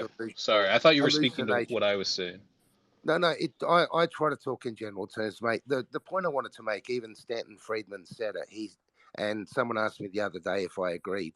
Not that I'm important, but I said, yeah, I agree with him that it appears that some aspects of the phenomenon lend itself to an extraterrestrial origin. And the reason I say that is because even if you're talking about interdimensional objects, if they're interfacing with our physical world, there would it would appear that at least some of them would need to manifest in a physical form. So therefore, if it's intelligent enough to travel that spectrum, then maybe it can manifest itself as a craft or as an angel or as a da da da da da da da. So and mate, I don't mean any. I love listening to you. I think you're a very balanced man. So I don't disrespect anything you say. Oh, I wasn't. I was Well, just I just yeah, wanted to point out yeah, that I would not like like yeah, hallucinations, delusional. I don't use those words yeah, only because we don't know what yeah, the they're fuck's bad. going on with our minds. I guess that was my point. So. Yeah, and all I wanted to say was I think that I'll be quiet in a sec. I just wanted to say I think that a lot of the evidence points to some type of physical craft that can transverse very, very large distances. Now that might even be controlled by thought. You know, we talk about interactive consciousness. That might be controlled by thought. Maybe that's why we can't drive the ones we recover, is because it needs to be controlled by a thought process by the beings that made it. So yeah, no, it's just something I wanted to throw in there. I think there's a lot of evidence that at least some aspects of it is a physical, non-Earth craft that comes here from somewhere else. Yeah, I mean, you bring up a lot of great points. There's just a lot that we still don't know. And I think we have Lucius, and then we're gonna go to Screen, and then Robin. Right on. And totally. Thank you again for letting me speak. And I just wanted to say that and this is just my opinion from, my experience with the phenomenon personally, is that it's a combination of both, and that our understanding of space-time is fundamentally backwards to begin with, because we like I just mentioned earlier, maybe we think the universe is expanding from every single point in space and time. Well, there's also a moment when we used to think that the sun went around the earth. But when you really get into Einstein's theory of relativity, you notice that all physical experience is relative to your frame of motion. And when you realize that everything is in a state of orbit, well, you could say that our entire dimension is in a state of orbit. And so when you realize that perception is being stretched and crunched, not the universe expanding, but our perceptions are being stretched based off of our relative frame of motion, and that we're created by all the different densities of creation to begin with, you realize there's the overlapping of dimensions that all exist simultaneously in the greater now kind of thing. And so when it comes to them being interdimensional, well, I do think they're interdimensional. I think it has a lot to do with consciousness, because it's how our perception perceives layers of electromagnetic density, is an easy way to put it.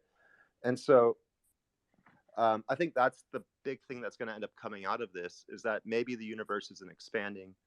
Maybe we live in a black hole. These things are just moving literally like a millimeter within the dimension of density, and now they're appearing within our perception. The stars aren't really that far away. That's kind of where I'm heading to with all of it. What does density mean? Like our field of density? Yeah, I was gonna ask you what you mean by, because there is a woo version of density that's like raw material stuff that people use. Talking about like star seeds and stuff like that. And I know you're a more scientific person, so I guess that's why I was curious what you meant. Yeah, by no, that. I speak about electromagnetic density and how that would manifest from a fifth dimension. And what I mean by that is that every single frequency has a very specific, every frequency has a wavelength. And when we're talking about the human condition, which is ultimately our information exchange is controlled by a factor of the speed of light, I like to think of electromagnetic density and how those overlap in different ways. And so when it comes to human perception, if you could say our base wave would be the delta wave, which is 1 hertz, and that's the longest wave of creation. And if you put that in a black hole, well, it has a very specific orbital distance and diameter.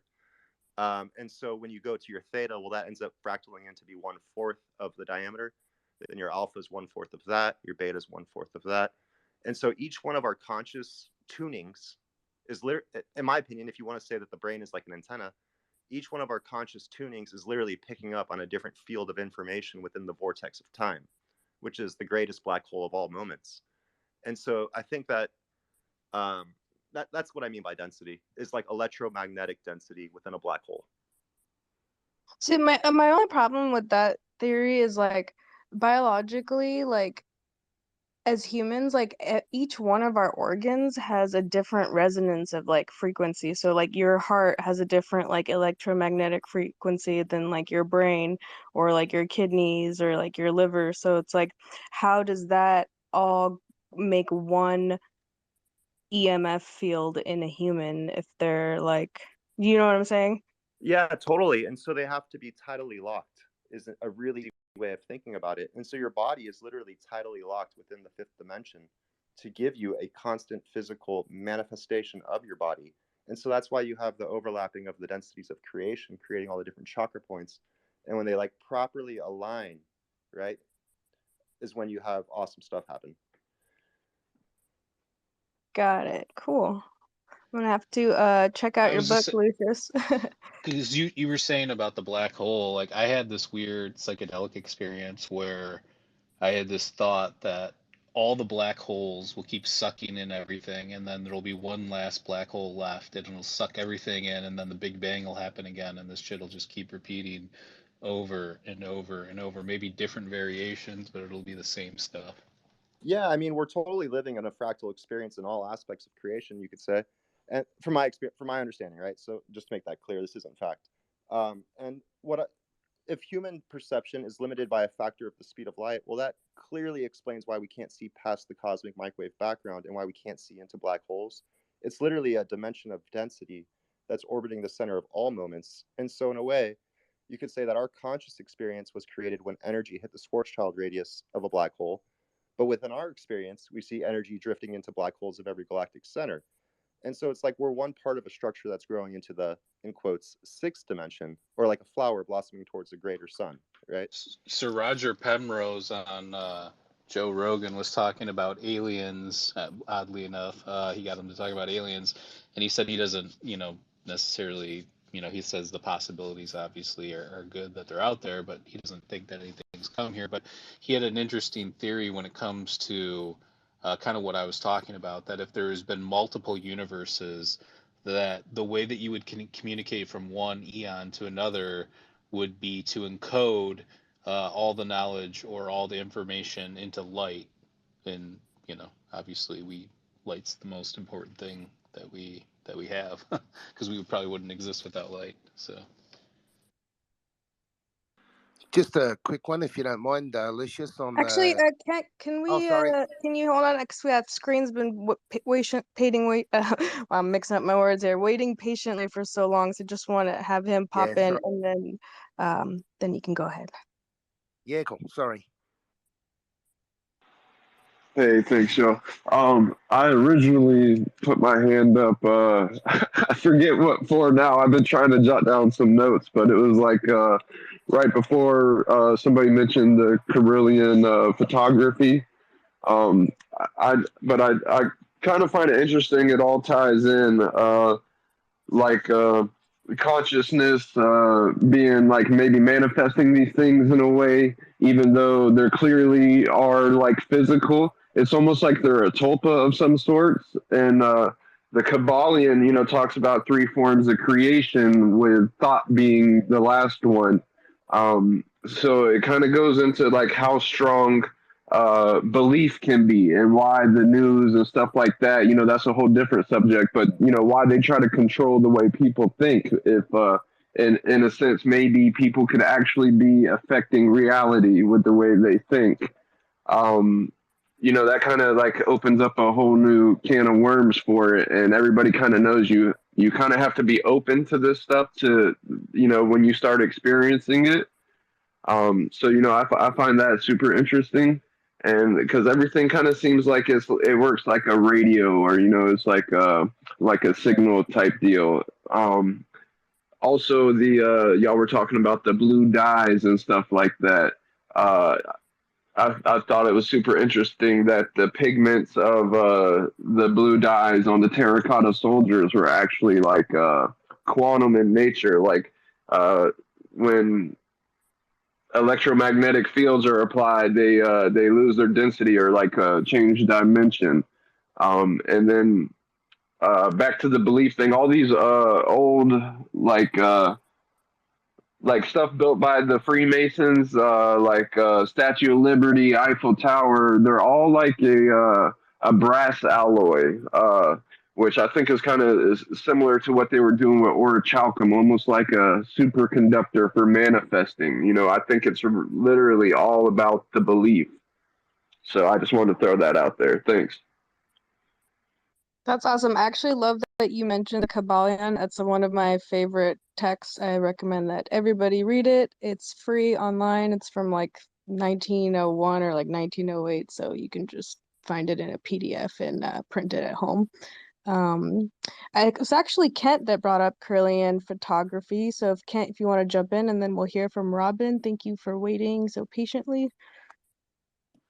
Yeah, no. I talk too much anyway, but yeah, I found that because I started getting ideas about this way back in the 70s and 80s. So Kirlian photography at the time, we didn't have spectrum analyzers like that then, and public access to that sort of technology. So we just found I spoke to a lady that called herself a white witch, and she said she could see auras. And she said when people have conversations, she knows which one's dominant by the way the auras interface. And Kirlian photography was a way of photographing any biological form's energy field. And like if you cut a leaf in half, it still shows a full leaf in the energy field. Even some amputees have been photographed with extensions to their physical limbs in an energy field. So I sort of tried to link that to what we're discovering now about the spectrum of existence and how we're interfacing with it. So yeah, that's why I sort of mentioned Kirlian photography.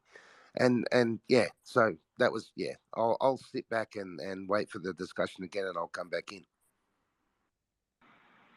Hey, sorry, I forgot to even mention my point on that. It was about like the aura is almost like our charge. A battery actually weighs more when it's charged up. So Yep. you could argue that is consciousness itself since we lose some weight when we die. Well, yeah, if I can respond there, we had an interesting incident once offshore. We had a gentleman that passed away, and we have a recovery team to deal with emergencies offshore. So we had to get the gentleman from where he passed away in his sleep to the heli deck so we could evacuate him. And you would normally think a man that weighs about 65, 70 kilos would be, able to be picked up by two people or, evacuated quite easily. We had four burly, strong emergency response men trying to respectfully remove this gentleman from the facility, and it was a nightmare. I mean, it really was. It was so, and the thing that we all said to each other was, whenever we've had to move people that are alive, even if they're really badly injured, it's an effort, but it's doable. But removing a person who's moved on, and we used to use the term moved on, was a whole different bag of fish. It was like they were twice or three times as heavy. Just an interesting thought on that, yeah. Well, hey, I'm going to make a little program comment here. You guys know that if you're new to Spaces, if you notice there's some new tools down in the right corner. So basically, what these spaces are is an archive of knowledge for experiencers or whatever topic you want to talk about. This is being recorded, so when you speak, we get questions, answers. Well, if you have a topic you want to bring up, put in the thread before you do, if you can, or if you know about the topic, go ahead and throw it in the thread. And all of this makes it that much easier when somebody goes back and listens to go through it and listen to people and their You answers. can 'Cause make these are, clips too, can't you? Now, yeah, can you? I haven't figured that out yet. I keep trying to figure it out, man. Hey, it's a lot. I'm half crazy. So, all right. Who was up next? Was it Robin or Taylor? It was Robin, I believe, and then Okay, Robin, go ahead and go. Then Taylor. Yeah, I was actually going to respond to Taylor and her question. So obviously, her question is the $1,000,000 question that everybody here and elsewhere is trying to answer. And you got people in all fields of science and people with religious backgrounds and historians, and everybody is trying to answer that simple question. And it's funny to me, as I sit and listen to people, and I listen to everybody's opinions and everything. Everybody has their thoughts on it. It sounds a lot like it always reminds me of like listening to a group of 5-year-olds arguing over where babies come from. None of them know where the babies come from, but because their parents won't tell them, and so they just sort of make up stories and guess at where they think they're coming from. Maybe one of them actually knows, even if he did actually know because his parents told him. If he told the rest of the group, they wouldn't believe him, So it's one of those scenarios like that where we're all sort of groping in the dark at what it might be. I don't have the answers either, I don't believe, but I do have maybe some thoughts about what it might be or what it might not be, that I've sort of narrowed it down a little bit with my thinking. I could be wrong based on my personal experiences. Prior to having any sightings of UFOs, I was in the ET camp. I had been reading books about extraterrestrials, and I was totally on board that that's what they were. But when I started having my own experiences and seeing them, I started questioning that, that it didn't make sense that that would be extraterrestrial, like that sighting I told you about a little while ago with the cigar-shaped craft, After seeing that, I began to question things a lot more because it was like, well, that craft looked too similar to man-made things to be coincidence, It wasn't flying like a man-made airplane. It was doing things, that a man-made airplane would not do. Didn't have any wings. It was able to stay in a fixed position and sort of pivot itself in position where it was. When it left, it sort of took off real fast. So it was like, but it started making me think, well, okay, so this maybe isn't human, but it maybe doesn't seem extraterrestrial either. And so I started going down a rabbit hole over years of thinking of things and piecing things together. And to me, I'm looking at it now going, okay, well, either A, this is something that is sort of, internal to us, or B, maybe there are some other beings, of another species maybe, that lives here on Earth, because there's too many things about them that suggest that they're from here, that they're, in one way or another, that they have a relationship to us as humans. In some cases, they even seem to have relationships to individuals. And that doesn't make sense if you think, that they're coming from, Zeta Reticuli, that doesn't add up very much to me anyway, logically. So I'm thinking, it seems more likely that whatever they are, they have a relationship to us, and they live here, maybe permanently, or maybe most of the time, or maybe some of them. Maybe there are extraterrestrials. I won't be shocked at all if NASA comes up, after they get the James Webb pointing around out there, come back and tell us, hey, we get proof of extraterrestrial life. That wouldn't be a shock in one bit.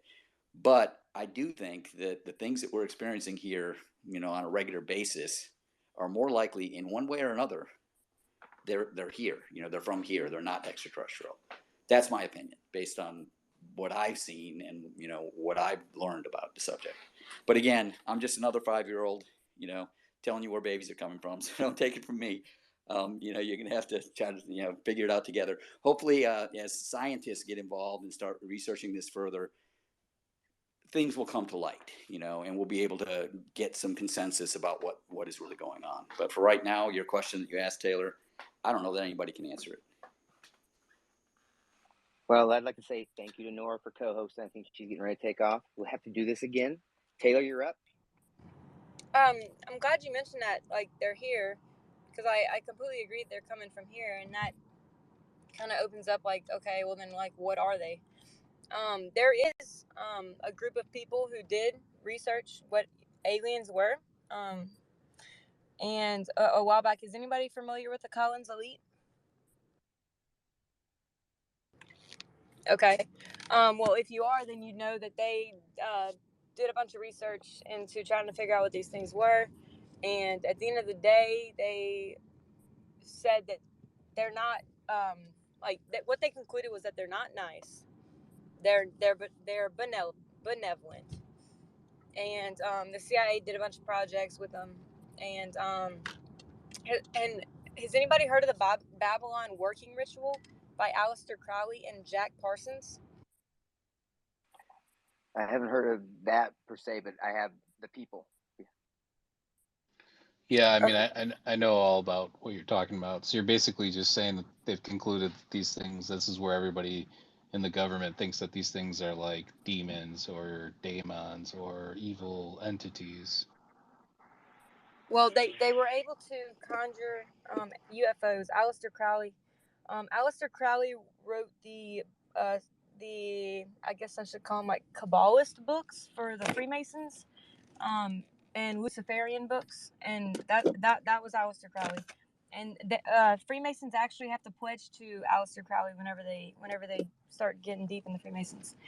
And anyway, yeah, him and Jack Parsons did a Babylon working ritual in the, I think, Mojave Desert, and so they were able to actually contact UFOs and stuff. And then Jack Parsons, so they needed to close the portal, because it was like an open portal. And then so Jack Parsons actually got a space blown off in the lab, and so the portal's still open, and then so that's a theory that they're still coming through these portals, and that's like something else that CERN is doing, is trying to keep these portals open for things to be able to come through them.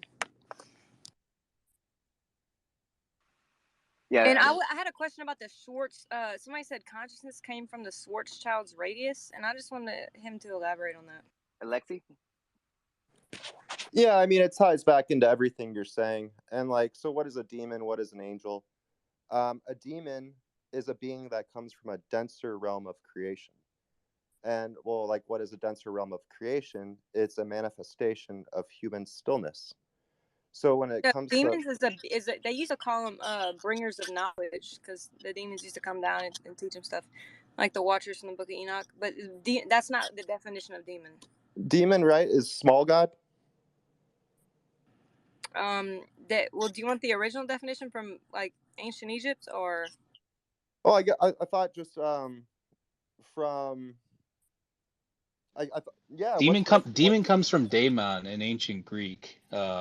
Daemon is an entity, a metaphysical entity. Like it is said, Socrates used to walk around talking to his daemon, which some people believe to be some sort of metaphysical entity.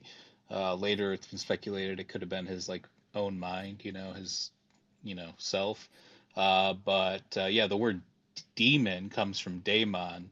But there has been entities associated with being demons that go all the way back to ancient Sumer, like Pazuzu, and all those. But even some of those entities weren't all bad. They had some positive attributes as well. So what did the daemon mean? Daemon just meant metaphysical entity. It didn't have any sort of positive or negative connotation. Bringers of knowledge, because they would come. That's Lucifer. Lucifer's is from Latin, which means bringer of light. Also Lucius. But I wanted to just say, like, basically, from my understanding, what you were asking about the Schwarzschild radius, that's the event horizon of a black hole. So, like, the actual point where light can't escape, essentially. And so, if you want to say, like, I thought that the Schwarzschild's radius was the smallest a black hole needed to be for it actually to become a black hole. So if you take a bunch of matter and you shrink it down, the Schwarzschild's radius is going to be the smallest that it can be to like become a black hole, the most condensed that some matter can be. Yeah, so I'm talking about the event horizon of the black hole. Yeah, the event horizon, right? Right, and so depending on how big the black hole is or how massive it is, the Schwarzschild radius changes accordingly. Right. Yeah, because that's directly related to the event horizon. So basically, what I'm trying to say is that at each one of those boundary layers, meaning each harmonic distance, there's a different experience being had from the center of the black hole, the biggest black hole of all time, the center of all moments. And so when it comes to like energy, it comes in through the less dense realms and into the center of time. So it essentially spirals around through what I call like the habitable spiral of perception, which is related to the spiral of creation that's tidally locked and accelerating towards center light speed. Point being is that the demons, in quotes, come, and so angels would come from less dense realms, meaning like further away from the center of time. They interact with the energy before it even hits our layer.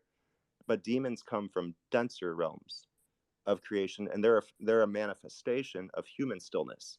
And so through, you could say, magic squares, you can literally harmonize different layers of experience to bring demons out or angels in. Is kind of what I was getting at. So it definitely ties back into what you're saying.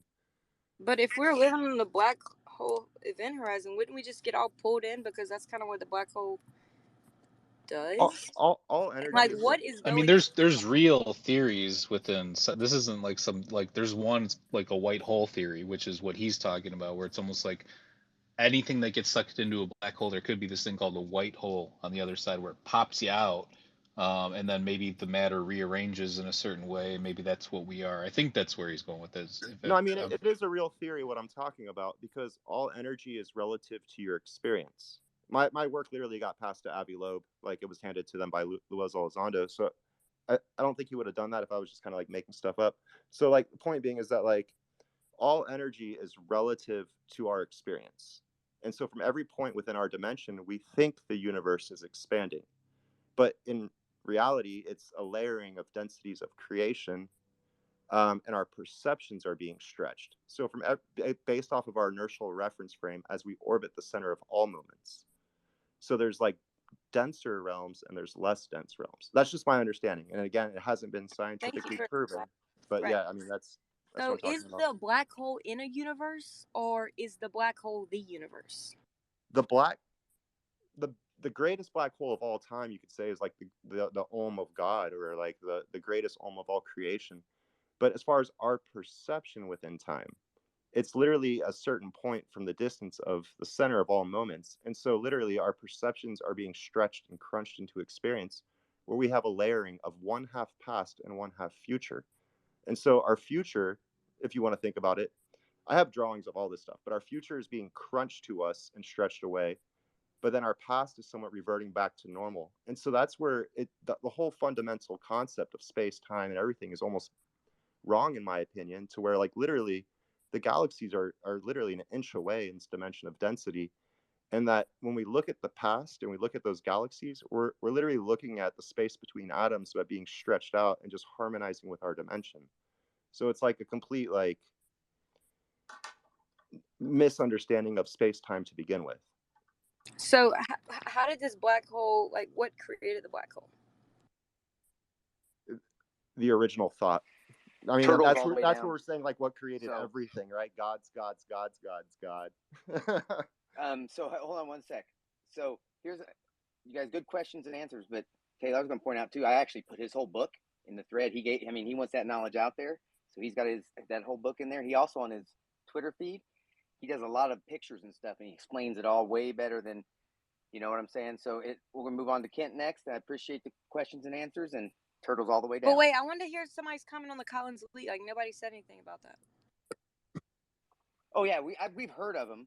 I hadn't heard the experiment. I know who the Collins Elite is. Matter of fact, they talking recently. They were trying to say, you know, with this whole was trying to keep, you know, destroy Lou thing. That's who was a part of it. The Collins Elite. If But, you're you know, interested in hearing about it, a good person is Chris Wolford. There you go. He talks a lot about it on here. Hey, also let me shamelessly plug. Check out Lucia's book. You got Matthew's got a book, and you got Mind Escape in here. He's got a hell of a podcast. So he's co-host. Check that shit out. Kent, you're up. Go. Yeah, so on the fractals, Alexi, there's the 1600s. It was the French guy who first postulated fractals, and then you had the Mandelbrot set. The thing I found interesting, because I remember when they made the announcement that the Mandelbrot set was the thumbprint of God, there was that calculation that gets ever increasingly bigger and ever increasingly smaller at the same time and creates the Mandelbrot shape in the middle. So my question is that a mathematical confirmation of the intelligence of matter? And if it is, and I think you would know far better than me, when they started using it as a calculation basis, because we use it for super in-depth. When you're looking from a satellite, they use fractology to be able to zoom in on stuff, the self-replicating concept. But is that an indication of intelligence? I think it is. I think that that's an indication that there's an element of design to every form of matter, and that probably the Mandelbrot set was the closest we've come so far to a mathematical equation that equals it. Honestly, the way you described it just now is perfect. And that consciousness exists within all different, and totally just theory, right? And philosophy in a way. That consciousness exists at all those different dimensional levels. And so, yeah, like the matter itself is conscious. And our entire human perception is like one crystal that's, you know, from a bigger perspective would just look like a grain. I use the cafe latte approach. I say we're all bubbles in the big latte of the universe. There you go, man. Like seriously, and it gets bigger and it gets smaller. I mean, that's kind of like just what I've always known to be true to me is, you know, the as above is as below kind of mentality. Yeah, that's kind of where I go with it. That's like Freemason. What do you say? As above, so below. As within, so without. It's from the Emerald Tablet, Hermes Taylor, Trismegistus. you'd probably recognise the term "it pays to be cautious." It's interesting because I'm a Wilson, so I'm not of that cohort, but my father was, and he would tell. I mean, he was from the Grand Lodge in Edinburgh, so he was quite high up there, and he would never tell me anything about it. But through my own research, what I find interesting about the Masons was that their basic philosophy was for the good of humanity, which I thought was really good. And So I don't want to yeah, go any that. to Yeah, be a Mason, I believe you cannot be Catholic, but you have to believe in some higher powers. From my understanding, from people I've talked to, I've been yeah, invited. yeah, I've never gone, but I have been invited by two different people. But yeah, they call it the Grand Architect of the Universe. So take yeah, that what you. yeah. It's interesting you say that because my father became a Mormon, and he said one of the problems was he's not really allowed to become a Mormon if he's a Mason. So, I mean, put it this way, he took it that seriously. I mean, I was his son. Um, he never showed me his tools. He never showed me. Mum was an Eastern Star, so she showed me a little bit, but it was really interesting. I mean, it's really deep stuff, and he took it. And I mean, he was a very, very intelligent man. He took it really, really seriously, eh? Yeah, no, absolutely. And anybody who's interested, a good Freemason example to follow would be Randall Carlson. I don't know if anybody's heard of Randall Carlson. We've had him on our podcast a couple times, but he's all about the symbolism. He's all about the metaphysical aspects of it. Yet he's pretty practical, and he's really, really good with sacred geometry. So he has a really practical approach to it. Doesn't he have by the way, hello, I'm back. Two. Doesn't he have an amazing video on like the sacred geometry of the pyramid and how many different numbers kind of go into that kind of thing? Yeah, so he does that. We've even done. I think we did a Patreon He with him also where is he the one he, that he went on broached for that like an great flood hour. theory, right? What was that? He's the one that also talks about. He's the one that I think broached that whole theory about that huge flood, and all Yeah, through. Oh yeah, Okay. yeah, he's the absolutely. younger dryas impact hypothesis person. Obviously there's a few different people. There's George Howard, who is the co-author of that paper, and there's a ton of scientists that have signed on with it. But yeah, Randall Carlson is one of the main proponents, along with obviously like Graham Hancock, and they do all these trips to like the floodlands and the scab lands in the different parts of the country, Washington State. I think he does stuff in Tennessee. He lives in Georgia, but yeah, he's a good person to follow if you like all that stuff. I know he did a lesson where we went into like um, the cosmological sacred geometry and how the numbers, break down and everything based on precession of the equinox and everything like that. So yeah, really fascinating stuff to dive into there, but. Yeah, I don't think, for me at least, and I can't speak to anybody else, but I don't think a lot of this stuff is as conspiratorial as people make it out to be. Everybody's seen the YouTube videos and gone down rabbit holes and stuff like that. But any Mason I've ever talked to has just been a knowledgeable person. Maybe some of them are a little bit more into the esoteric stuff. But yeah, I mean, I don't get that vibe that people put out there about that from at least the people that I've talked to. So is anybody in here, Mason? No, but at least I'm not a Mason, but one of the best ones I've ever been able to like talk to and really kind of feel like, oh, like that kind of like destigmatized it for me was John Majorowski, who's got his own YouTube channel, his own show, and he pops into these spaces quite often. He's on UFO Twitter quite often. But all in all, a great guy and someone who, like I said, destigmatized it for me because I really thought like there was a lot I more think to it. if you look down in here too, if you look down here, I think Dick Whipper's got he's got some symbolism on his profile Well, picture. you might be right. So, But has anybody ever talked to a 33 level Mason or higher that's like willing to tell you what their rituals? I don't Yeah, think you'll be able to find that too much. My grandpa was 33rd of the Scottish Rite, and he may or may not have technically been a Templar. when he died, he had some books that were so important that these dudes from the lodge came and got the books from the house. You know, not like they didn't have copies or anything, and they're already written in code. So, you know, but all they did was like help people, and you know, anybody that says it's like satanic or whatever, they just don't really know what's going on, in my opinion. Yeah, well, And that's what they want to portray to the public. I'll just say this. So some of the rituals are this. Um, so the person that built King Solomon's temple was this guy named Hiram Abiff. Okay, so one of the rituals, Hiram Abiff was jumped and killed by a few people, and one of the rituals is that. So it's about being like, it's about architecture, it's about history, it's about That's esoteric not who stuff. built It's about Solomon's temple. That's not who built who Solomon's built it. temple. Who Have built you it? ever read the Testament of Solomon? So were we talking about the Bible, or are we talking about what actually most This is likely not in the hit? Bibles. This isn't in the Bible. Okay, so who built it then? Well, you should read the Testament of Solomon. He says No, who built it. That I don't know what y'all refer to him as, but for one, the seven sisters from Pleiades, that one of them is deception, one of them's blah blah. It keeps going on. Y'all should read the Testament of Solomon.